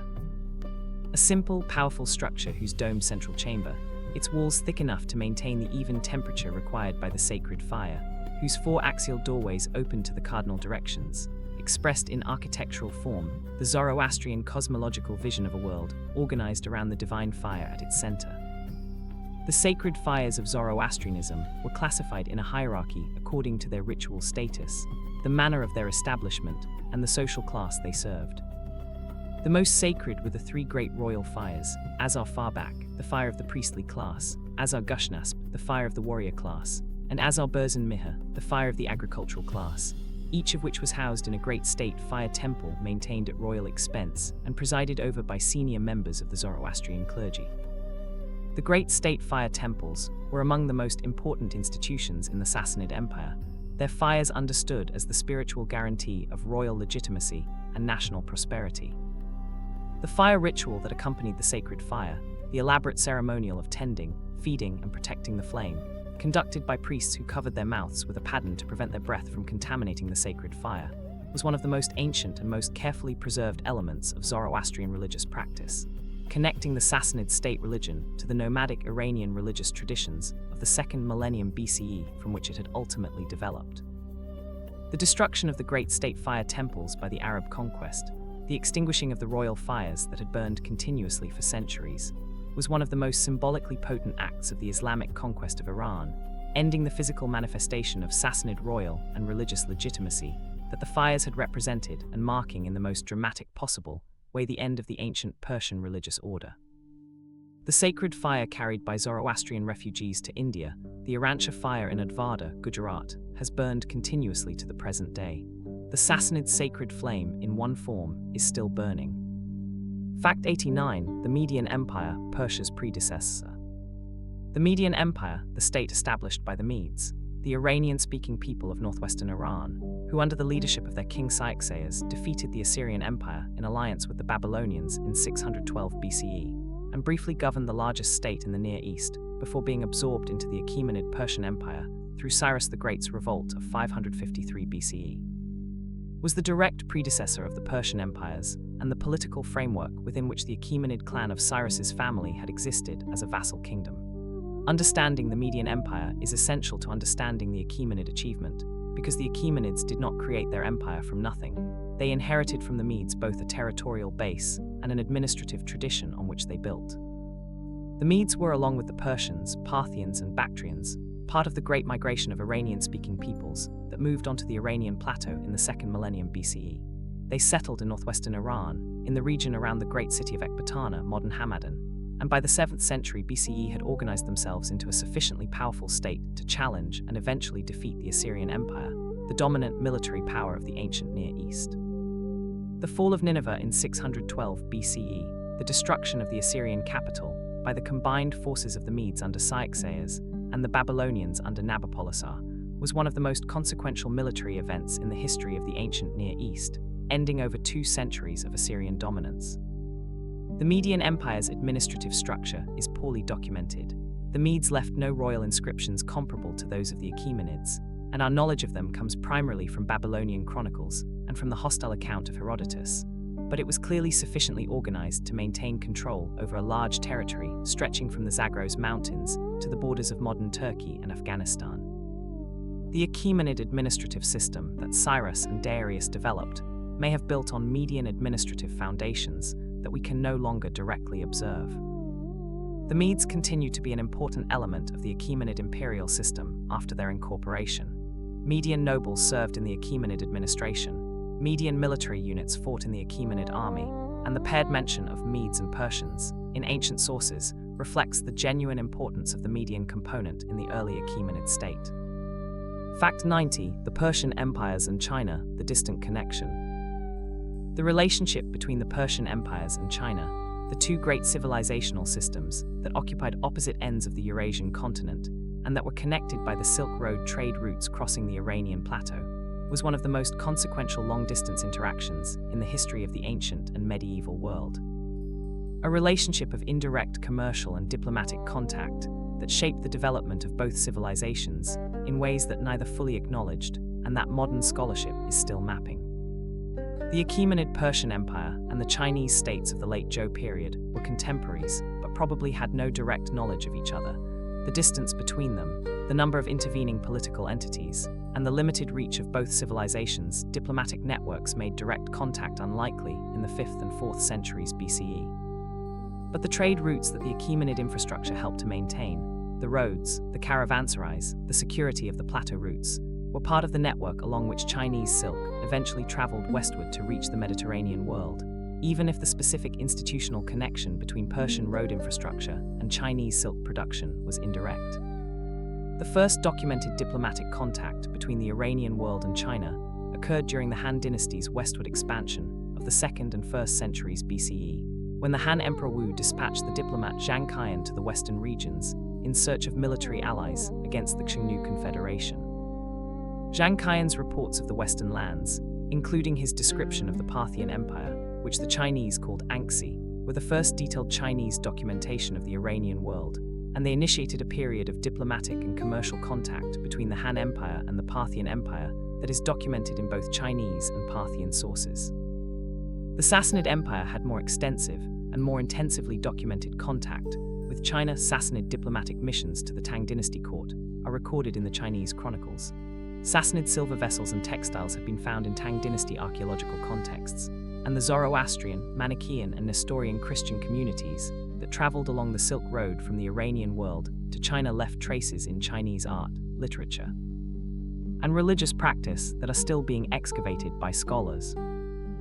Fact 91. The Persian concept of truth, a Shah and the line. The most fundamental moral concept in the Zoroastrian religious tradition, and by extension in the moral vocabulary of the Achaemenid Persian Empire, was the concept of a Shah, truth, righteousness, and the cosmic order that sustains the universe, and that every right-thinking human being is obligated to uphold and defend.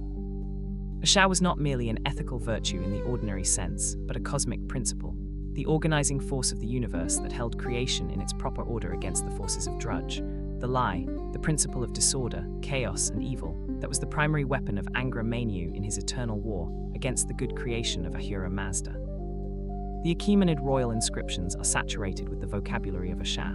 Darius I's great inscriptions at Behistun and Persepolis declare repeatedly that he is a king who loves a Shah and hates the lie, that his success in suppressing the revolts that followed his seizure of power was the proof of Ahura Mazda's favor, and that those who tell the truth about his deeds will be protected by Ahura Mazda, while those who lie about them will be cursed by the supreme deity. The personal and political significance of truth-telling, not merely as a civic virtue, but as a religious obligation of the highest order, permeated the Persian imperial culture at every level. The practical consequences of this emphasis on a Shah were visible in the specific institutions of the Achaemenid state. The royal courier service, the postal system whose speed so impressed Herodotus, was a system that depended on the reliability of the messages it carried. A king whose commands could not be trusted would have had no effective administration. The diplomatic tradition of Achaemenid Persia, the elaborate system of royal gifts, sealed letters, and formal agreements through which the empire managed its relationships with foreign rulers, was built on the assumption that Persian royal commitments would be honored, because an empire that broke its promises would quickly find itself without allies. The Zoroastrian emphasis on a Shah as the supreme value also helps explain what we might otherwise find puzzling in the Persian approach to conquered peoples: the willingness to leave their institutions intact, to support their religious traditions, to honor the commitments that Cyrus made at Babylon. These were not merely tactical accommodations. They were expressions of the belief that righteous governance required the keeping of promises and the respect of legitimate authority. Fact 92. The Sassanid silk weavers, masters of the loom. The silk textile workshops of the Sassanid Persian Empire, the royal ateliers, and the private workshops of the major cities that produced the most admired luxury fabrics in the ancient and early medieval world, were among the most technically advanced manufacturing establishments in the history of the pre-modern economy, employing specialized craftsmen whose mastery of the compound twill weaving technique, whose knowledge of natural dyestuffs, and whose translation of complex pictorial designs into woven textile form represented the highest achievement of the ancient weaver's art. The products of these workshops traveled along the Silk Road to every corner of the Eurasian world, and the designs they developed, the paired animals in roundels, the mounted hunters, the divine trees, became the common visual vocabulary of luxury textiles across the entire medieval world. The technical foundation of Sassanid textile excellence was the drawloom, the specialized loom that allowed weavers to produce complex figured patterns by programming the loom to raise and lower specific combinations of warp threads in a predetermined sequence, effectively encoding the design in the structure of the fabric rather than adding it subsequently as embroidery or brocade. The Sassanid development and refinement of drawloom technology, probably influenced by knowledge of Chinese drawloom weaving transmitted along the Silk Road, was the technical achievement that made the characteristic complexity of Sassanid figured silks possible. The natural dyes used by Sassanid textile workshops, above all the precious crimson of kermes, derived from the dried bodies of the scale insect Kermes vermilio that lived on oak trees in the Near East and Mediterranean, and the deep blue of indigo imported from India, were among the most costly materials available to the ancient world. And their use in Sassanid royal textiles was both a statement of extraordinary wealth and a demonstration of the empire's commercial connections with the most distant corners of the Eurasian trade network. The influence of Sassanid textile design on Islamic, Byzantine, and medieval European textile traditions was so pervasive that the roundel with paired animals pattern became effectively the universal grammar of luxury textile decoration across the medieval world, a Sassanid invention that outlasted the empire that created it by a full 1,000 years. Fact 93. The Persian legacy in science, what Persia gave the world. The contribution of Persian scholars and the Persian intellectual tradition to the development of the sciences, mathematics, astronomy, medicine, chemistry, optics, geography, and philosophy, was one of the most significant in the history of human knowledge. Transmitted to medieval Europe through Arabic translations, and forming a crucial link in the chain that connects ancient Greek science to the modern scientific tradition. The Persian scholars who worked in Baghdad, Bokhara, Nishapur, and Isfahan between the 8th and 13th centuries CE were not merely transmitters of earlier knowledge, but genuinely creative scientists whose innovations transformed the disciplines they worked in. Al-Biruni, the 11th century scholar from Khwarazm, whose encyclopedic interests encompassed mathematics, astronomy, physics, geography, anthropology, history, and the comparative study of religions, was one of the most impressive intellects in the history of Islamic science, a man whose independent calculation of the Earth's circumference was even more accurate than Eratosthenes' earlier calculation, whose detailed study of Indian civilization produced the most comprehensive account of Indian science and culture in any medieval language, and whose mathematical innovations anticipated several developments in European mathematics by several centuries. Omar Khayyam, whose name is familiar in the West primarily through Edward Fitzgerald's poetic translation of his Rubaiyat, was in his own time and place primarily known as a mathematician and astronomer rather than a poet. His treatise on the classification and solution of cubic equations was a fundamental contribution to algebra, and his reform of the Persian solar calendar, the Jalali calendar, introduced in 1079 CE, was more accurate than the Gregorian calendar introduced 5 centuries later. The Jalali calendar is still in use in Iran and Afghanistan today, a daily reminder of the mathematical precision of an 11th century Persian mathematician. Ibn al-Haytham, known to medieval Europe as Al-Hazan, was born in Basra in modern Iraq, but worked in the Fatimid court in Cairo, and his Book of Optics, written in the early 11th century CE, was the most influential scientific text of the medieval world after Ptolemy's Almagest, providing the first correct explanation of how vision works and establishing the methodology of experimental verification that is one of the foundations of the modern scientific method. Fact 94. The Persian Garden, Paradise on Earth. The Persian Garden, the Chahar Bagh, the Foregarden, the formally organized landscape, whose intersecting water channels create the quadripartite pattern that is both an aesthetic principle and a cosmic symbol, is one of the most consequential design inventions in the history of human civilization.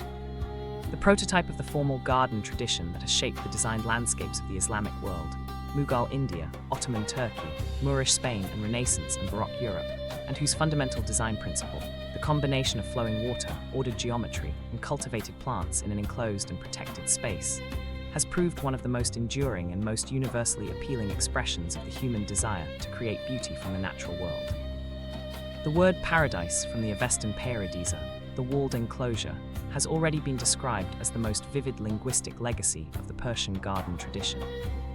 But the garden itself is even more consequential than the word. The physical design principles of the Persian garden, transmitted through the Islamic world to virtually every civilization that came into contact with Persian culture, created the visual language of the formal garden that is now one of the most widespread elements of the designed landscape tradition worldwide. The great historical Persian gardens, the gardens of Cyrus at Pasargadae, whose remains constitute the oldest surviving formal garden in the world, the gardens of the Sassanid royal cities, whose abundance astonished Arab conquerors, the Baghi Fin at Kashan, one of the most perfectly preserved Persian gardens in Iran, and above all the Taj Mahal garden in Agra, the most celebrated realization of the Chahar Bagh principle in the history of landscape architecture, represent across 2.5 millennia of garden history a continuous exploration of the same fundamental design vocabulary, water, geometry, enclosure, and the fragrance and color of cultivated plants.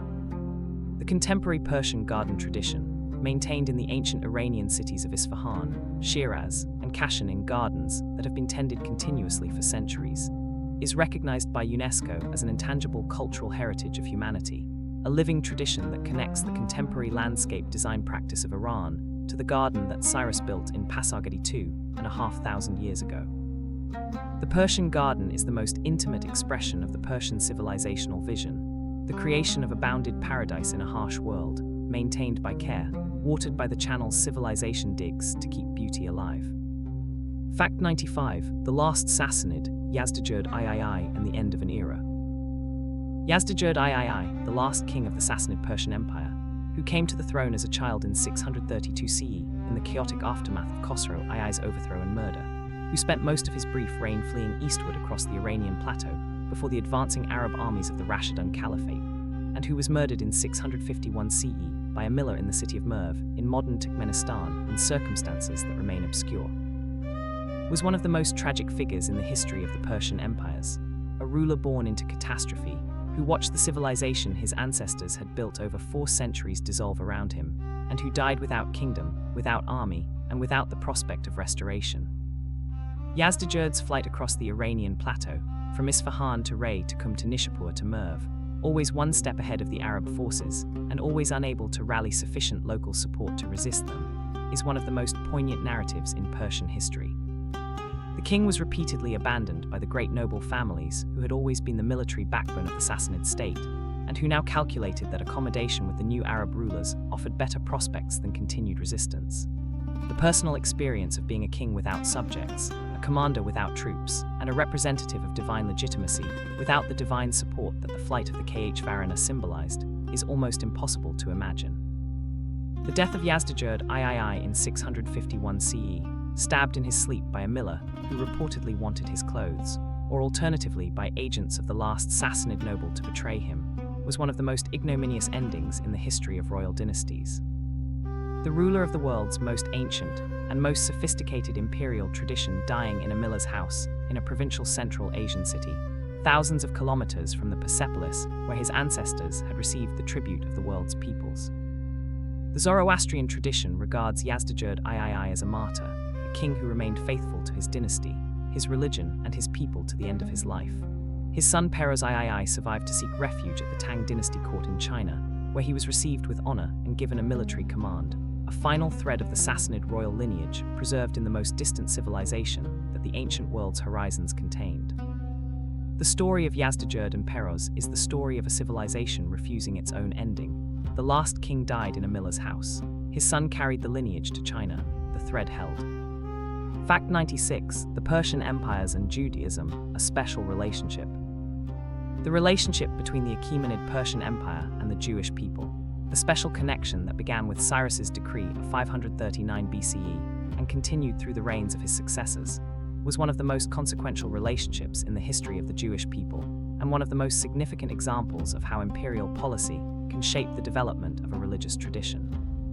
The Persian period was one of the most creative and most transformative periods in the history of Judaism, and many of the ideas that define Judaism as a religion, and through Judaism define Christianity and Islam, took their definitive form during the period of Persian rule.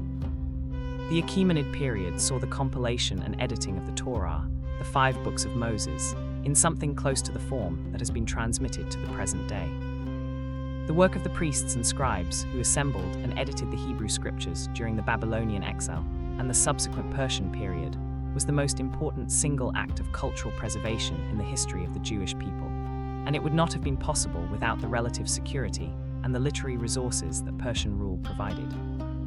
The great libraries of Babylon, accessible to Jewish intellectuals in the exile community, provided access to the scribal traditions and the intellectual resources that made this editorial work possible.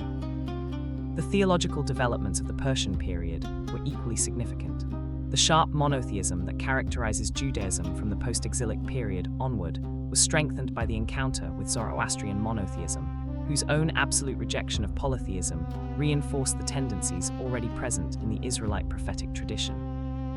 The apocalyptic eschatology, the belief in a final divine intervention in history, the resurrection of the dead, and the ultimate triumph of the righteous, that enters Judaism in Daniel and Zechariah bears striking resemblances to Zoroastrian eschatological ideas, and may reflect the Jewish community's encounter with the Zoroastrian religious world during the Persian period.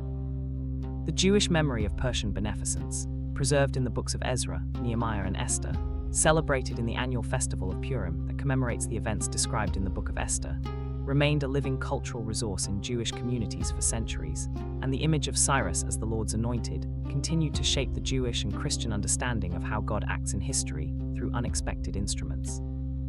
Fact 97. What the Persians believed about beauty, aesthetics of the empire. The Persian understanding of beauty, the aesthetic sensibility that produced the carved reliefs of Persepolis, the silver vessels of the Sassanid period, the miniature paintings of the Timurid courts, the gardens of Isfahan, and the poetry of Hafez, was one of the most distinctive and most culturally productive aesthetic visions in the history of the world. A vision of beauty as order, abundance, and the harmonious combination of complexity and clarity that found its most characteristic expression in the intricate geometric and floral patterns of Islamic Persian decorative art, and in the disciplined formal complexity of Persian poetic forms. The Persian aesthetic was characterized above all by a love of pattern, the geometric pattern of tilework and carpet, the rhyme and meter patterns of Persian poetry, the ordered procession of tribute bearers at Persepolis, the symmetrical layout of the Persian garden. This love of pattern was not the love of mere repetition, but of organized complexity. The Persian aesthetic ideal was the combination of elaborate detail with overall order, the creation of visual and acoustic environments in which the mind could simultaneously rest in the overall structure and be endlessly occupied by the inexhaustible detail. The Islamic Persian decorative tradition, the tradition of tile, carpet, metalwork, textile, manuscript illumination, and garden design that flourished from the 10th to the 17th century CE, was the fullest expression of this aesthetic vision, and its products are among the most universally admired works of decorative art in the history of human civilization. The great tiled interiors of the Safavid mosques of Isfahan, their surfaces entirely covered in the blue and turquoise geometric and floral patterns that are the characteristic medium of Safavid decorative art, are environments of such extraordinary sensory richness and visual intelligence that they continue to move visitors whose cultural background is entirely different from the one that produced them. The Persian poetic tradition expressed the same aesthetic values in a verbal medium. The ghazal's combination of strict formal structure with the freedom of emotional content, the Shahnameh's combination of narrative drive with the formal perfection of Persian meter, the Masnavi's combination of encyclopedic range with the governing emotional intensity of spiritual longing. Persian aesthetics believed that the highest forms of beauty were simultaneously perfect in their formal order and infinite in their expressive possibilities. Fact 98. The three dynasties together, what they shared. The three great Persian dynasties, the Achaemenid Empire of 550 to 330 BCE, the Parthian Empire of 247 BCE to 224 CE, and the Sassanid Empire of 224 to 651 CE, were separated from each other by the Greek interlude of Seleucid rule in the first case, and by the violent transition of Ardashir's revolution in the second.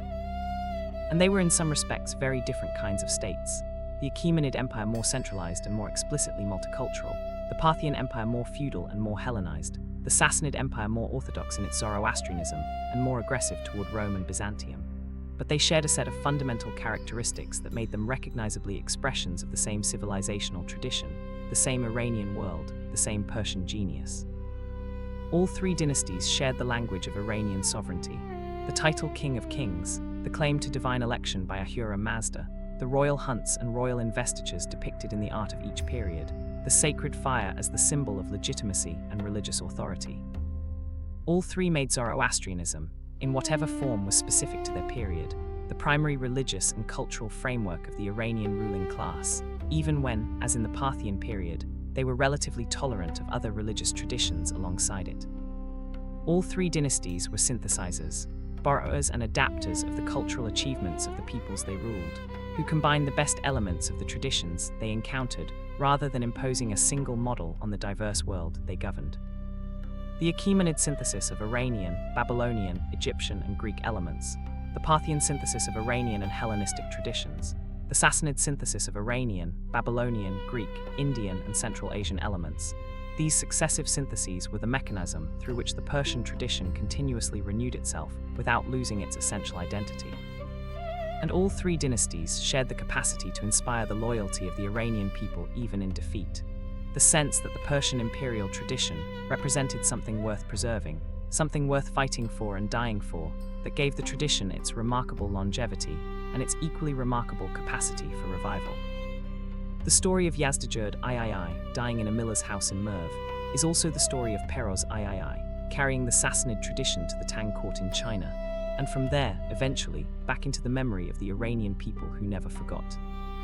Fact 99, The Last Persian, a meditation on continuity.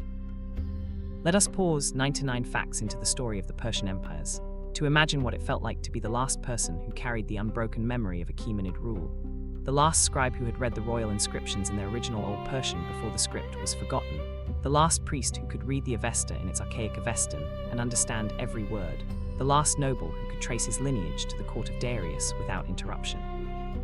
This person, this imagined last direct witness, lived somewhere on the Iranian plateau in the centuries after the Arab conquest, when the language was changing, the script was changing, and the world that the Persian empires had created was being transformed into something new.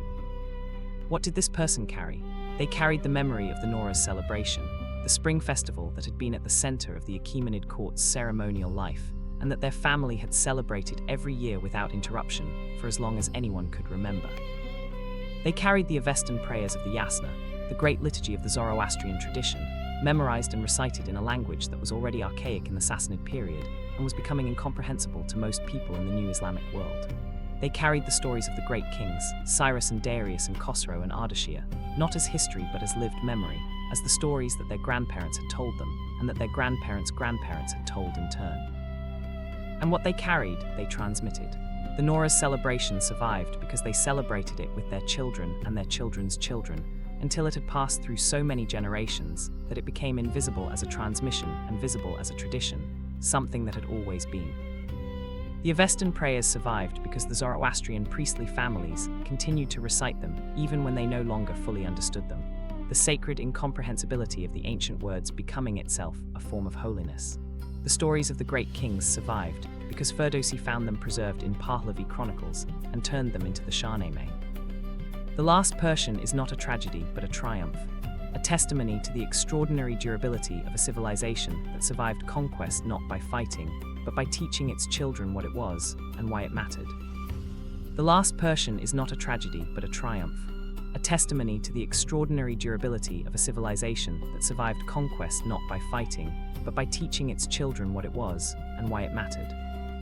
Fact 100, the dream of Persia, what it all means. 100 facts, and the story of the Persian empires is both complete and inexhaustible. Complete in the sense that we have traced its arc from the Zagros highlands, where Cyrus's ancestors moved onto the Iranian plateau, through the world-changing conquests of the Achaemenid dynasty, through the Parthian centuries of Rome's greatest adversary, through the Sassanid golden age of Khosrow and the Gundishapur Academy, through the fall and the cultural resurrection. Through the poetry of Ferdowsi and Rumi and Hafez, and into the living traditions of the contemporary Iranian world, inexhaustible in the sense that every fact we have described opens onto further depths that we have not had time to explore. What were the Persian empires? They were the most durable sequence of imperial civilizations in the history of the ancient Near East. 3 dynasties that together governed the Iranian world for over 1100 years, and whose combined cultural achievements constitute one of the most extraordinary civilizational legacies in human history. They were the civilizations that gave the world the Darik and the Royal Road, Persepolis and the Ardabil carpet, the Ghazal and the Shahnameh, the Chahar and the Nora's half-sin table, chess and the word paradise, Rumi and Hafez, the Avesta and the concept of Zoroastrian cosmic dualism that shaped the eschatology of 3 world religions.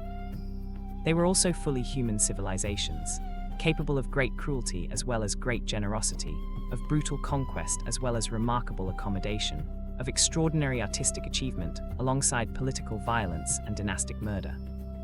The same civilization that carved the serene procession of tribute bearers at Persepolis also burned Maltos. The same tradition that gave the world the concept of tolerance as a governing principle also executed its prophets and persecuted its minorities.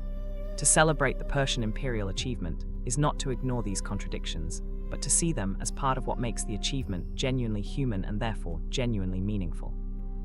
The conversation that Cyrus began, about how to govern a world of diverse peoples with justice and accommodation, about how to build an administrative system that served the needs of the governed as well as the interests of the governors, about what it means to be the righteous ruler who holds the Varna and keeps it by keeping faith with the people and the god, is still going on. The Nora's fire is still being lit, the sacred flame is still burning, the dream of Persia is still dreaming. 100 facts, the sacred flame still burning in Advada, Nora's table still set at the spring equinox, Cyrus resting in Pasargadi, somewhere tonight someone is reading Hafez, the poem is still alive, this is explored during sleeping.